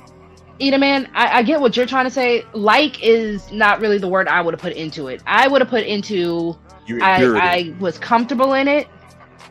Right. And I didn't think I deserved or I could get better. And it wasn't until I really started getting better that I realized I deserved better, if that makes sense. Because my mama always told me, because she knew about the situation, and I went back. So every time she tried to pull me away, I went back. So she's like, and she told me about this with women in general. A woman's not going to be sick and tired until she's sick and tired. And unfortunately, you have a lot of women who end up being unalived by that, or you have a lot of women who leave too late. Luckily, I got sick and tired early. But the point that I'm telling you is both of y'all deserve better. It wasn't that you deserve better. He deserved better that he didn't have a woman putting his hands on him. And you deserve better than the man. Like it was like, it's almost like toxic bonding. You know how they say trauma bonding? It's some toxic bonding be going on with people. Like either man, the reason why I challenge you on that, he was the one who introduced it. And again, it was kind of more so, I was 18 with this guy, right? I was 18, he was 25. So that should have already been a red flag, but I didn't know any. I was thinking, oh, it's fine.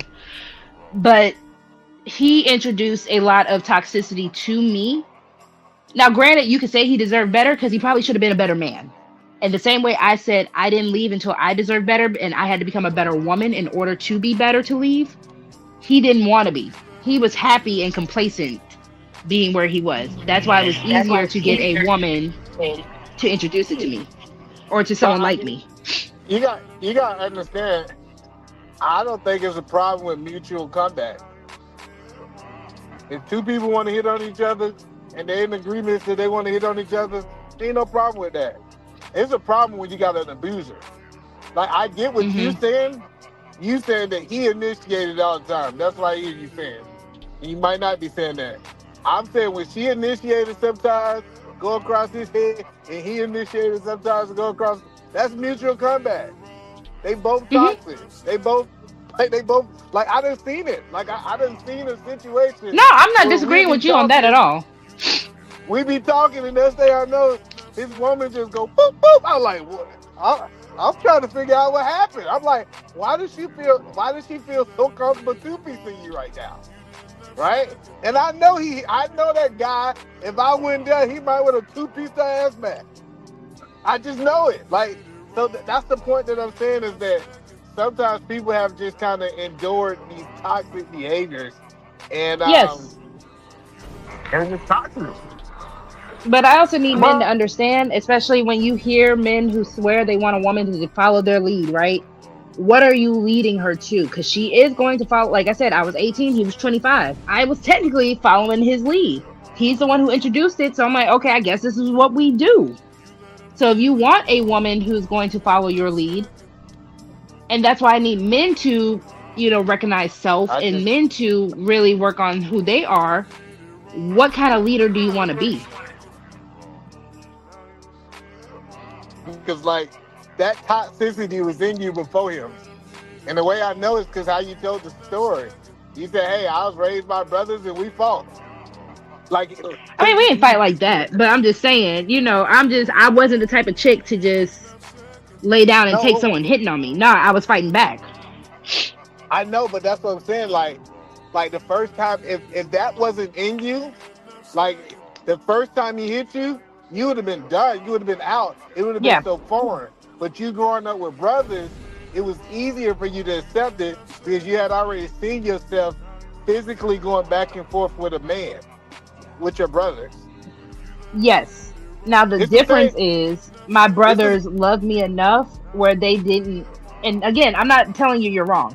Again, that's why I even said my self-esteem, all that played a part. I did not think I deserved better.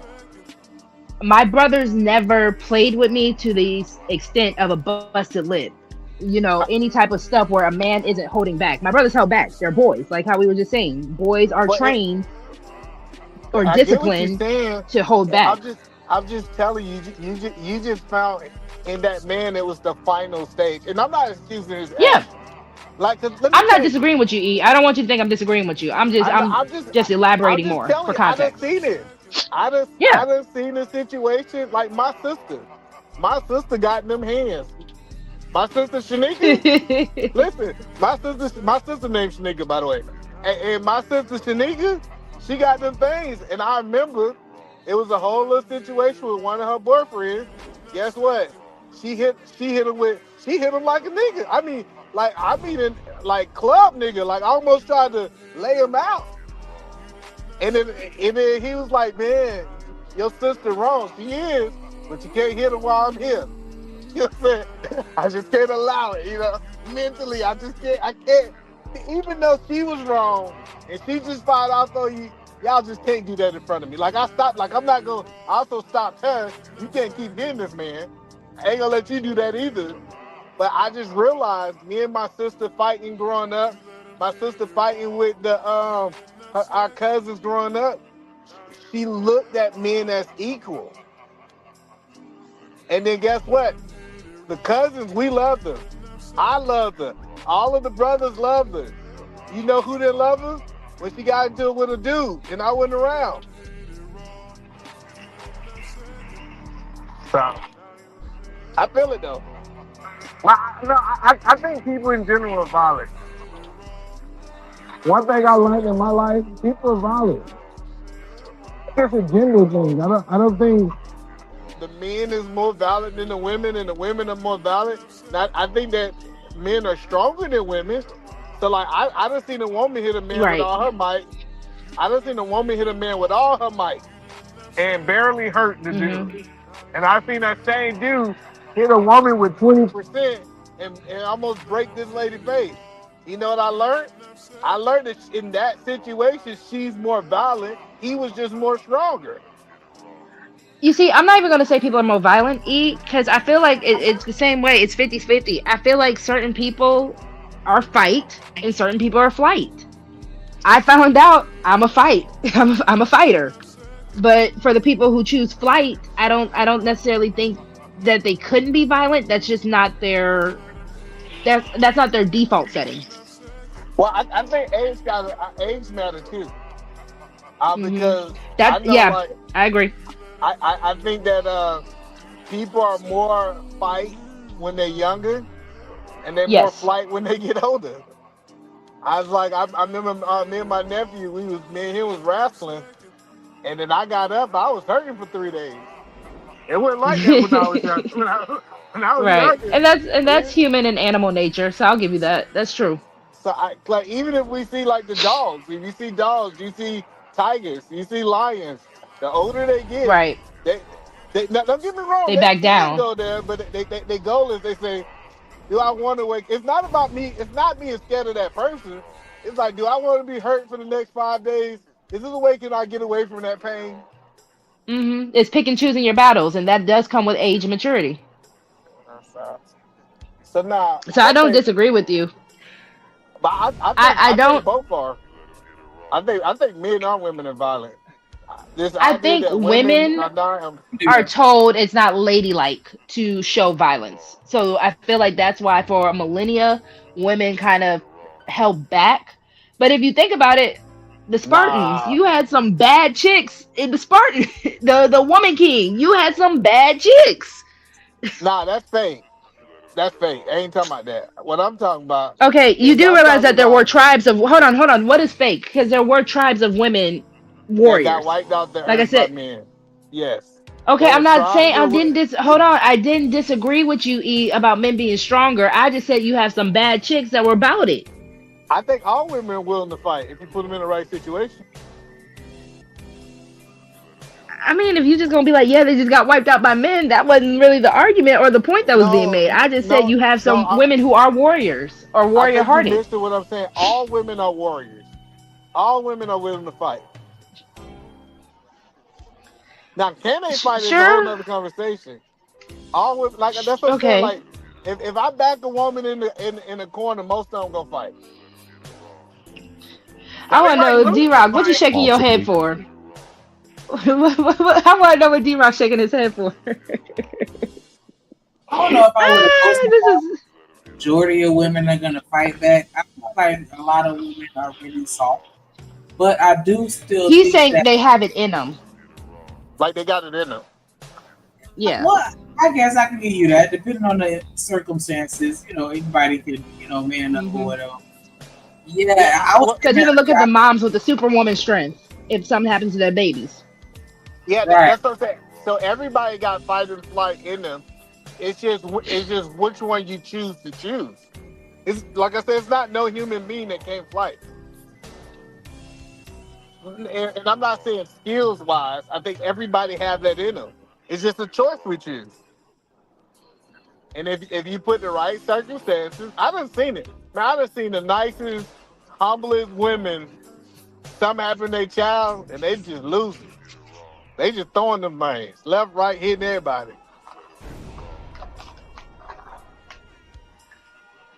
Yeah, but I was saying before we started the video, if men were more comfortable and open in reporting violence against them, I think the numbers would. No, it wouldn't. No, it wouldn't. You gotta understand, man. I know a lot of dudes who get beat up all the time, but you know what they get? They get Gucci too from the same women. Shut up, E. Listen, I'm telling you, like the They dudes get like what? They get coochie. That coochie. Wow. Why would a chick beat your ass and then? So that's why they staying around, eat a man. They stay around for the coochie. Listen, and let me tell you, The ones that fight got the best coochie. I don't care what nobody say. Listen. Trust me. Listen, I know You that might heard it not here be your first, thing. folks. To be fair, telling I've you. met some bad girls with hearts of gold, and they are sexually crazy. Craziest, they're kind of sex crazy. Hey, Oh, this is funny to me. I tell you, listen. After y'all get into it, and ain't talking about like physical avatar, but y'all get into it, that thing be so wet and juicy. That baby wet and juicy, boy. I tell you, boy. You like, ooh, Lord, ooh, shit. Slap me again. Ooh, shit. Ooh. And on that note, if we eliminate the reason and teach women, and I ain't even saying a man has to teach a woman, even though we the best ones to teach him. That's just facts. But if a woman has to learn to have discipline in those moments, you know how many times a woman call the cops on a man because she angry, then by the time the cops come, she done left that anger and she done left her emotions. How many times a woman sends that crazy text to him? Oh, I was in my feelings about it. But we got to hear it. And then we got to take it because they're in their feelings. If women were raised with the same discipline that we have, it might not be that much abuse out there. What happened? Didn't they do that to Plymouth? That's my point. That's my point. They call them all kind of names. Because the woman back. You know them scratches Bow Wow got is because he's trying to stop her from hitting him. Right. Lionel Richie. It's been years since the woman beat him, and they still joke about that woman beating him. Hey, Shanika. Are you there? Yeah. Shanika? I said we gotta stop acting Yeah, I'm like still only here. women. Well, I don't know why we act like only women be in their feelings. Like human beings be in their feelings for the most part. Like we gotta stop. Yep. We gotta like this idea that women are only ones like the anger, frustration. All of these are feelings. Like these are emotions. Like I really think most people don't understand what it is. They're like, oh, you upset a woman and she be in her feelings. Well, if you upset a man, he's in his feelings too. What are we talking about? We see it on these panels. Like humans have emotions. We was designed to have emotions. We shouldn't reject the emotions. I just don't understand why everybody think that's a dig when they say, hey, she was in her emotions. When we see these same dudes on these panels yelling at the top of their lungs at people in their emotions. Frustrated. Yep. You can Everybody play definitely do it. And my thing is, I feel like everybody label all emotions as love. Nah, it's some toxic emotions out there.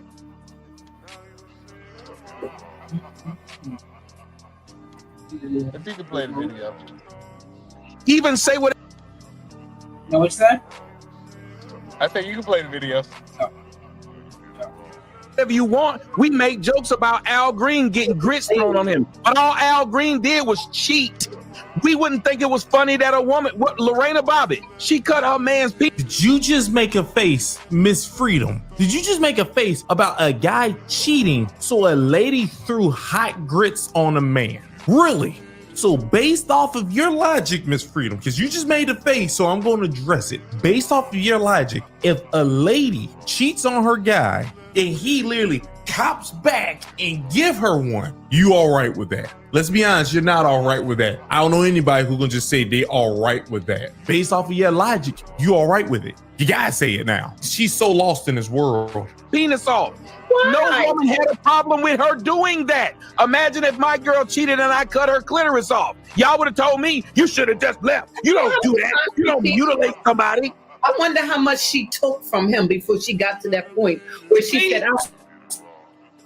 she did it again. You don't know if he gave her a disease. Crazy. He had a baby on her. What you might think is minute to you because you a man may not be minute to us because we are women and we got different emotions. We got different actions. We got different reactions for your action is what I'm saying. Sometimes what you do and Kat, I'm sorry, you are not the best teacher for a woman. A woman is the best teacher for. Wow. That woman is absolutely wrong. She's 100% wrong. Listen. She cannot say, what about what she went through? Nobody asked that question when men delete women. What about all the stuff that he went through to get him to the point where he deleted her? No, you got to be accountable for your actions. Regardless of what a person did, you cannot throw hot grease on them. You was wrong. Matter of fact, I'll even go on record saying it's nothing that man did should justify you throwing hot grits on him.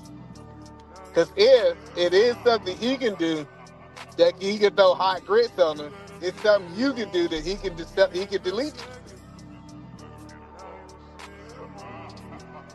So, yeah, that's crazy. I ain't want to keep me in the back. What up, Coach Bird? What's up, Shanika? What's up, y'all? How you doing? Just listening to this lady say the darndest things. Like, she chopped that man penis off, and she was like, "Well, what did he do?" That's crazy. Shit, that shit diabolical. Oh my god! And that's all I'm saying. Like, we don't see what we do in the same light as women because we're just programmed to think that whatever we do is light work. I can chop your penis off, and it's still, as she said, minute. I think she should get the death penalty. She should get the death penalty. That's crazy. Hold up, she didn't do it, did she? No, they were talking about Lorena Bobbitt. Lorena Bobbitt? Yeah, like they didn't really drag her that much. No, because she was a white woman. That's why. Let it been you or your cousin. You still be in jail talking about I cut a man's penis off. It's a different rule. But yeah, they should have. But she should have been locked up. But man, if they try to say that over in Africa that what I'm saying, what they do to the girls is diabolical, but in America you can chop a penis off. It's right. Crazy. And just imagine if a dude chopped off a woman's clitoris. What you think would happen to him? Oh my gosh. He's going to hell. Go to jail first, then to hell. Well, I'm just saying. I think he get drugged. Shouldn't she be going there too? Years. There's no way he'd be able to do something like that. Even if he did his time, like after he get out of jail, I'm sure there's gonna be a rally of people waiting to harass him when he walk out. Like, what are we doing? She said, "Hey, we don't know. Maybe he cheated on her, gave her STDs, and gave her the right to chop it off." Hurt people hurt people. People use their experiences and spread it like peanut butter to the world. There's no justification because if she had a son and one of his Saprita girlfriends chopped his little thing off, she'd be in front of the courthouse with a sign talking about never let her. It's just stupid. And it's crazy because the other young lady up there in the red shirt is co-signing. Visually, with her body language. They look hurt. And on the bottom, like, anytime you see black women with their mouth always turned upside down smile, they've been hurt. That upside down smile it turned like it. It ain't always been like that. But that's just my observation. Just listen to them when they talk. They go say some of the wildest shit and some stuff that you would never think could come out of a woman's mouth about, hell, let them burn. If she did it, then the man did something. It's crazy. Woman. Oh my God.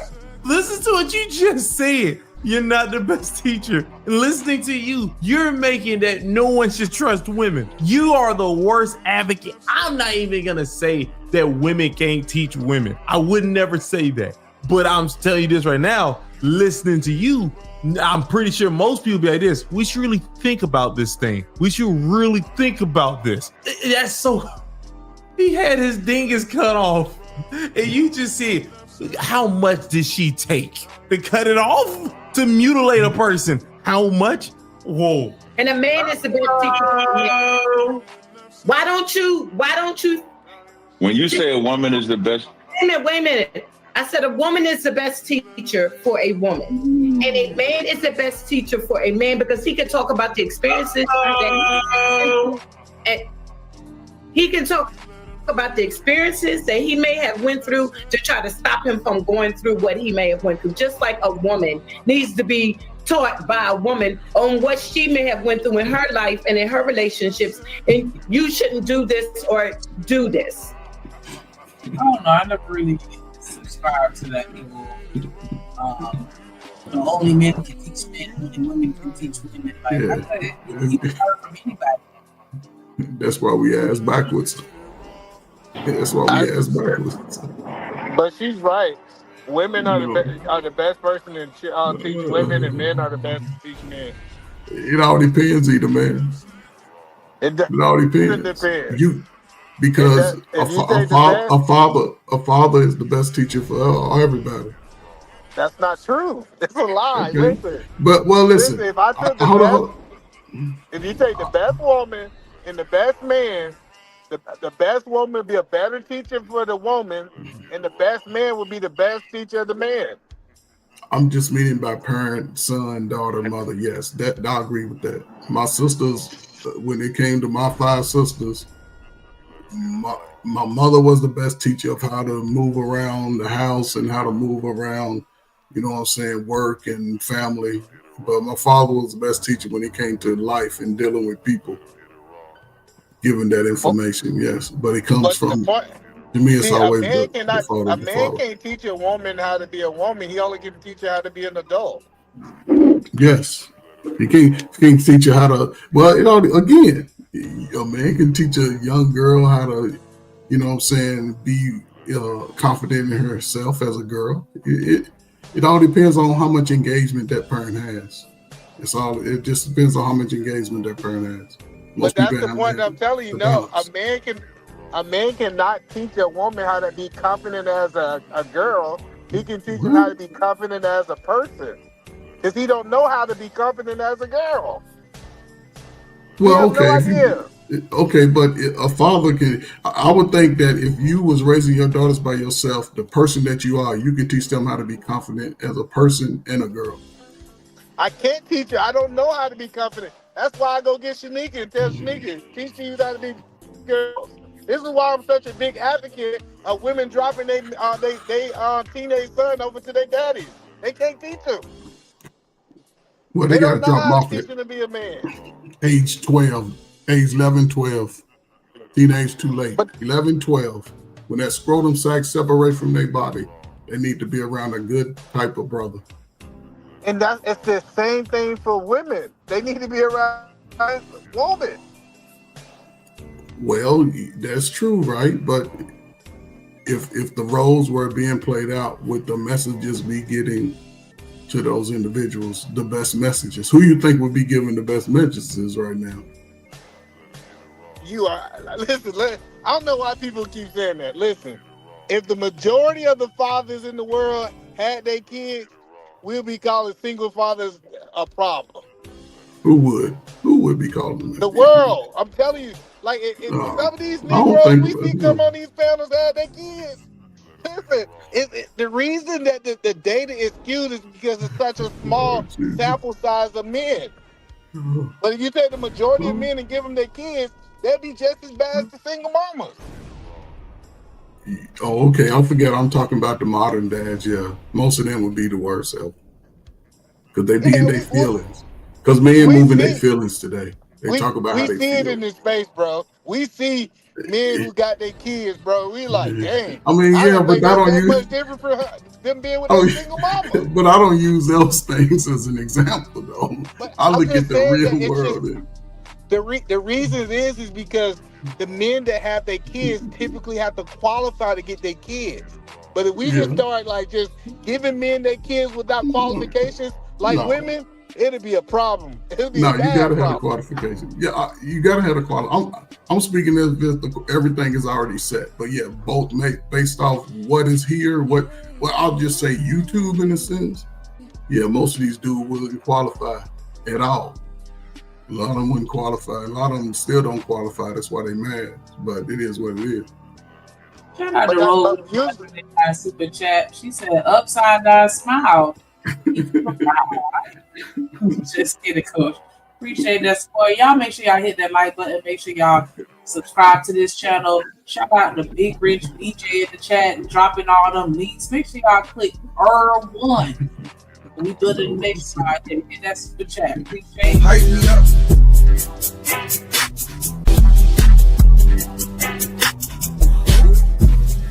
On me, you the one. Ain't nobody fucking with.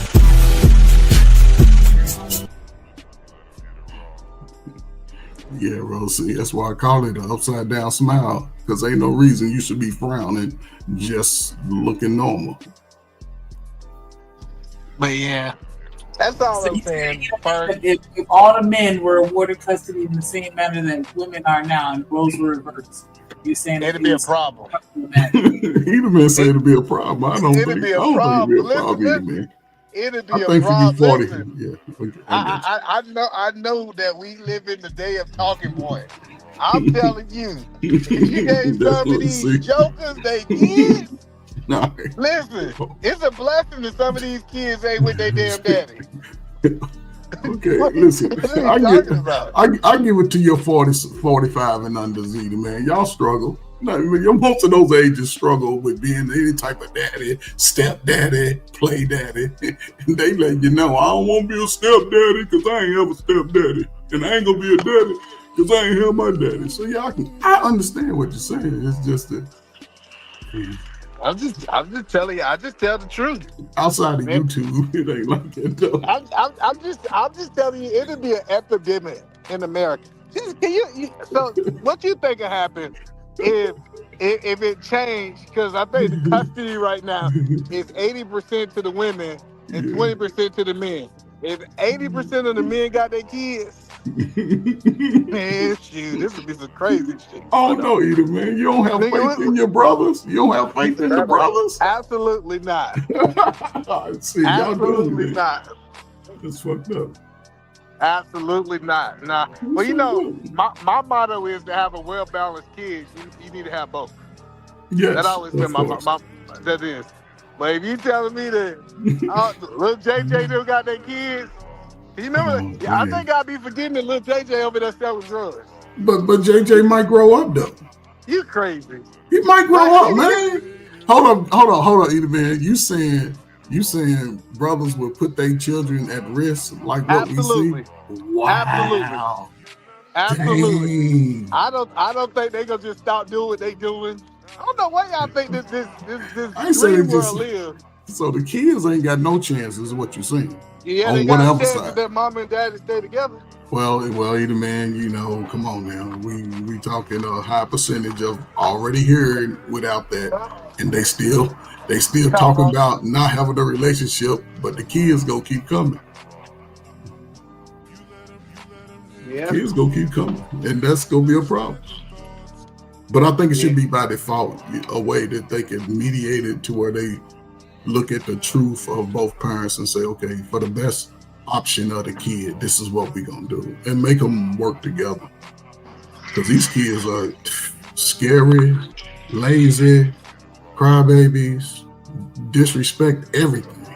School, church, the park, in the stores, kids are still in there. Kids making videos after daddy. I mean, it's just getting bad for the kids. But it's all learned behavior, though. So somebody got to fix it. I'm just saying, if you think the answer in the south side of Chicago Yeah. is to give all them dudes to their kids and their daddy out there on the corner with them. Yeah. They'll get off the corner, man. They'll get off the corner. That's crazy. It ain't gonna happen like in 2 weeks. Coming from the crack generation, Man, either man, y'all they'll work it parents out. had y'all kids and they still did crack. They'll They work ain't it stopped out. doing no damn crack. What are we talking about? No. My generation, we was the ones selling it, and then some of them that was selling it started using it. But what about the kids, generation. Coach Fur? But the kids went on to be independent, self-sufficient. They got the hell away from them. They wasn't living. They ain't living at home with their mama. He come from the latchkey kids. Yeah. And he talking about these daddies was gonna change. They daddy was in their life. No, they wasn't. No, they wasn't. No, I grew up, it was me and another friend of mine. Out of all the 40 other friends I know, none of them had a father. No. It's been like that. They thought that I had a great life just because my father was in the house. When I got in trouble in school, my daddy came to the school. But it wasn't a lot of fathers. It was just that the mothers had a little more self-respect. That's all. I want you to tell me in what society that majority of the fathers have single custody of the kids and they're successful. In what society? Yep. When majority, I don't know if there's a society where majority of fathers have custody alone, because outside of our community, most other communities work together. But that's the point that I'm telling you. It's almost like a fantasy. Like when I hear dudes say that, it's the same fantasy that the women be talking about. But again, I don't think most men would. We'll do this. It never happened. You know how they ask these women, where did these women rule? They say it never happened. Matter of fact, God was like, man, let me give these men some women. Because they need these women. So Edelman, stop it. So Edelman, you telling me, right? Most modern men today, if they had an opportunity to be engaged in their child's life from morning, noon, and night, 5 days a week, every day, sons and daughters, that most of these kids would still have the same results. I think they have the same result, man. The point that I'm trying to tell you is half of these daddies didn't even want these kids. Oh man, I was hoping. Even talk about that. See, nah. Let's talk about it. Listen, you telling me somebody who was telling this woman to take the plan B and go to the abortion clinic now gonna be a good father all of a sudden? Okay. All right, bro. If he really has no say so on the child, right? Whether they come here or not. But once the child get here, most would, I've seen it, and I don't know if the opportunity, if it would be allowed more. I would think most guys, if they had an opportunity to be in the child's life, regardless of how he treated the woman, they would want, again, I could be wrong, maybe I got too much hope in the brothers, they would want their child to be better than them and opposite of their life. I don't think most people would teach, most guys wouldn't teach their daughters to dress up real skanky and go outside. Most guys wouldn't teach their sons to sell drugs. I mean, that's where I work at. I'm going to the heart of the hood. South side, west side, Chicago is where I earned all my stripes. Getting escorted by fathers. I just want to get you, because I think you only want to think about the good fathers. I really do. I think that you. But either man. Well, I know these good fathers gonna do. Oh Lord. And I'm talking about that. I ain't talking about the kid that he wanted with that beautiful baby mama. I'm talking about that two he had with that baby, that woman, that two. Do you think you gonna take care of that kid good? Okay. Yeah, if he got a chance. To us, by default, most fathers don't get a fair chance to have an opportunity. They just sort of put in a situation, and then I've seen it, because again, some fathers may need some parenting classes. Yes, I think that would be probable and more likely, I would always recommend a young man taking a parenting class so he can understand the nuances of nurturing a child. But I don't see most brothers who are in the streets, even if they ain't again, he's a cheater, but I think he would at least raise his child to be respectful. I've seen the worst mothers raise their kids to be respectful. Like, you ain't gonna do that shit. I did it. You ain't gonna do it. So, Shanika, yeah, man, they'll break the system. It'd be so many kids in adoption. Man, hell no, man. Come on, Shanika, man. Listen, Shanika. You saying the brothers don't like the babies, man? Come on, either, man. No, man. I think because you gotta remember what we talking about. We excluding the married men. We excluding the cohabitating men. We talking about them other dudes who out there. But Like, they the one got all the babies, apparently. Most of the people who got babies are married. No, that's what we need to stop lying. Hold on. If most of the kids are born out of wedlock, then I don't know what to say. So back to what I was saying. You think? Let me think. What I'm thinking about. You think about, like, so we told Future, man, I'm about to give y'all these kids, man. He gonna do better than Sierra. I would think he'll be a good father. No, because we talking about better or worse. I would think he'll be a better. Well, I don't know what type of father he is now, but I think once he's stricken with that responsibility, I believe most would step up. Most wouldn't wander away. I think most would step up. That's part of a man too. He can protect. But that's just me though. Shanika. Future. But you use Future though. That's crazy. I want to talk to Nika. That's great. Nick. Yeah. I'm sitting in my office right now. And I'm looking at all these motherfucking homeless men walking down this street. I'm looking at it right now. Hold on. Wait. Let me make my point. And what he's saying is, if you take the same homeless man, I know right I here. ain't say nothing about no homeless man either, man. No, because he still is a father. You're trying to exclude We don't the know that, men. man. That's my point. I ain't talking about no dude that's out here. When black men don't want to burden people, they go to the streets, man. What are we talking about? I'm not talking about those give dudes. them their kids at 80%. That's what I'm telling you. Give them their kids. Give them an opportunity to go into a home. The responsibility will be on us to step up. They know, man. I'm telling you, most brothers ain't gonna run from that shit. I know you delusional, Shanika. Kids ain't got a chance out here. It's like fuck the kids. Listen, I just want to dispel this lie. Shanika, not a lie. I know for a fact the guy right here. You don't got no hope in the nigga. Shanika. Hello, Shanika. I know for a fact this dude that's sitting right here in my. I wish I could turn my camera on. The guy right here smoking that liminal foil, that fentanyl right here in front of my office, right? Just because you gave him a child, it's a responsibility. You think he gonna change his life, Shanika? Not if you don't want to.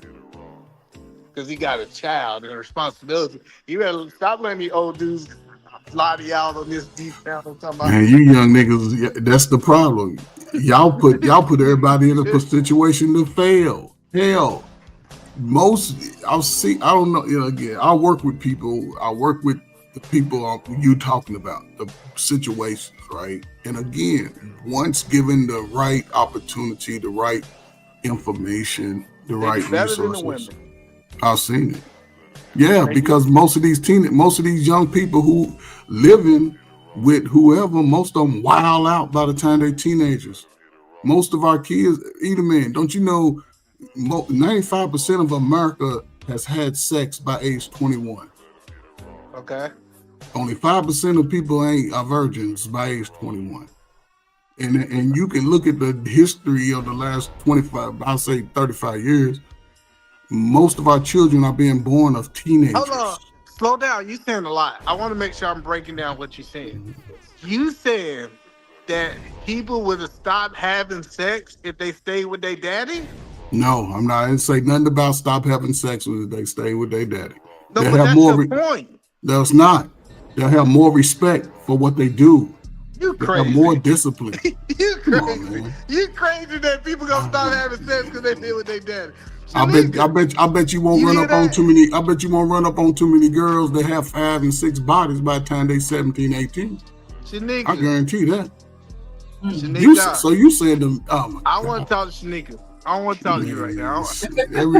every female I knew, man. Come on, man. Ain't nobody out here running up. These people out here having orgies as teenagers. What are I you feel like talking about? that's something that we've been struggling with for a really long time. Like, I don't know if that's you gonna stop people from hunching.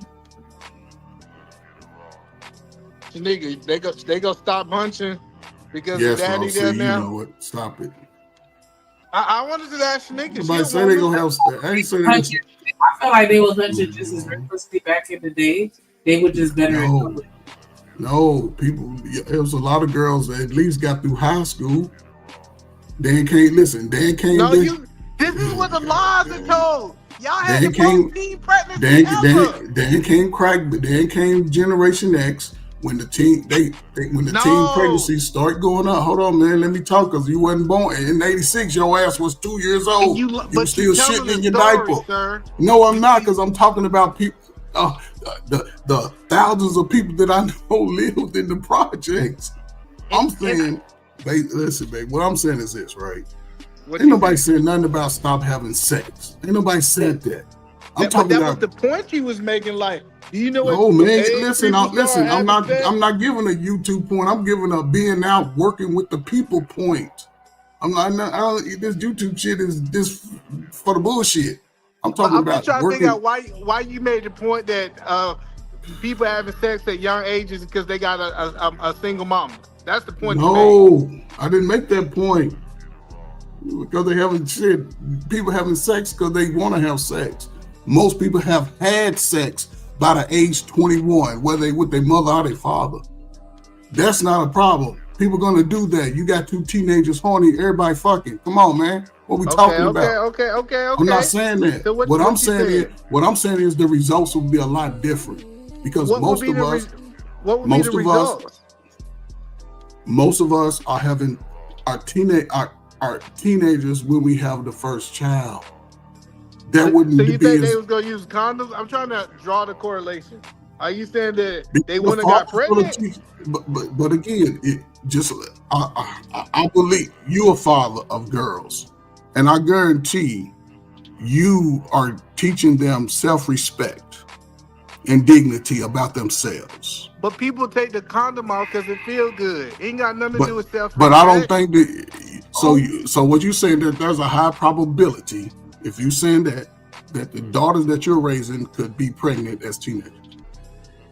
No, because That's they what got I'm their saying. mommy and daddy in their life. I done said this. But 2 people. I'm not saying 2 people. Listen, I'm saying listen. Based off of this, most people just got one person. Even if the daddy ain't living with you, if he has access to you 24/7, he can give most the other balance. He can give most can get this conversation about, listen, you have to be better. You have to do things a certain way. Be respectful. The messaging will get because most men that I know, regardless of how shitty they are, nobody's out here telling their kids to be fucked up. It doesn't matter. That don't matter. Let me tell you what. It doesn't matter what you say to your kids. It matters about what you're doing. Right. So if you're a man out there being a hoe, your kids gonna be hoes too. But most men ain't gonna be hoes with their daughters, right? Man, you crazy.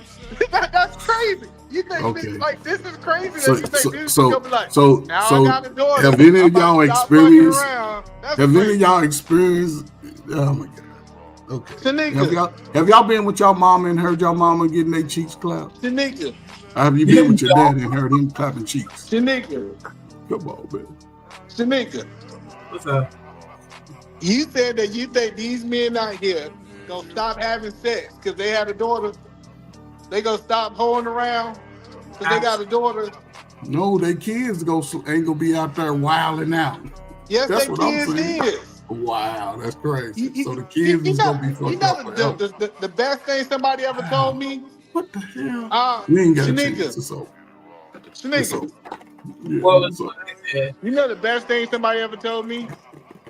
What? Your children is an immature version of you. You out there slinging dick, your daughter gonna be out there getting piped down. Damn, it's fucked up. That's the truth. I don't know why you think she gonna choose a So different path. so what you saying? The door swings both ways, right? Yeah, that's why I'm married. No. That's why I'm setting the example. So if a mama's out there, her son is gonna be out there slinging. That shit is lose. It's lose then. It's not lose. Whoever the child lives with, the child is watching that parent. And if the parent is moving reckless, yes, that will go pretty much the bad way, unless that child is connected to something different than what they see. And that right there is still going to take some time for the child to develop a different mindset. But in our American society, by default, most children are given to the mother. So the child is raised up under that information, whether it's a boy or a girl. And I'm agreeing with that. I'm telling you. I don't think most parents have had. They would just see the toxicity from the men's side. Man, you looking at YouTube. Niggas ain't out in the street, man acting like these dudes on YouTube, man. You crazy. You crazy. No, man. Where you live at Washington, Oregon? Man, ain't nobody moving like that. Man. These dudes on YouTube, they scared of everything just like the women. I don't want a man. I don't want a woman. It's somebody. Yeah. I'm from Atlanta. Atlanta. What? Atlanta, come on. People ain't out here fucking. Come on, man. You talking about the fuckingest place in America. What are you talking about? You talking Atlanta's that's the nastiest fuckingest place in the country. What are we talking about? Exactly. So that proved my point that these dudes out here doing the same thing. Come on, man. You can't compare America to the nasty ass Atlanta. Oh my God, this is wild. Real quick, mid-20th century peak. The U.S. teen birth rate peaked at 96.3 per 1,000 females aged 15, 19, and 1957. In the 1960s to the 1980s, following this peak, the rate generally declined from the 60s through the mid-80s. In the 1990s, there was a rise and subsequent fall. The rate rose from 50.2 in 1986 to 61.8 in 1991, but then began a sustained decline. The decline in the 2010s. The pace of decline accelerated significantly after 2010, with the rate dropping by 55% between 2010 and 2020. Shout out to Roll with the 199 super chat. She said the stats point to the boomer generation. Yes. Exactly. It ain't matter. They still listen. The boomers had all the family. They had everything. And get what they was doing? Having sex in high school. What we talking about? They was getting married in high school too. No, they had wouldn't. one of the high. They had one of the highest. Married in no high school. Stop it. Now they had one of the highest. Yeah, eat man for a whole year, then come back with a new little brother. They was getting Listen, married. why you think all them black people up there in Chicago? Oh my God, man. I said, why you think all them black people's up in there in Chicago? Because there's a whole bunch of them running from the South. Yeah. Like your auntie, your mama. That'd be that cool. What was that? Say it again. When you grow up and find out that your auntie will be your mama the whole time. Yeah, then they gonna talk about they was doing something better. Man, you just not letting the old folk body out. That's why, again, you speaking from Atlanta, the nastiest place in the, matter of fact, give it the world almost. Give it the world. So yes, I could say that. I can understand what you're saying speaking So what from do you think that they was point of fucking view. at? I'm trying to understand. I don't know. Listen, they was fucking in, the boys was fucking the boys, but girls was fucking the girls. That's the lifestyle that they sort of generated. That's part of that. You missing the point that I'm saying. Where in the United States they weren't fucking? You want to go to Utah? What I'm saying is this. You want to go right? out there to Utah where they shooting people? They shoot people because they ain't fucking. Are they getting pregnant as teenagers? Are most of the married children getting pregnant as teenagers? Are the single parent children? So your question that you're asking, who is the most getting pregnant? Are the children getting pregnant? Are most of them come under married parents or single parents? I actually think that doesn't matter. I think what we see the most people getting pregnant is unsupervised. It's unsupervised. You're unsupervised. I don't care if you're married. I don't care if you're single. When it's unsupervised, they fucking them kids fucking they back out. Well, black folk ain't been supervised since welfare. We ain't been supervised. We've been running amok since the 60s. Since they declassified homosexuality, yes, we've been running amok. Hey, They Shanika. declassified it. Yeah. Let me find out your mama and your daddy work. I see you at 2:30. I see you at 2:30. But you ain't bring no baby home. Pop up. Yes, they did. You didn't. If you was over, I was over at 9:30 before, right after they went to work. Wasn't bringing no babies home.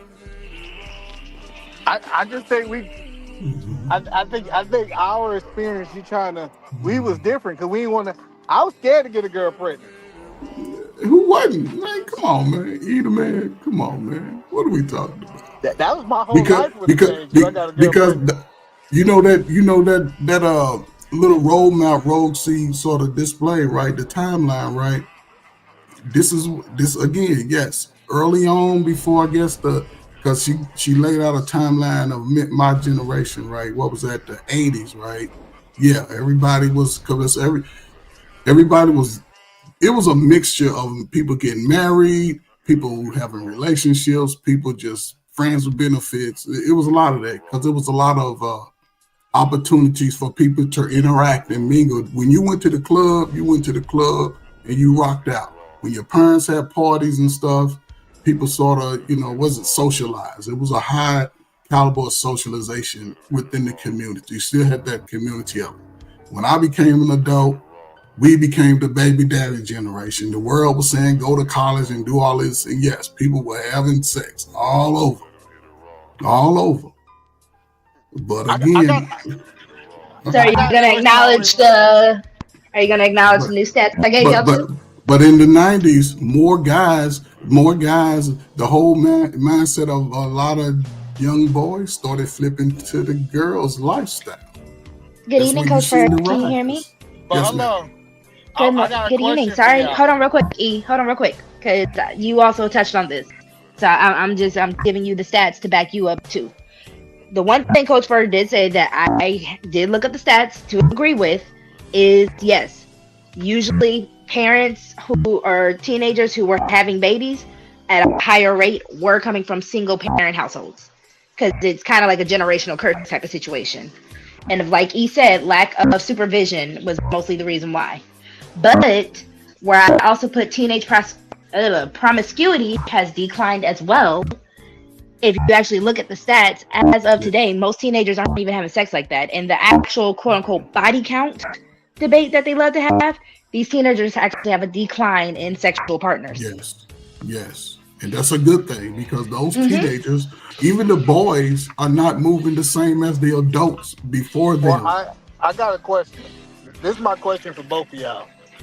My question is, if the deletion rate of babies never hit the black community, what do you think the black community is today? I would hope 100 million around this piece. Yeah. About to make me just do it. I'm supposed to be going to bed. Because you got to account, just with the whole influctuation of the abortion rights, right?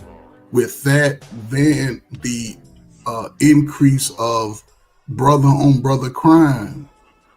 It it hit a stratosphere. I don't know what the numbers are across the country every year, but they've gone up.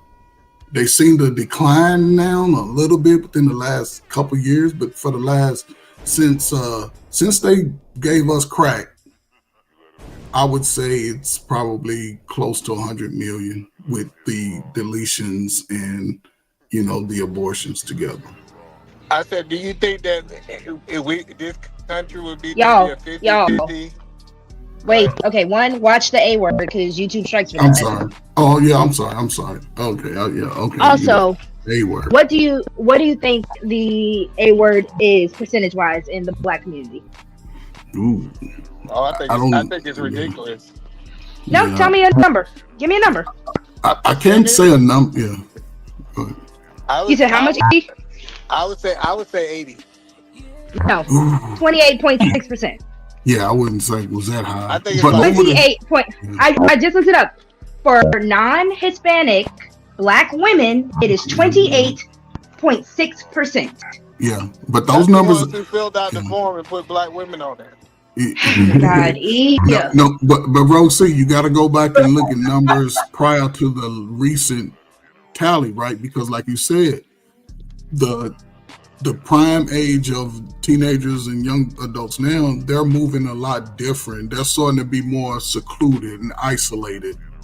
They're not they're not putting themselves in opportunities to sort of socialize as normal, Can y'all hear me? I want to make sure y'all can hear me. Yeah, okay, so but you're not accounting okay. Hold on. having kids. Can y'all hear me now? Yes. Yeah. I think she went back out. You can hear me? It's like you're going in and out. Yeah, you're going in and out. Okay. So it says, according to the CDC, the A-word rate for non-Hispanic Black women in the United States as of 2021 was 28.6 per 1,000 women aged 15 to 44. Yeah. Now they are saying, hold on. They are saying this is significantly higher than the rates for other ethnic groups, which I don't believe because I feel like they are the ones who are not filling out the forms. But go ahead. Yeah, but Rosie, go back and look at the total number. The total number from the, I think it's the 60s and 70s of deletions Let's of not the go age. back. No, listen, you got to look at the total number. No, listen. Out of 100% of women, half of them are not sexually active. That 28% number that y'all are talking about is way higher. If we was just to take that number of the sexually active women, we'll be close to 80%. Dang. So you, so again, both of y'all saying. So again, hold on, because my issue with this stat is, again, you actually have these women, especially white women, who have more proximity to power and control. They have more proximity to doctors who will actually not even put the paperwork on them. Like, you have a lot of people, senators, all these people of higher echelon type of abilities. They will be able to kind of wipe it clean where the statistics will never mark their daughters as having an A word. You know that, right? Yeah. So again, for y'all to try to sit here, because it says right here, hold on. For every 24 Black women out of 1,000, that's how many of them are actually getting it. Now, again, it says it's higher because, again, we're the only ones reporting it. So for E to be like, that's for the Black women that are, no, we're the only ones reporting it. Be honest about it. No, so what happened is, I believe the stats because I think they was very, they was very strategic by putting these Planned Parenthoods in the Black communities. Oh yeah, for sure. Yeah. So when they even birth control, if you go back to Margaret Sanger, that was eugenics, but still, it was either Black woman, you and your baby starve, or you figure out how to get it done. Yeah, so that's what I think. I think that because I really think that if the deletion never happened, we would be the majority of this country. I can't say that because we were never supposed to be. That's why, again, even without the A word, they gave us birth control. We were never supposed to be. No, but bro, see, here's the thing. What they gave us and what we accepted is the problem. And to Edelman's question, he just based off those numbers from, I guess when they, what was it, 72, 73, when she implemented the ability to have an A for Black women, the numbers over that time have been 75 million. So again, Coach Berg, before that was even done, we're not going to sit here and act like the test with the Tuskegee Airmen. One, y'all think that was the No, only it was test? done. It was I'm happening. sorry. The Tuskegee syphilis experiment? Because again, hold on. What is a very common symptom of untreated syphilis? I want to see if Black people know this.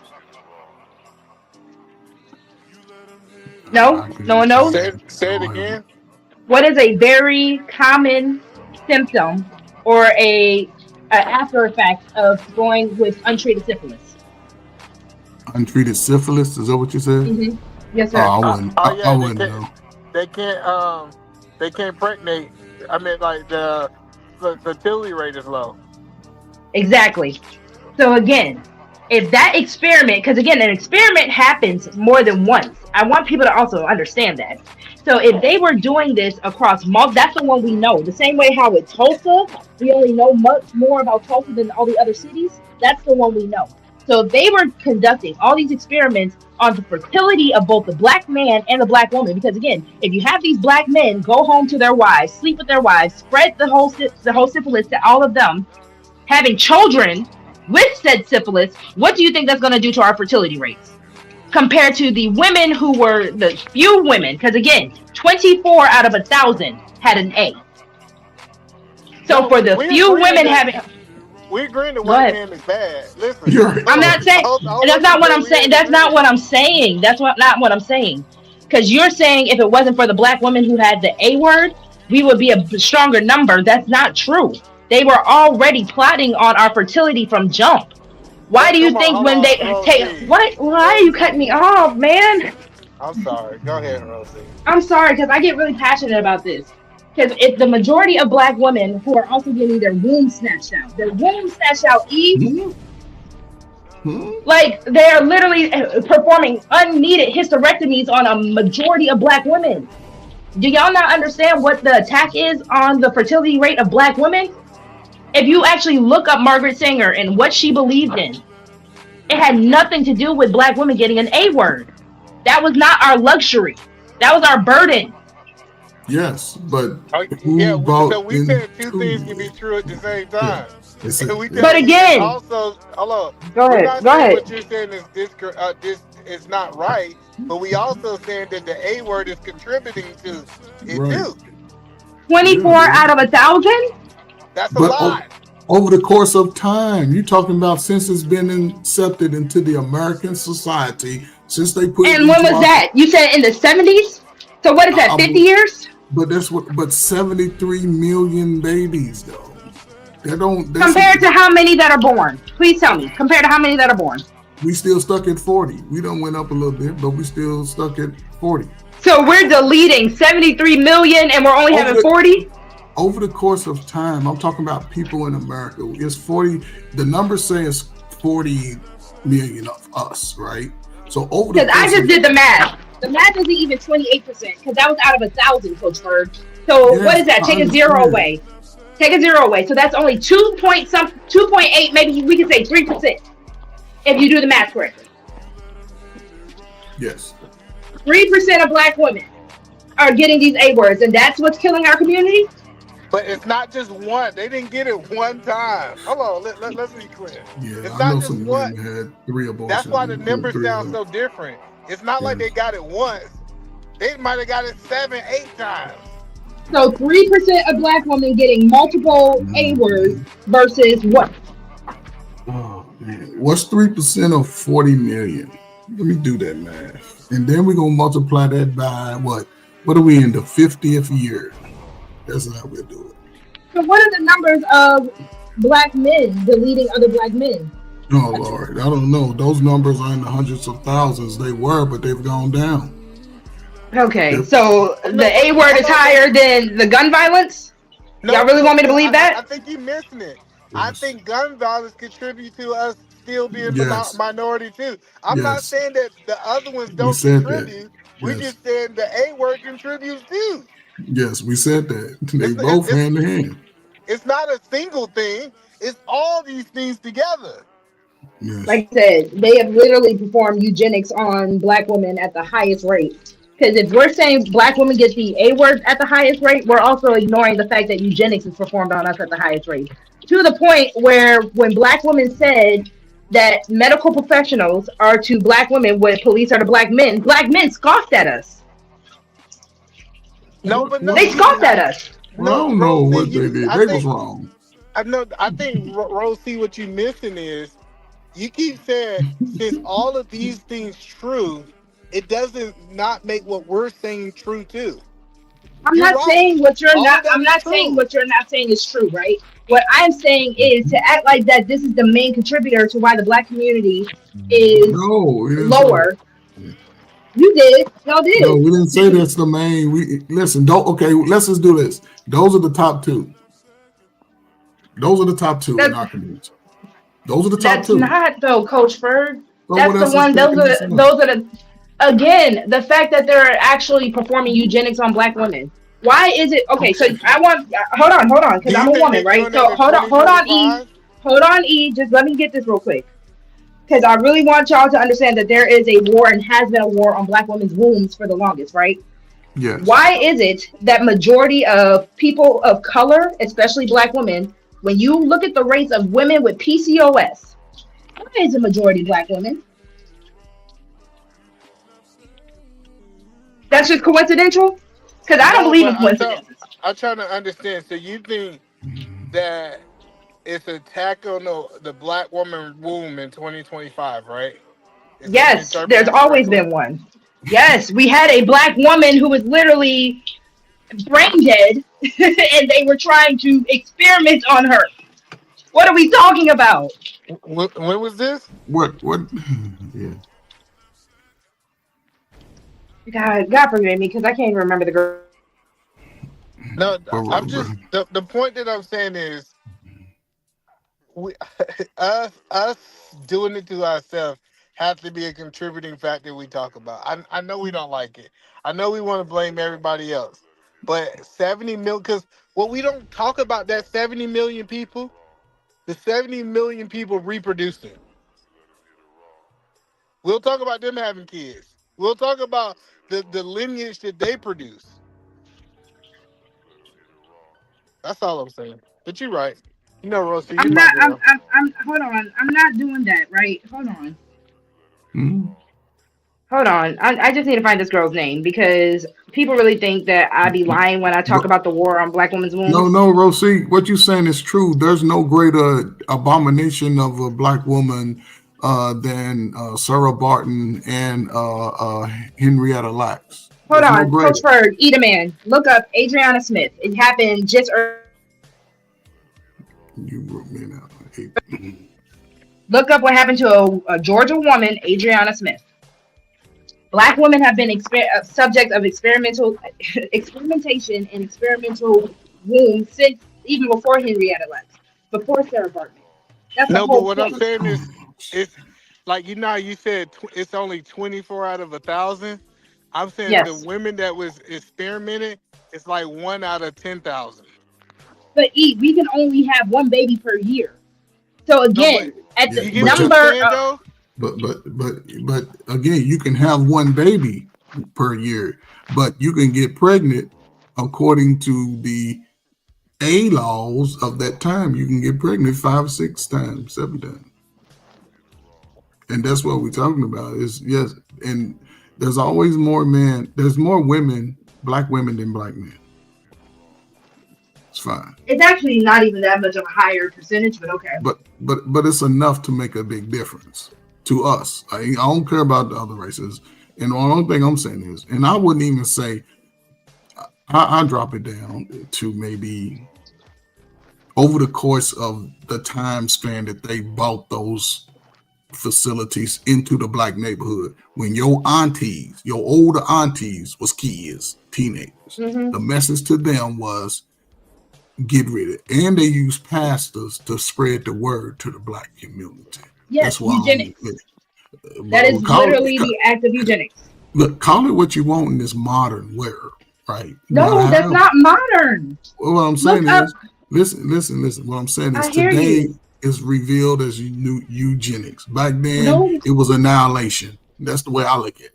Now, yeah, I get the word, but if they was doing it, they was annihilating us.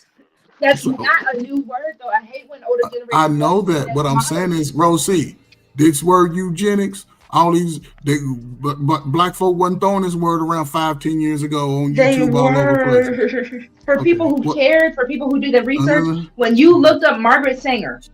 Yes, Margaret Sanger.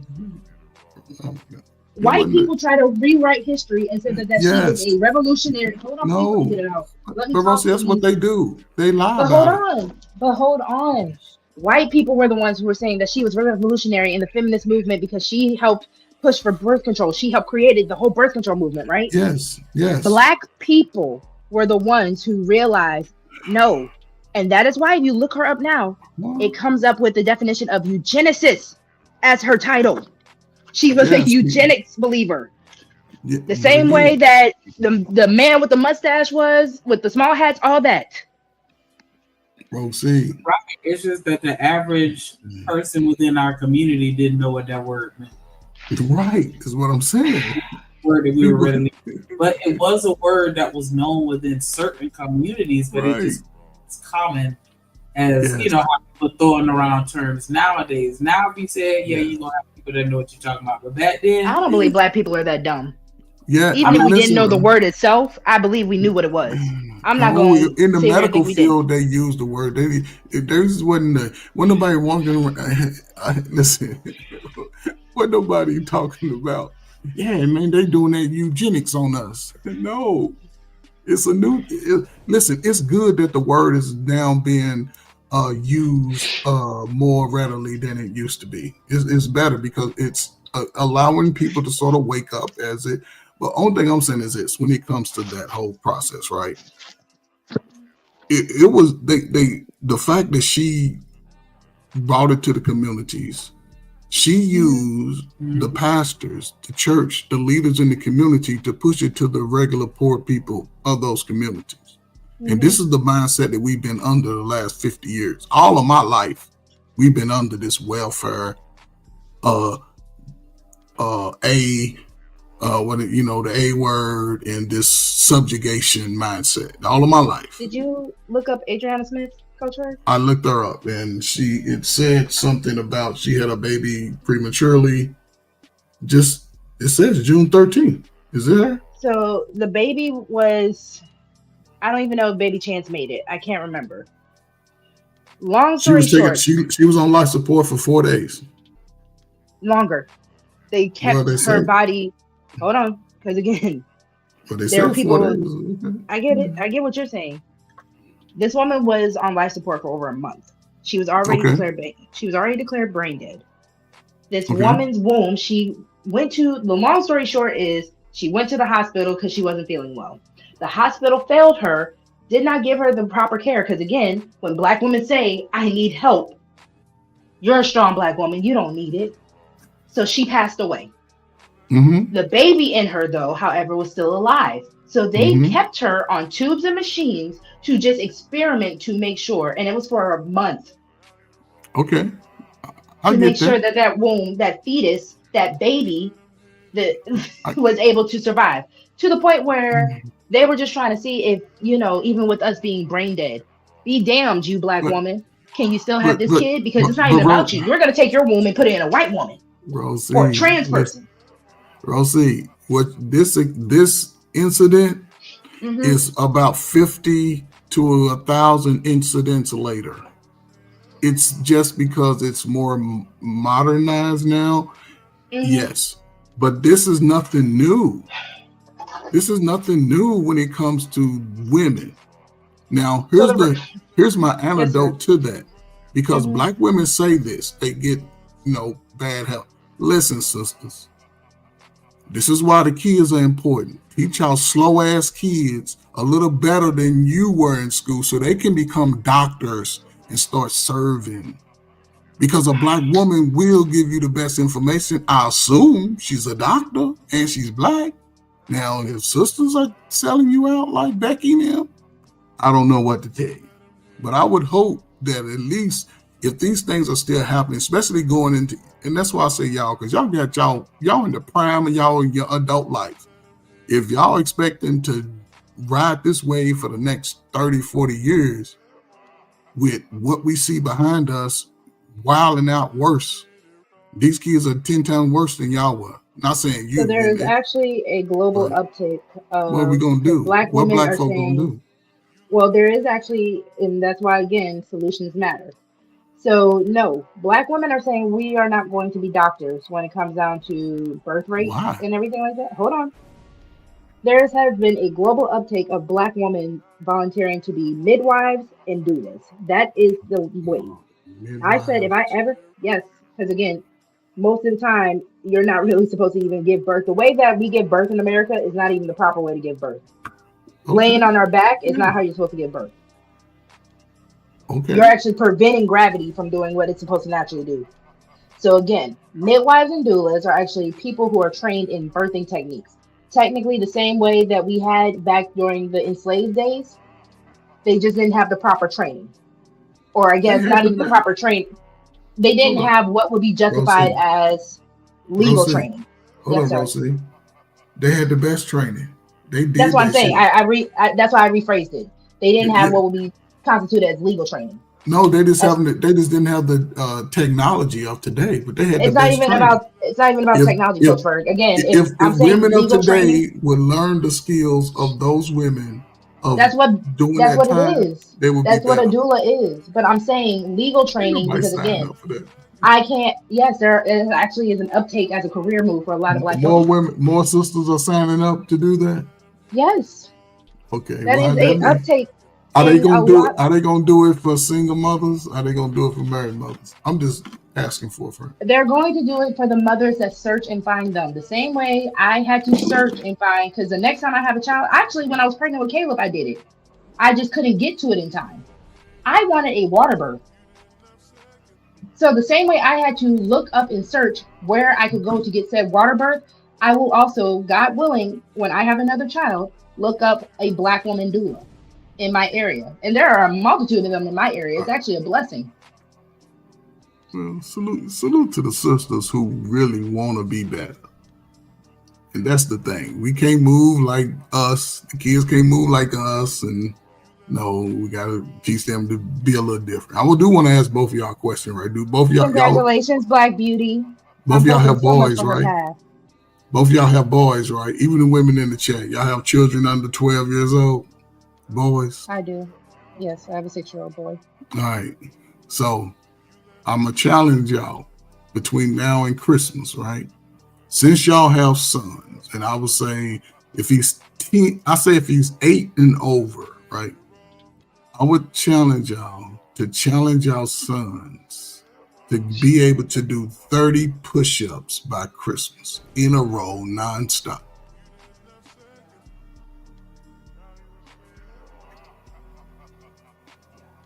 And if anybody's son completes it, it's a few things that happen. I'm not going to say one of them, but I could bet money that he will be a better student. Give me a number for a 6-year-old, Coach Ferg. I don't know if he can do 30. Give me a number for He can, a 6-year-old, he can do 30. He can do 30. But a good number would be 20 to 25. That's a good number. He can rock those out. A 6-year-old, they think tough. They want to prove that they can do it. And again, it ain't about trying to do 30 tomorrow. No, let's do 8. Let's do 8 this week. Next week, let's do 10. Week after that, let's do 15. Week after that, let's do 20. And then he might just pull up. Like, look, mama, I can do 30. Knock him straight out.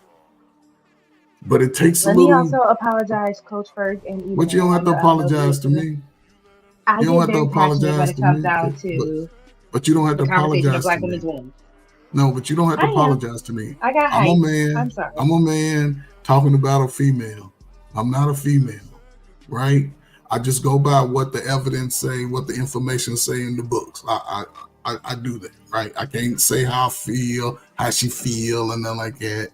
I'm just saying based off physical prowess, black men and black women, the big nose, big lip people, the wide ankle, fat feet people. There are some things about us that are just alike, and some things about us that are not. And I agree with Edom man when he was talking about emotions. Everybody has emotions. And we see on YouTube, everybody nitpick with feelings. If it's something that triggers them or something that they may have experienced or they know somebody close to them that they experienced, yes, it's something that really hits home. And they don't look at the other side. It ain't my fault. It ain't their fault. It's the person that did his fault. So, and I'm not trying to say that. I love nuance. There is a bigger nuance when it comes down to the birth rate of the black community than I hear most people willing to give. Yeah, and that's what triggers me. I can say that, but his question was, right, if those things wouldn't happen, right, what do you think our numbers would look like? Because it's not every day that it's happening with this young lady. It's not every day.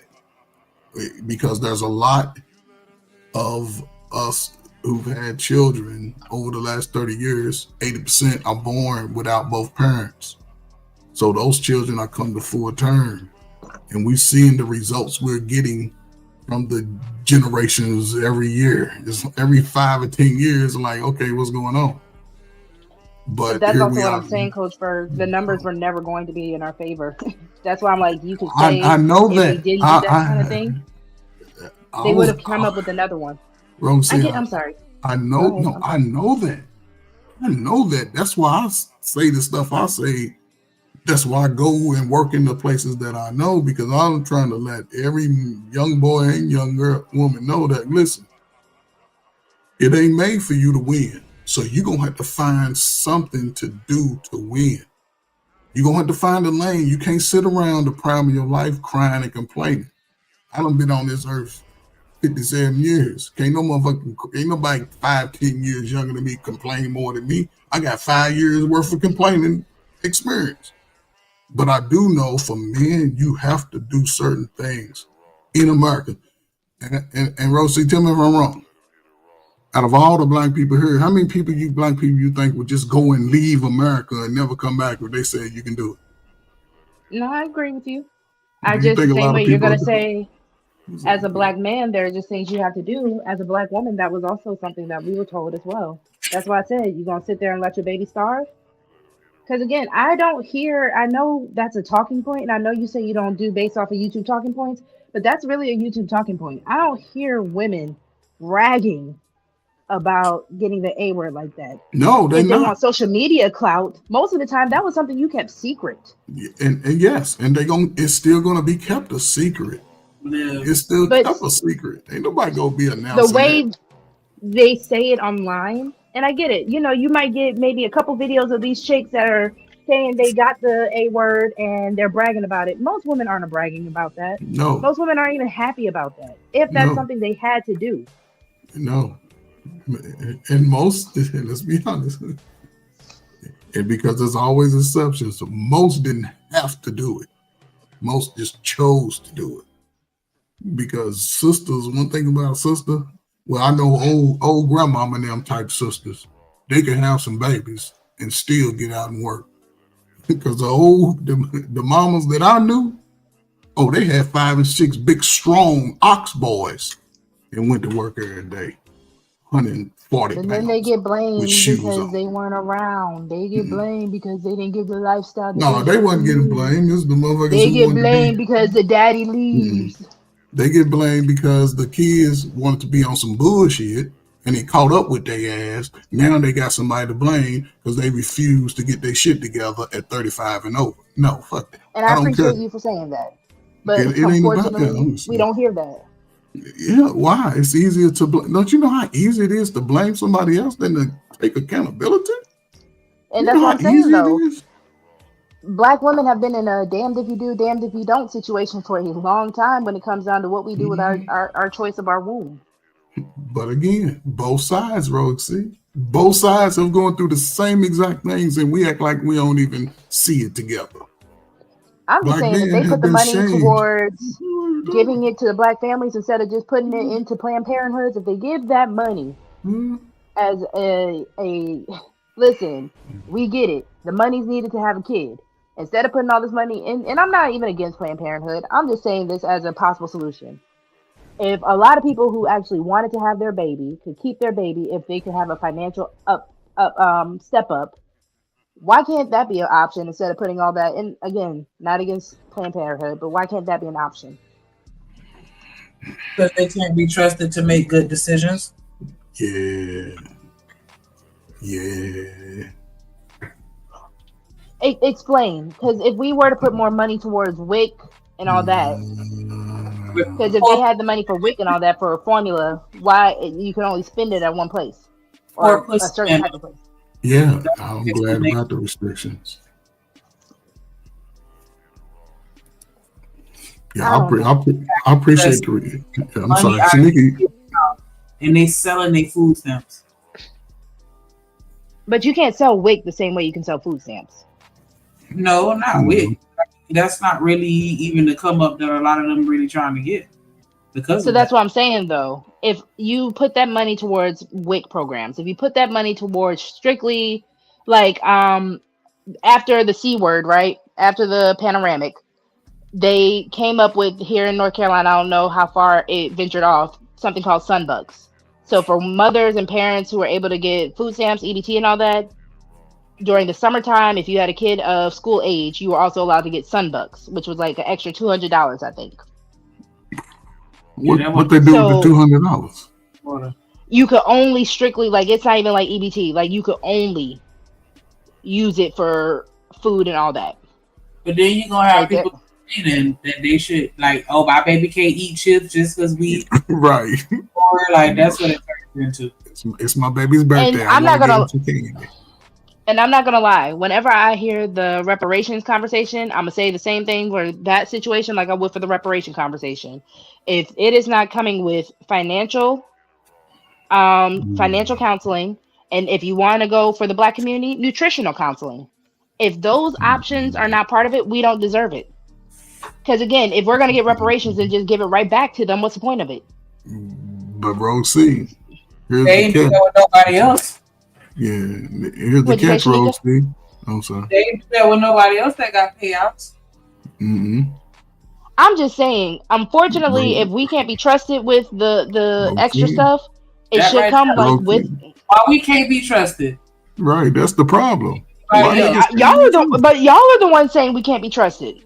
I didn't say you can't be trusted. People don't trust each other. Black folk don't But trust each other. y'all literally just said if the money were to go into these programs instead, y'all said Black people wouldn't do right. Y'all are the ones saying y'all don't trust Black people to do right. And I get why, and don't get me wrong, I get why y'all are saying that, right? Which is why I said, in my belief, let's say if Rogue C was able to write a law for reparations, right? You would have to take a financial advisement class or 2 or 3 or however much you need to. You would need to take, if you want EBT, you would need to take a nutritional class or 2 or 3 or however many it takes. To talk about women and food stamps versus the entire Black population, I don't think that it's fair to say the entire Black population can be trusted to make good decisions. But women, well, even for the population of women, reparations just for women only? No. I'm saying if we're gonna look at the population of women on, EBT, food stamps, WIC, and all that, I do believe the same way. I'm just using reparations because that's always been something I stood on. If Black people were to get reparations, it should come with certain education as well. So if people in general want these certain stabilizers, if people want these benefits, it should come with a certain education as well. Well, not just to be like, oh, you need to be able to get off of it. No, you need to know. But knowledge is power. Well, Rosie, why do the most modern, laziest Black person have to be sort of, I guess, what is that? coached into doing it. Why not take advantage of the opportunities now? Because again, I ain't met nobody on YouTube that don't make $100,000 and don't know everything. Why not look at self now and say, let me move a little different. Let me take advantage of these things, because there's so many resources out there that end up just going to waste because we got too much pride to go get something to help us be better. I'd rather just continue to blame people I never met, not get into the opportunities when they present themselves, and just I don't know. I don't. But even you and Black Beauty and Shanika even kind of hit on it. And I'm not calling it a stipulation. I'm saying Black people need to be educated, because unfortunately we are behind 400 plus years. So to try to play a game that you are, like, let's say we're running track, right? Now, not to say that it can't be done, but if majority of us are 400 yards away, meanwhile they're already so close to the finish line, why can't we get the education and the step up and the leg up that we were neglected of for 400 years? It's not a stipulation, it's just education. The education, I understand the need for it, but the fact that you would have to require that just to give the reparation shows that the problem is way bigger than what we choose to acknowledge it to be. And I don't disagree with that, but I'm not going to deny that that's not a solution. About money. Who else is forcing people to learn about money? You said who else is forcing people to worry about money? I'm saying, like, why are we just already not in that mindset naturally? Is the bigger problem than saying, okay, well, we go make you take a class, because what you think that class gonna do? And what you think niggas that don't give a fuck are gonna do? Right. And I get that, right? And Rosie, hold on before you answer, Rosie. Let me say this, right? Mm-hmm. My grandmother, right? Both my grandparents. My grandmother passed. My father's mother passed in 76. 74. I was 6 years old. When she passed, I don't know what education she had. I don't know what financial literacy she had. My grandmother passed with $50,000 cash back in 1974. And guess what she did for a living? She cleaned white folk houses. Mm-hmm. And she passed pretty early. I think she wasn't even barely 65 or so, 60, 65. I'm not sure. So, again, people had it. This modern version of us, these babies graduating high school in the 90s, yeah, y'all need classes. Y'all need civics class. Y'all need a financial literacy class. Y'all need all that. But the problem is this. All of that's being presented for free on YouTube every day. And those are the lowest viewed shows we got in our society of ninjas. Most adults, again, they just looking for the handout that they didn't deserve. Because the ancestors before us, they endured way more than we endured. And I'm not gonna lie to you, there is a laziness. It's a problem, because I'm not gonna lie to you. I found out I bank with Wells Fargo. Wells Fargo gives you a free advisement. They give you a free advisor that you can talk to on a regular basis. Yeah. So no, the resources are definitely out there, right? I'm not saying that y'all are wrong about with the laziness, the people that don't care, right? And that's why I had to get in. It still kind of kills. It doesn't kill me. Let me not be dramatic. It's painful to realize that no, not everybody's going to be able to come, right? That really does bother me, because I was raised very pro-Black people, and I thought it was really. I used to study W.E.B. Du Bois because I used to want to be a socialist until my daddy told me there's no money in socialist. He's like, yeah. So social work, but W.E.B. Du Bois was an actual. It's not psychology; it's sociology. I used to want to study sociology. And my dad, as a psychologist, was like, there's no money in it. But I used to study W.E.B. Du Bois to the point where I was like, is it classist? Is it intellectual superiority? Because when you think about like the separation of Black people trying to be like, okay, these are our most talented. These are the ones that are supposed to make it. We can't take everybody. At one point in time, that really bothered me, because I'm like, no, you should try to bring your brethren with you. I I get that you can't. I'm not saying that you can, right? It just hurts to believe that you can't. You know why, Rosie? Because we chasing something that we chasing to find who we are. Because we doing the same thing Jesus did. Jesus didn't fight back, so we ain't fighting back because we are of those people, and they know it, and we don't know it.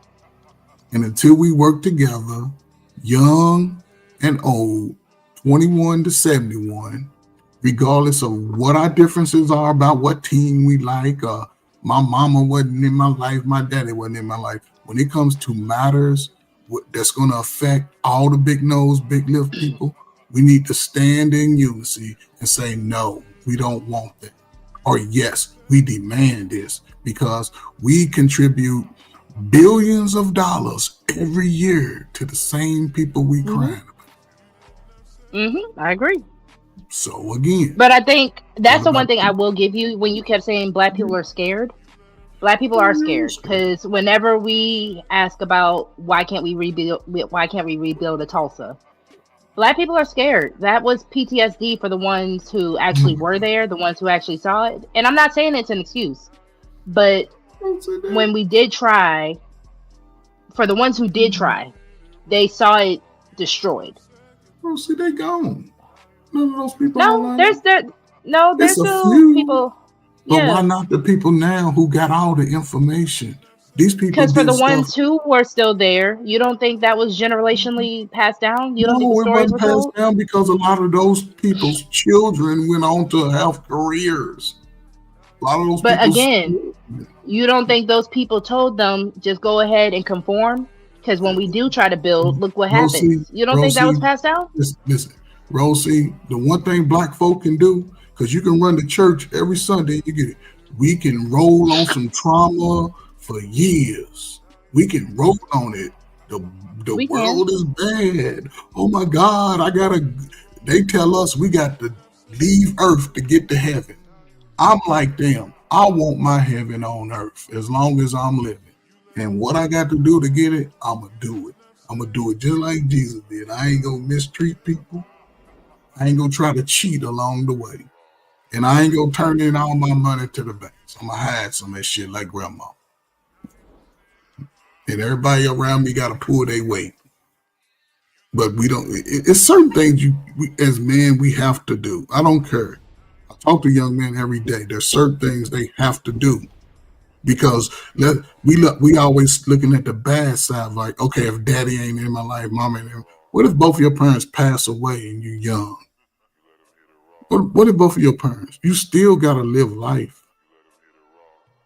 And if you can get a message that say, hey, you can be better, it's a little scary because you're comfortable in bullshit.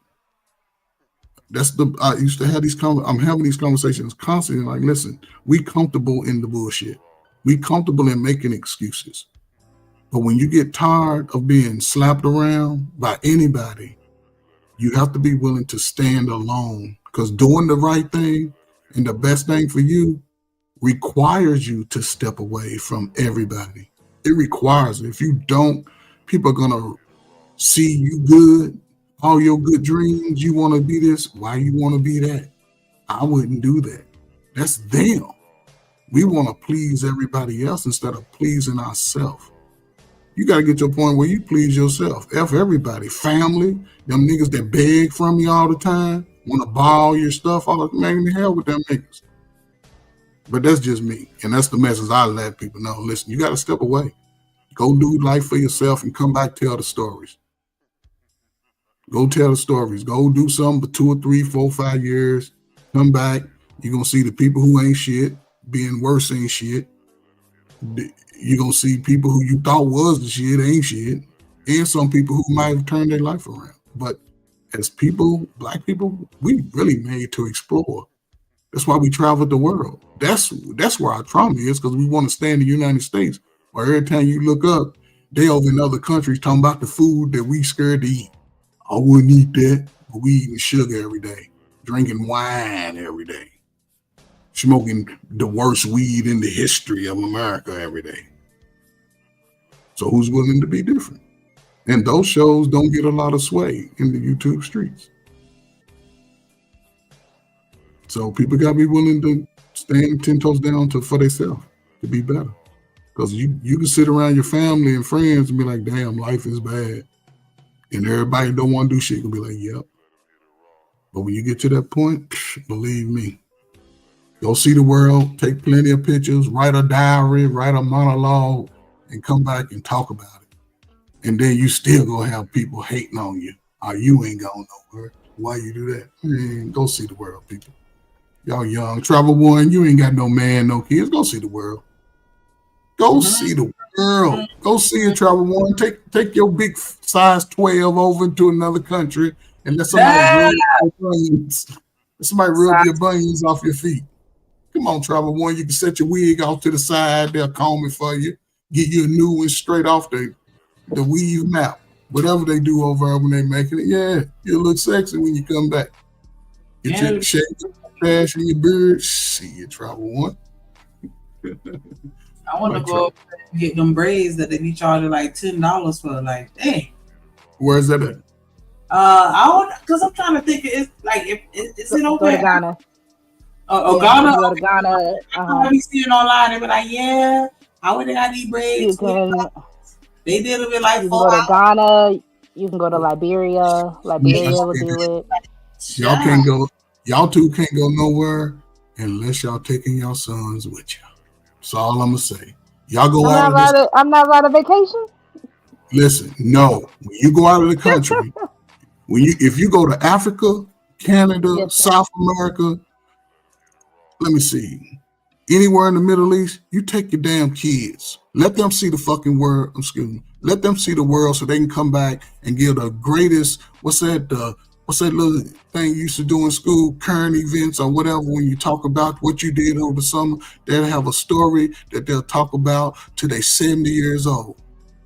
No, it's actually funny you said that, Coach Ferg, because my dad was my graduation present. He bought me and Caleb our passports, right? So he was pretty much telling me that is how, white children and all of them kind of get away for the, like, in the school year and stuff like that, because they'll call it like a cultural exclusion.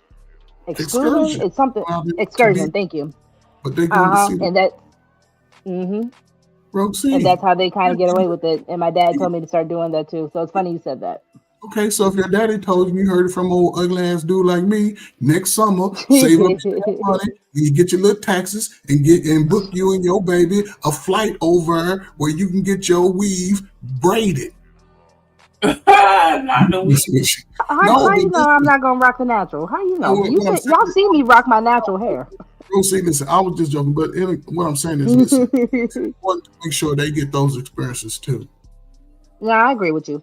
That's why I was like, it's funny you said that. The younger they can get it, they can talk. Y'all children are smart.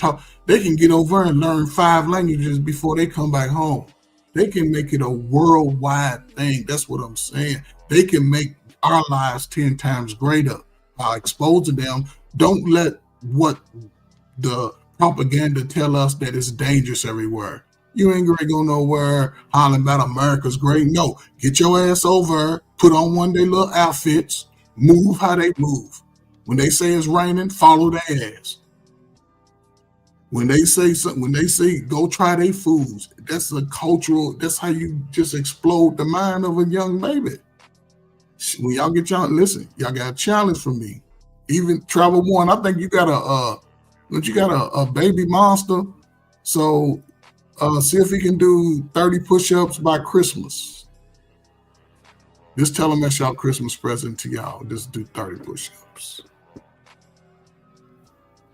But again, just something. They can't do the grown man military push-ups, but they be trying. I'm like, yeah. How old are they? How old is your boys again? 12 and 15. Oh yeah, they can get there. They can get there fast. Somebody, come on now, y'all gotta stop. No, they can get there faster than Rogue sees because again, it's about challenging their mind. You gotta let them know you challenge. Tell them a man challenged them. Challenge their mind. Give them a goal. Give them something that they can work for.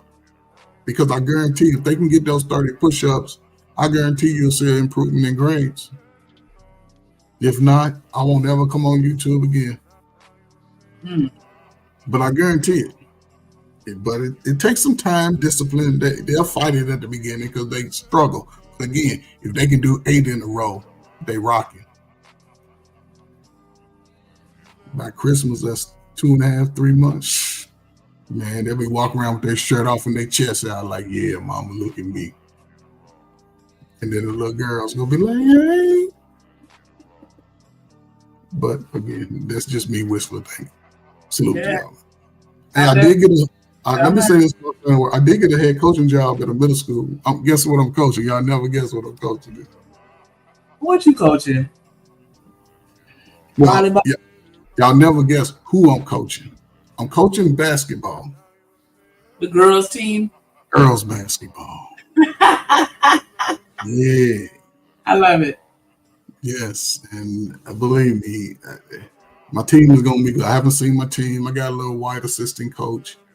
She wear a wig. I'm going to have to snatch it off by accident one day. Like, oh, man, I'm sorry. Stop it. But I'm going to see about.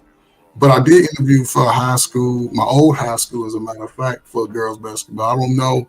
I did that on Friday, so they still have one more today. So hopefully, and the athletic director was going out of town this week, said he'd be back on Thursday. So hopefully, he'll give me a call because he saw my resume, and he said I might be good for a position in the school. So I'm just going to weigh it out and see. You know, I ain't going to do too much, but after talking to YouTube grown folks for the last 3 years, shit, I'm going to where I know they need the help listening to us. They need the help. And I'm going to finish out doing that. But yeah, I'm excited. I'm going to see what's up, though. Yeah, I'm excited too. That's what's up. I wish you could get back to your alma mater. I think that would be super. I told him, man. That's me right there in that little jersey right there. That's a little. I was a junior right there, boy. Shit, these dudes today wouldn't have a chance with old Coach Ferg walking around with his shoulders out. What y'all talking about? We see them shoulders. Our mamas and aunties was Congrats, Coach Ferg. What'd you say, Rosie? Because it is a big deal for people to do what you do, and it's definitely appreciated if you don't hear it. No, to me, I've been doing it all my life, so that's my niche. I'll do it to the day I die, working with adults. I'm not as cruel to youngsters as I am to old ass adults. You would see like, damn, man, he was soft. Y'all would think I'm soft, but no, they get it, and I don't have no problems with them. And it's gonna be mostly little snow bunnies too. Oh Lord, God help us. Really Shanika, amazing show as always. Once again, you are holding it down beautifully. Yeah. Yes, I definitely appreciate y'all for coming. Make sure for sure give us the updates on that. We definitely want to keep that. Hope your boy get his health back, man. We all need to be healthy, man. Black men, go get your health checkup. Black women, go get your pap smears, mammograms, get all that stuff, man. Don't be trying to be, because Travel One, you old and shit. Don't be trying to be strong. Get doctor's visits and take your Geratols and all that. Wow. Take your laxatives, Travel One. Yeah, get all that in you, man. It was a pleasure talking to y'all tonight, Shanika. Again, amazing job. You were killing the game. Yeah, I appreciate you for coming up. You too as well, Ferg. Always a pleasure when y'all here. Appreciate everybody that hit the panel, everybody that hit the chat and commented and engaged with us. Everybody hit the super chat. Romella, appreciate you, for the super chats as well. Make sure y'all follow, like, subscribe, scroll through the comments. Y'all know the drill. Make sure y'all smash something. Smash that like button. Smash it again. And you're through. We'll be back tomorrow. Hopefully, drill day by day. You know what I'm saying? Getting better day by day. And so, you can kind of hear it in his voice. He's coming back a little bit. So definitely miss my dog. And hopefully he'll be back full effect sooner than later. Sooner than later. For sure. Make sure you hit your people up, let them know you love them, because you just never know. I appreciate y'all. I love y'all truly. Whether you fake or not, I don't care. I fucks with you. And you too.